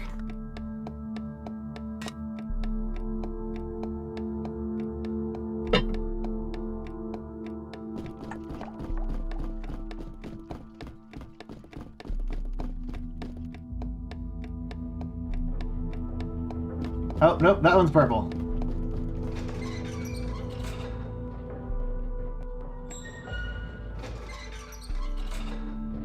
I mean, they should have hired anyone who played the original game and understood what made it, like, fun?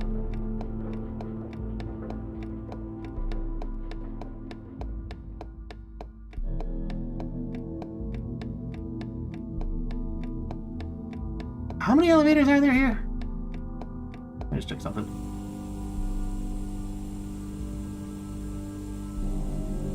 I think if I run at him from the left, it'll work. Oh no, now it's going up again.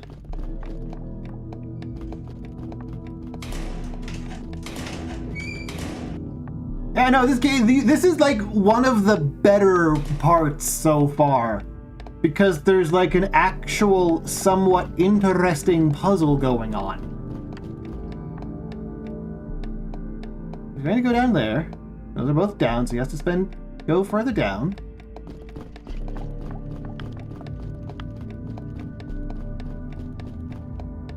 Then I want to try and loop to get him from the left.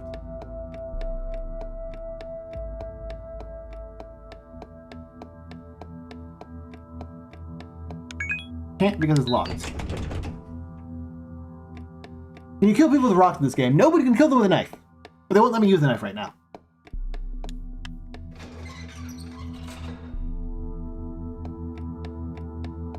Let's switch this to both up real quick. So it's extremely likely he's in the leftmost position, which can only be switched by that one.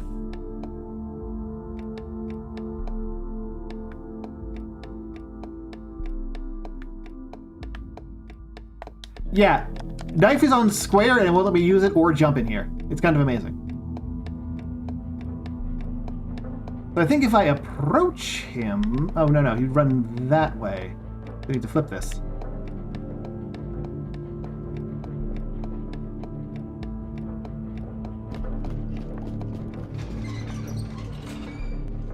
I need to flip it like that. Then I want to go all the way to the right.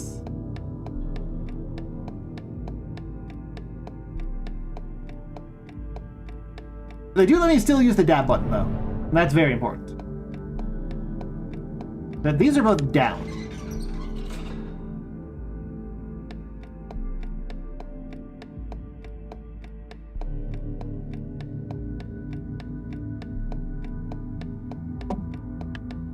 Then I need to go back up and swap the other ones around.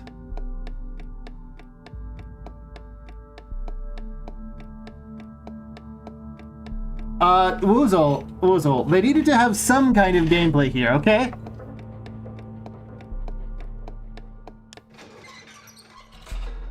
Because otherwise, gamers would get bored. I need to have that one flipped. Not gonna worry about that yet.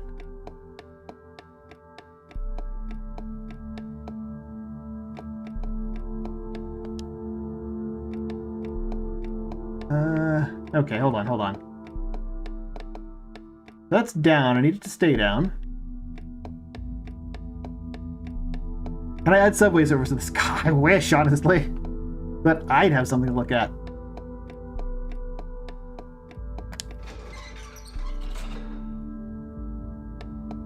So now...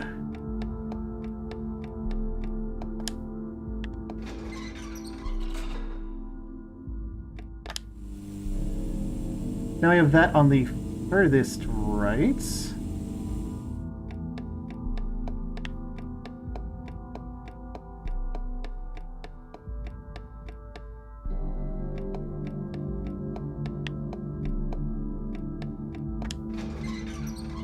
And I do that.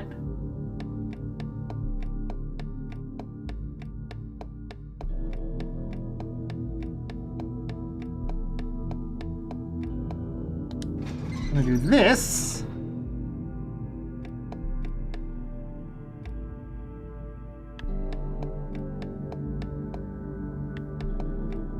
Then I could go around another way, and the puzzle would be solved. But then I wouldn't be able to get back up. What I actually want to do is hit this first.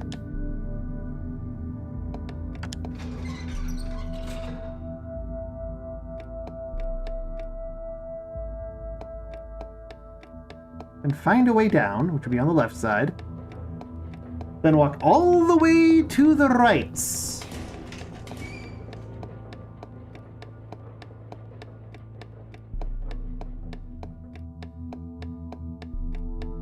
To flip that lever once, and then go back up, and flip both of the top levers again.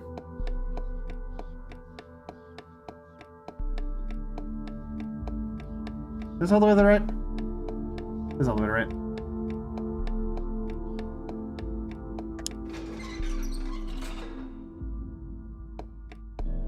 So now I have to track all the way, and I think this is unironically one of the fewest amount of track the. You want to flip that one, or let me check something real quick. Oh no, I think I want to flip both of the upper ones, not anything else. Yeah.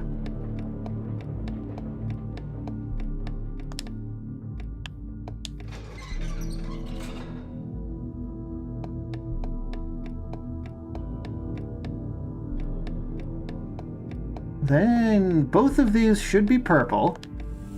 No, only one of them's purple. God damn it!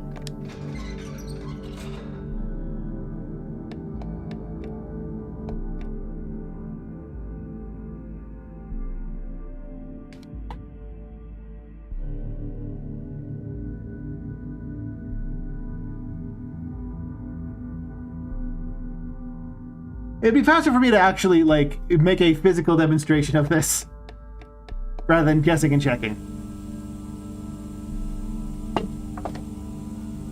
I don't have a pen nearby. What do I use?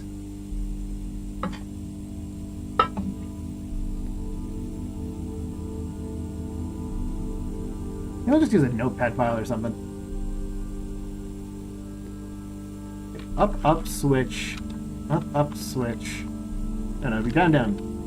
So DD switch, DD switch, UD switch. There's also switches on the upper level in the middle.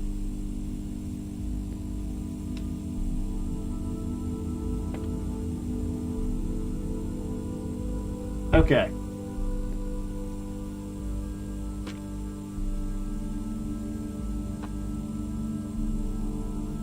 This game requires money. You had to pay for it. Someone bought me this game. I need to keep that one down. That one doesn't have a switch there, so there's only 5 switches here.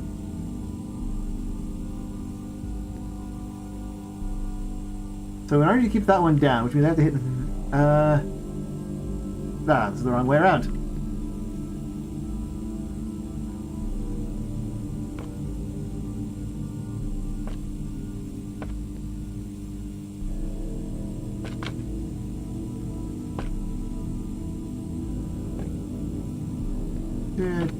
Okay, okay. So I need to... So the only things that can affect the rightmost switches, or the edge switches, are the edges.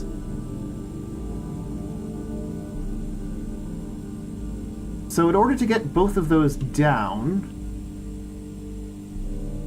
I need to keep that in that position, so I only have 3 switches to play with. So if I hit the middle switch, it'd be up, switch, up. And if I hit that top switch, it would be down, up, down. That doesn't actually solve the issue.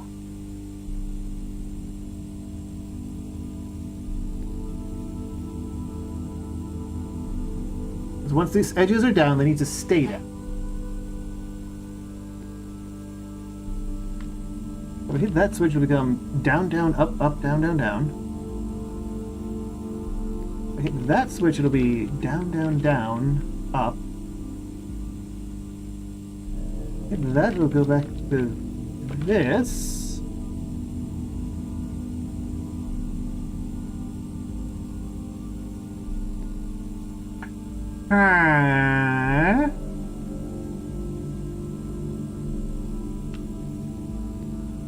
I guess I got like window capture of this one notepad file.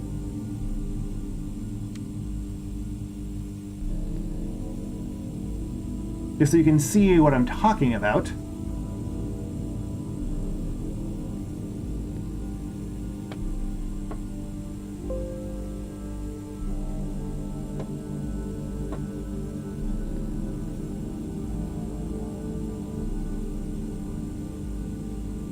Okay. So here's the situation. Actually, it's not quite the situation. The situation after I pulled some switches. Let me reset it to the situation. So here's the situation. Now, only the vertical lines are switches, and the only switches that can affect the outer ends are the outer ones on the bottom.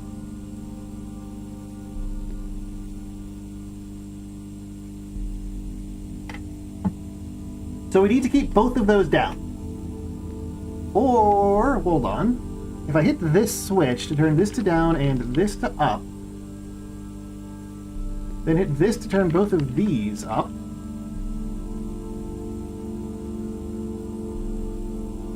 hit that to turn both of these to up, then this to turn it to up and to down, This to down into down. Doesn't get me anywhere.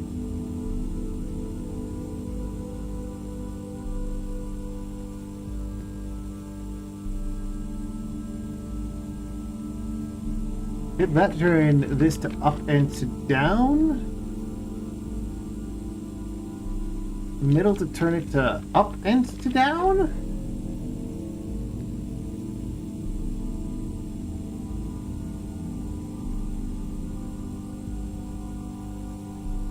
I feel like this isn't solvable the way I'm approaching it.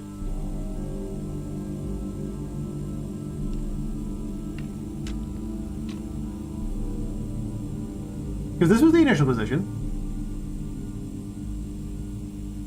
Wait, what if I just hit both of those, so it became this? So if I hit the two top switches, and if I hit the leftmost switch, it gets to this. Which means there's still an up, which is a problem.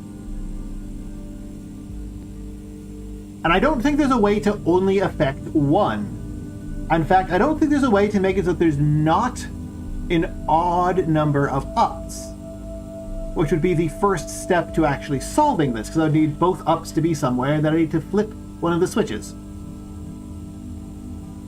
Because each motion can either add one up by moving it, or it can subtract or add two. Right? Like, how's the brain isn't betraying me here?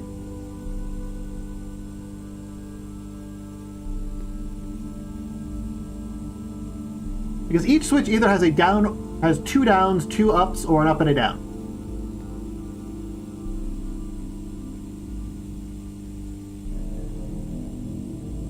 So there's no way to change that there's at least going to be one that's wrong, right? Like, if I hit this switch, we get this, which adds 2. We can either add 2, subtract 2, or just switch one of the positions. Because, like, each individual switch either has no downs, 2 ups, either has 2 downs, 2 ups, or an up and a down. If it's an up and a down, all you're doing is moving one of the ups.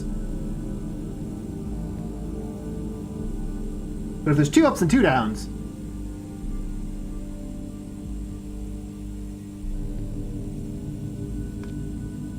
then let's say there's only one up and it's in the leftmost position. That's probably it. Okay. I get it in the leftmost position and then shake, but he runs there by default, doesn't he? Like, he always runs to the one way that lets him up?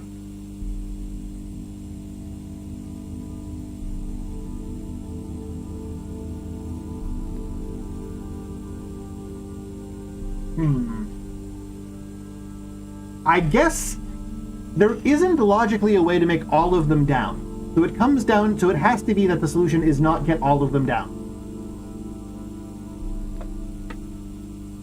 Because there's no way to add or subtract exactly one of the up-down. Always done in 2s, and it started off uneven.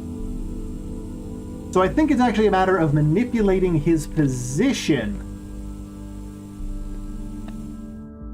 relative to what I've got going on.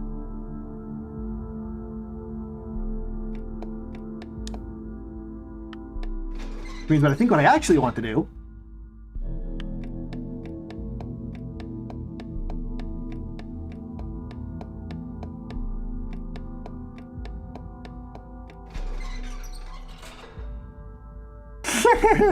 yeah, it's just a shame that the original wasn't actually a horror game.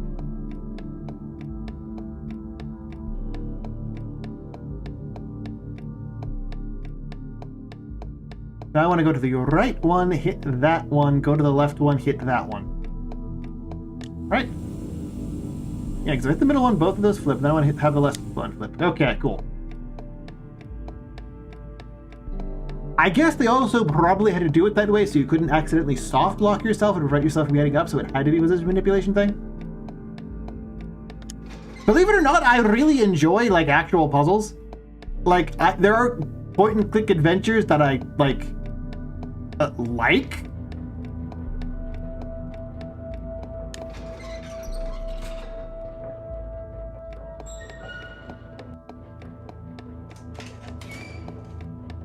So would I call this a good puzzle? No, because I have no idea the actual steps I need to take to achieve the solution.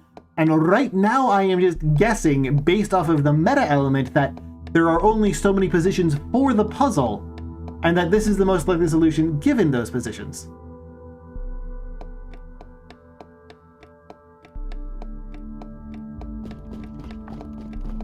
This guy's going to run over to there, go through that. Yeah, I did do a Zork Nemesis thing, which is an interesting puzzle because it's based around like actual puzzling.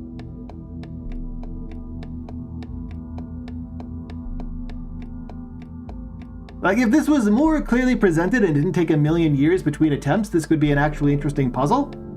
Like there's the seed of a good puzzle in here, but there isn't a good puzzle here.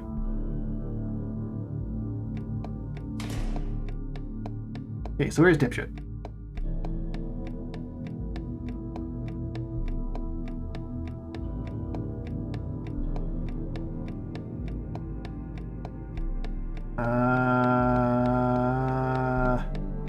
No, like actually, where the hell did he go? Yeah, the issue is that like the guy's AI don't make a whole lot of okay.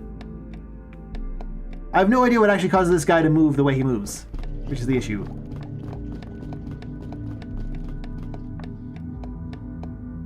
And now there are no routes up, but he runs left.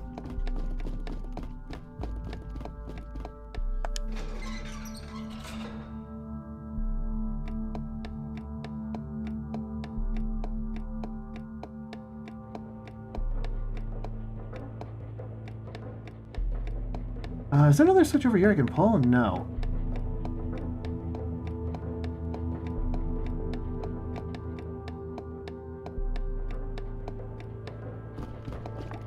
It's going to come from there.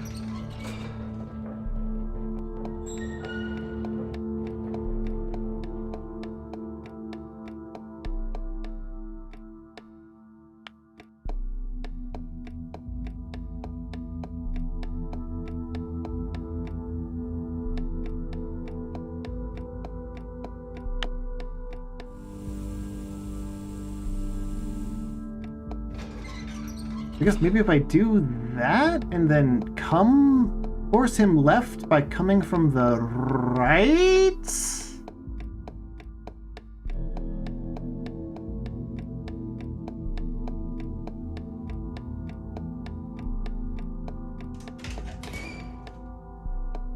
I need to chase him towards the left somewhere.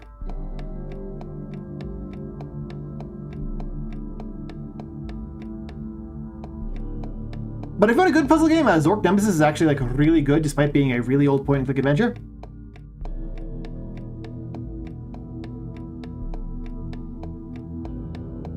Do I have to go through this to like respawn him? Yeah, I genuinely have no idea how this dude's movement logic works.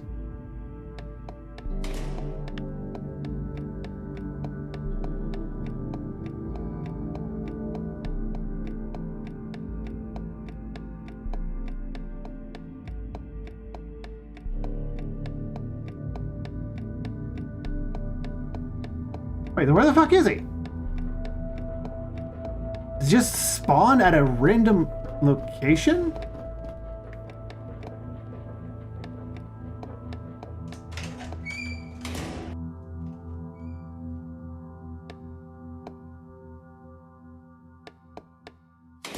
Now he's gonna flee upwards. If I go between the two doors, he stays there.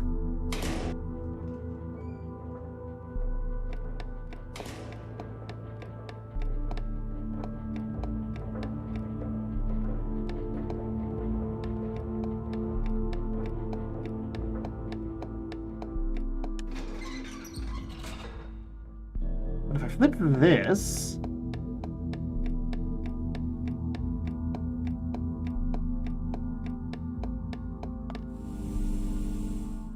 and I can approach. approach. But no, then he's just gonna...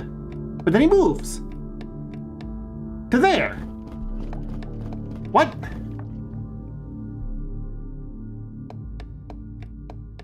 Hold on. This is 2F. If I go right from 2F, where do I wind up? Still on 2F.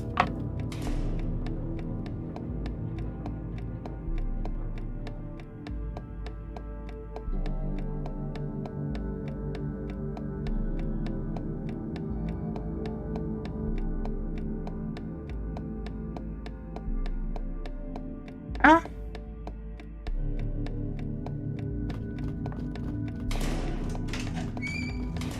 Okay, so I went through the 3F door, which means logically he should be on the left side somewhere.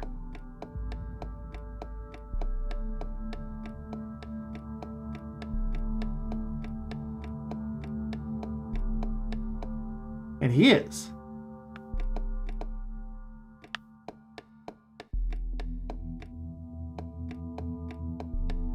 So if I chase him from the left towards the right, where does he go? Goes down there. If I chase him from the left towards the right, he runs left.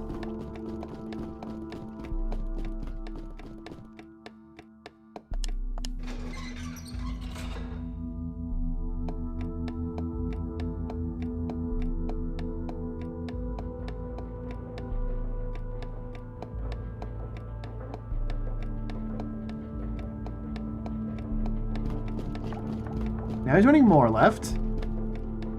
Can we be pinned in now? Yes. Okay. Wait.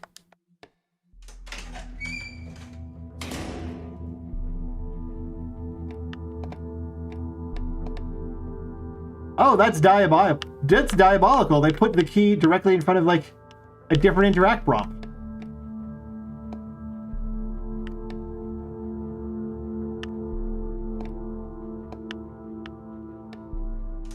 What? Did I soft lock?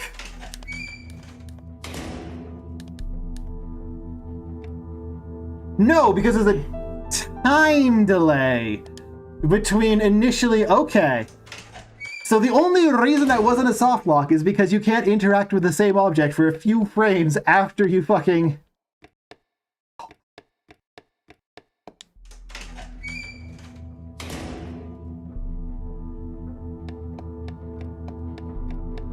This is like the best video game anyone has ever made.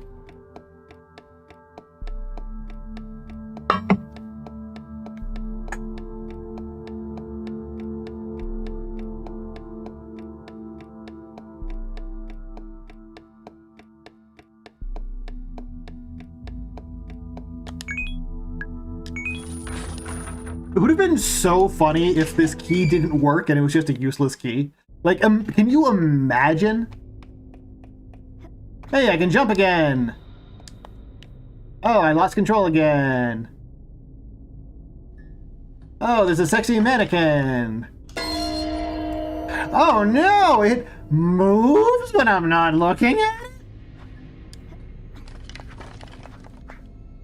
Can I stab it?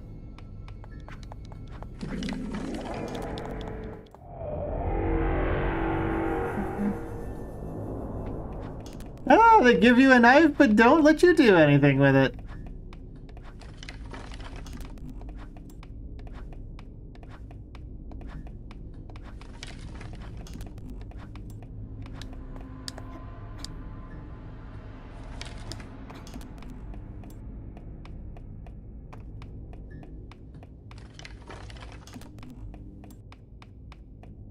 I think I can just hold right and be fine.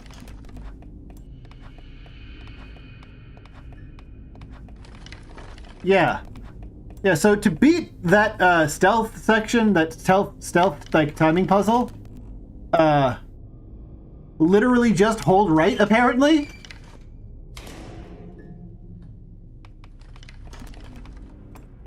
Does it also work here?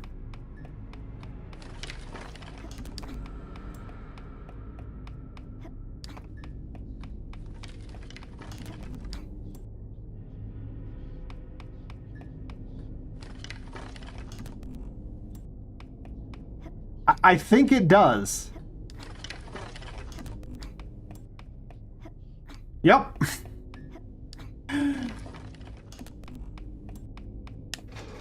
Amazing! 10 out of 10 stealth segment puzzle design. Oh, that thing's also gonna try and kill me, so I can't just stand in one place.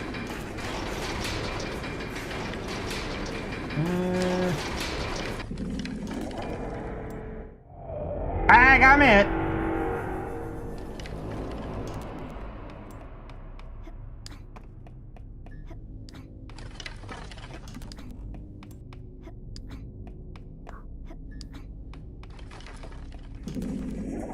Oh, I went too fast that time. Okay. So pause slightly on the last jump.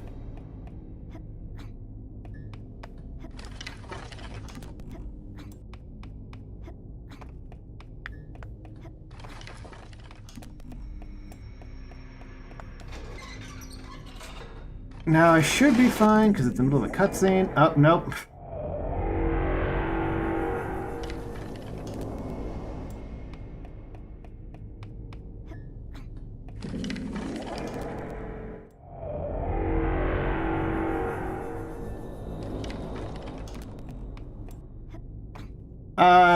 Snow X Fall, you're asking a lot of questions. I don't think you're prepared to oh, I guess I got groped again.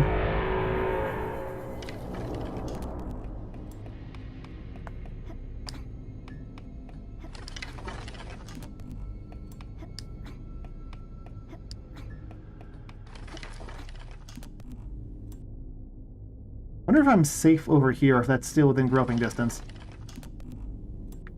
Okay.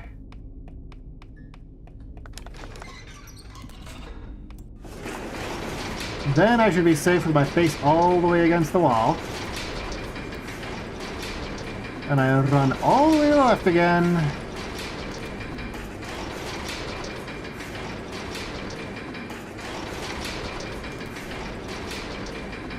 Then I can go to the right.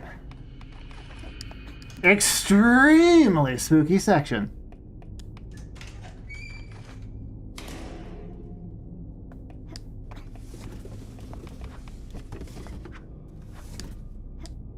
The boxes have physics for some reason.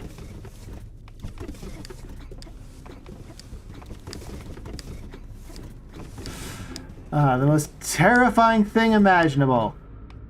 A room with empty cardboard boxes.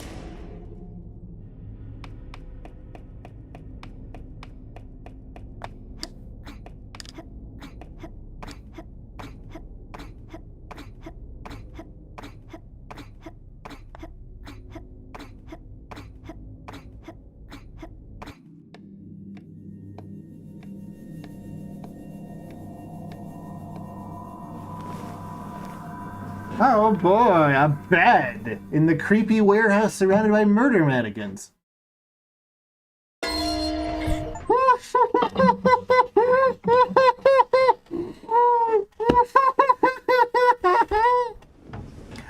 that was a bad time to take a sip of water.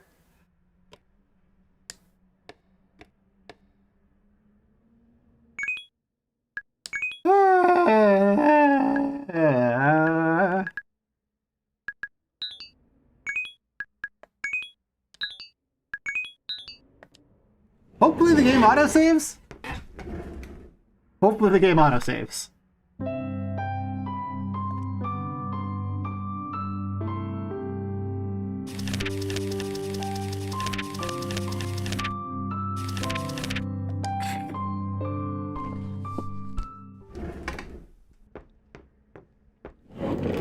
Okay, even if the game doesn't autosave, I'm just quitting because I can't take more of this today.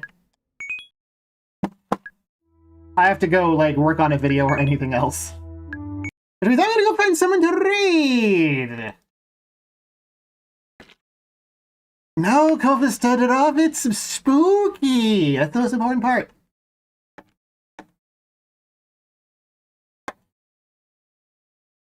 I'm gonna read Bell Buddy. I like that guy. In conclusion, which game? Oh, Yume Nikki easily. One of them is just like bad writing, but that's, Yume Nikki has more dimensions of badness. What the fuck do you even use for a raid message?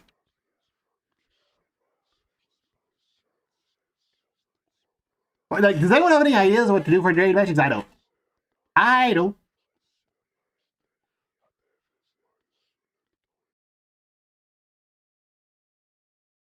Oh wait, no, that's the wrong guy. Raid. Oh, Bud. There we go. What? Oh no, that's Ball Bud. God damn it.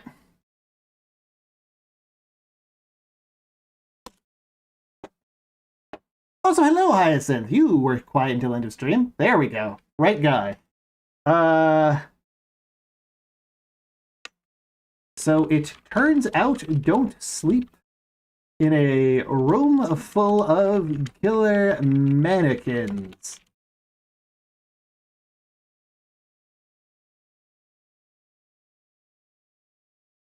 What raid message do I want to use? Fuck it, that one. Fuck it, that's the raid message. It's dog shit, but I also don't care. Anyway, I will be back on Friday with the first Abandonware Adventures, where I find some horrible freeware crap thing and then just stream horrible freeware games from the DOS. But for now, I get the heck out of here.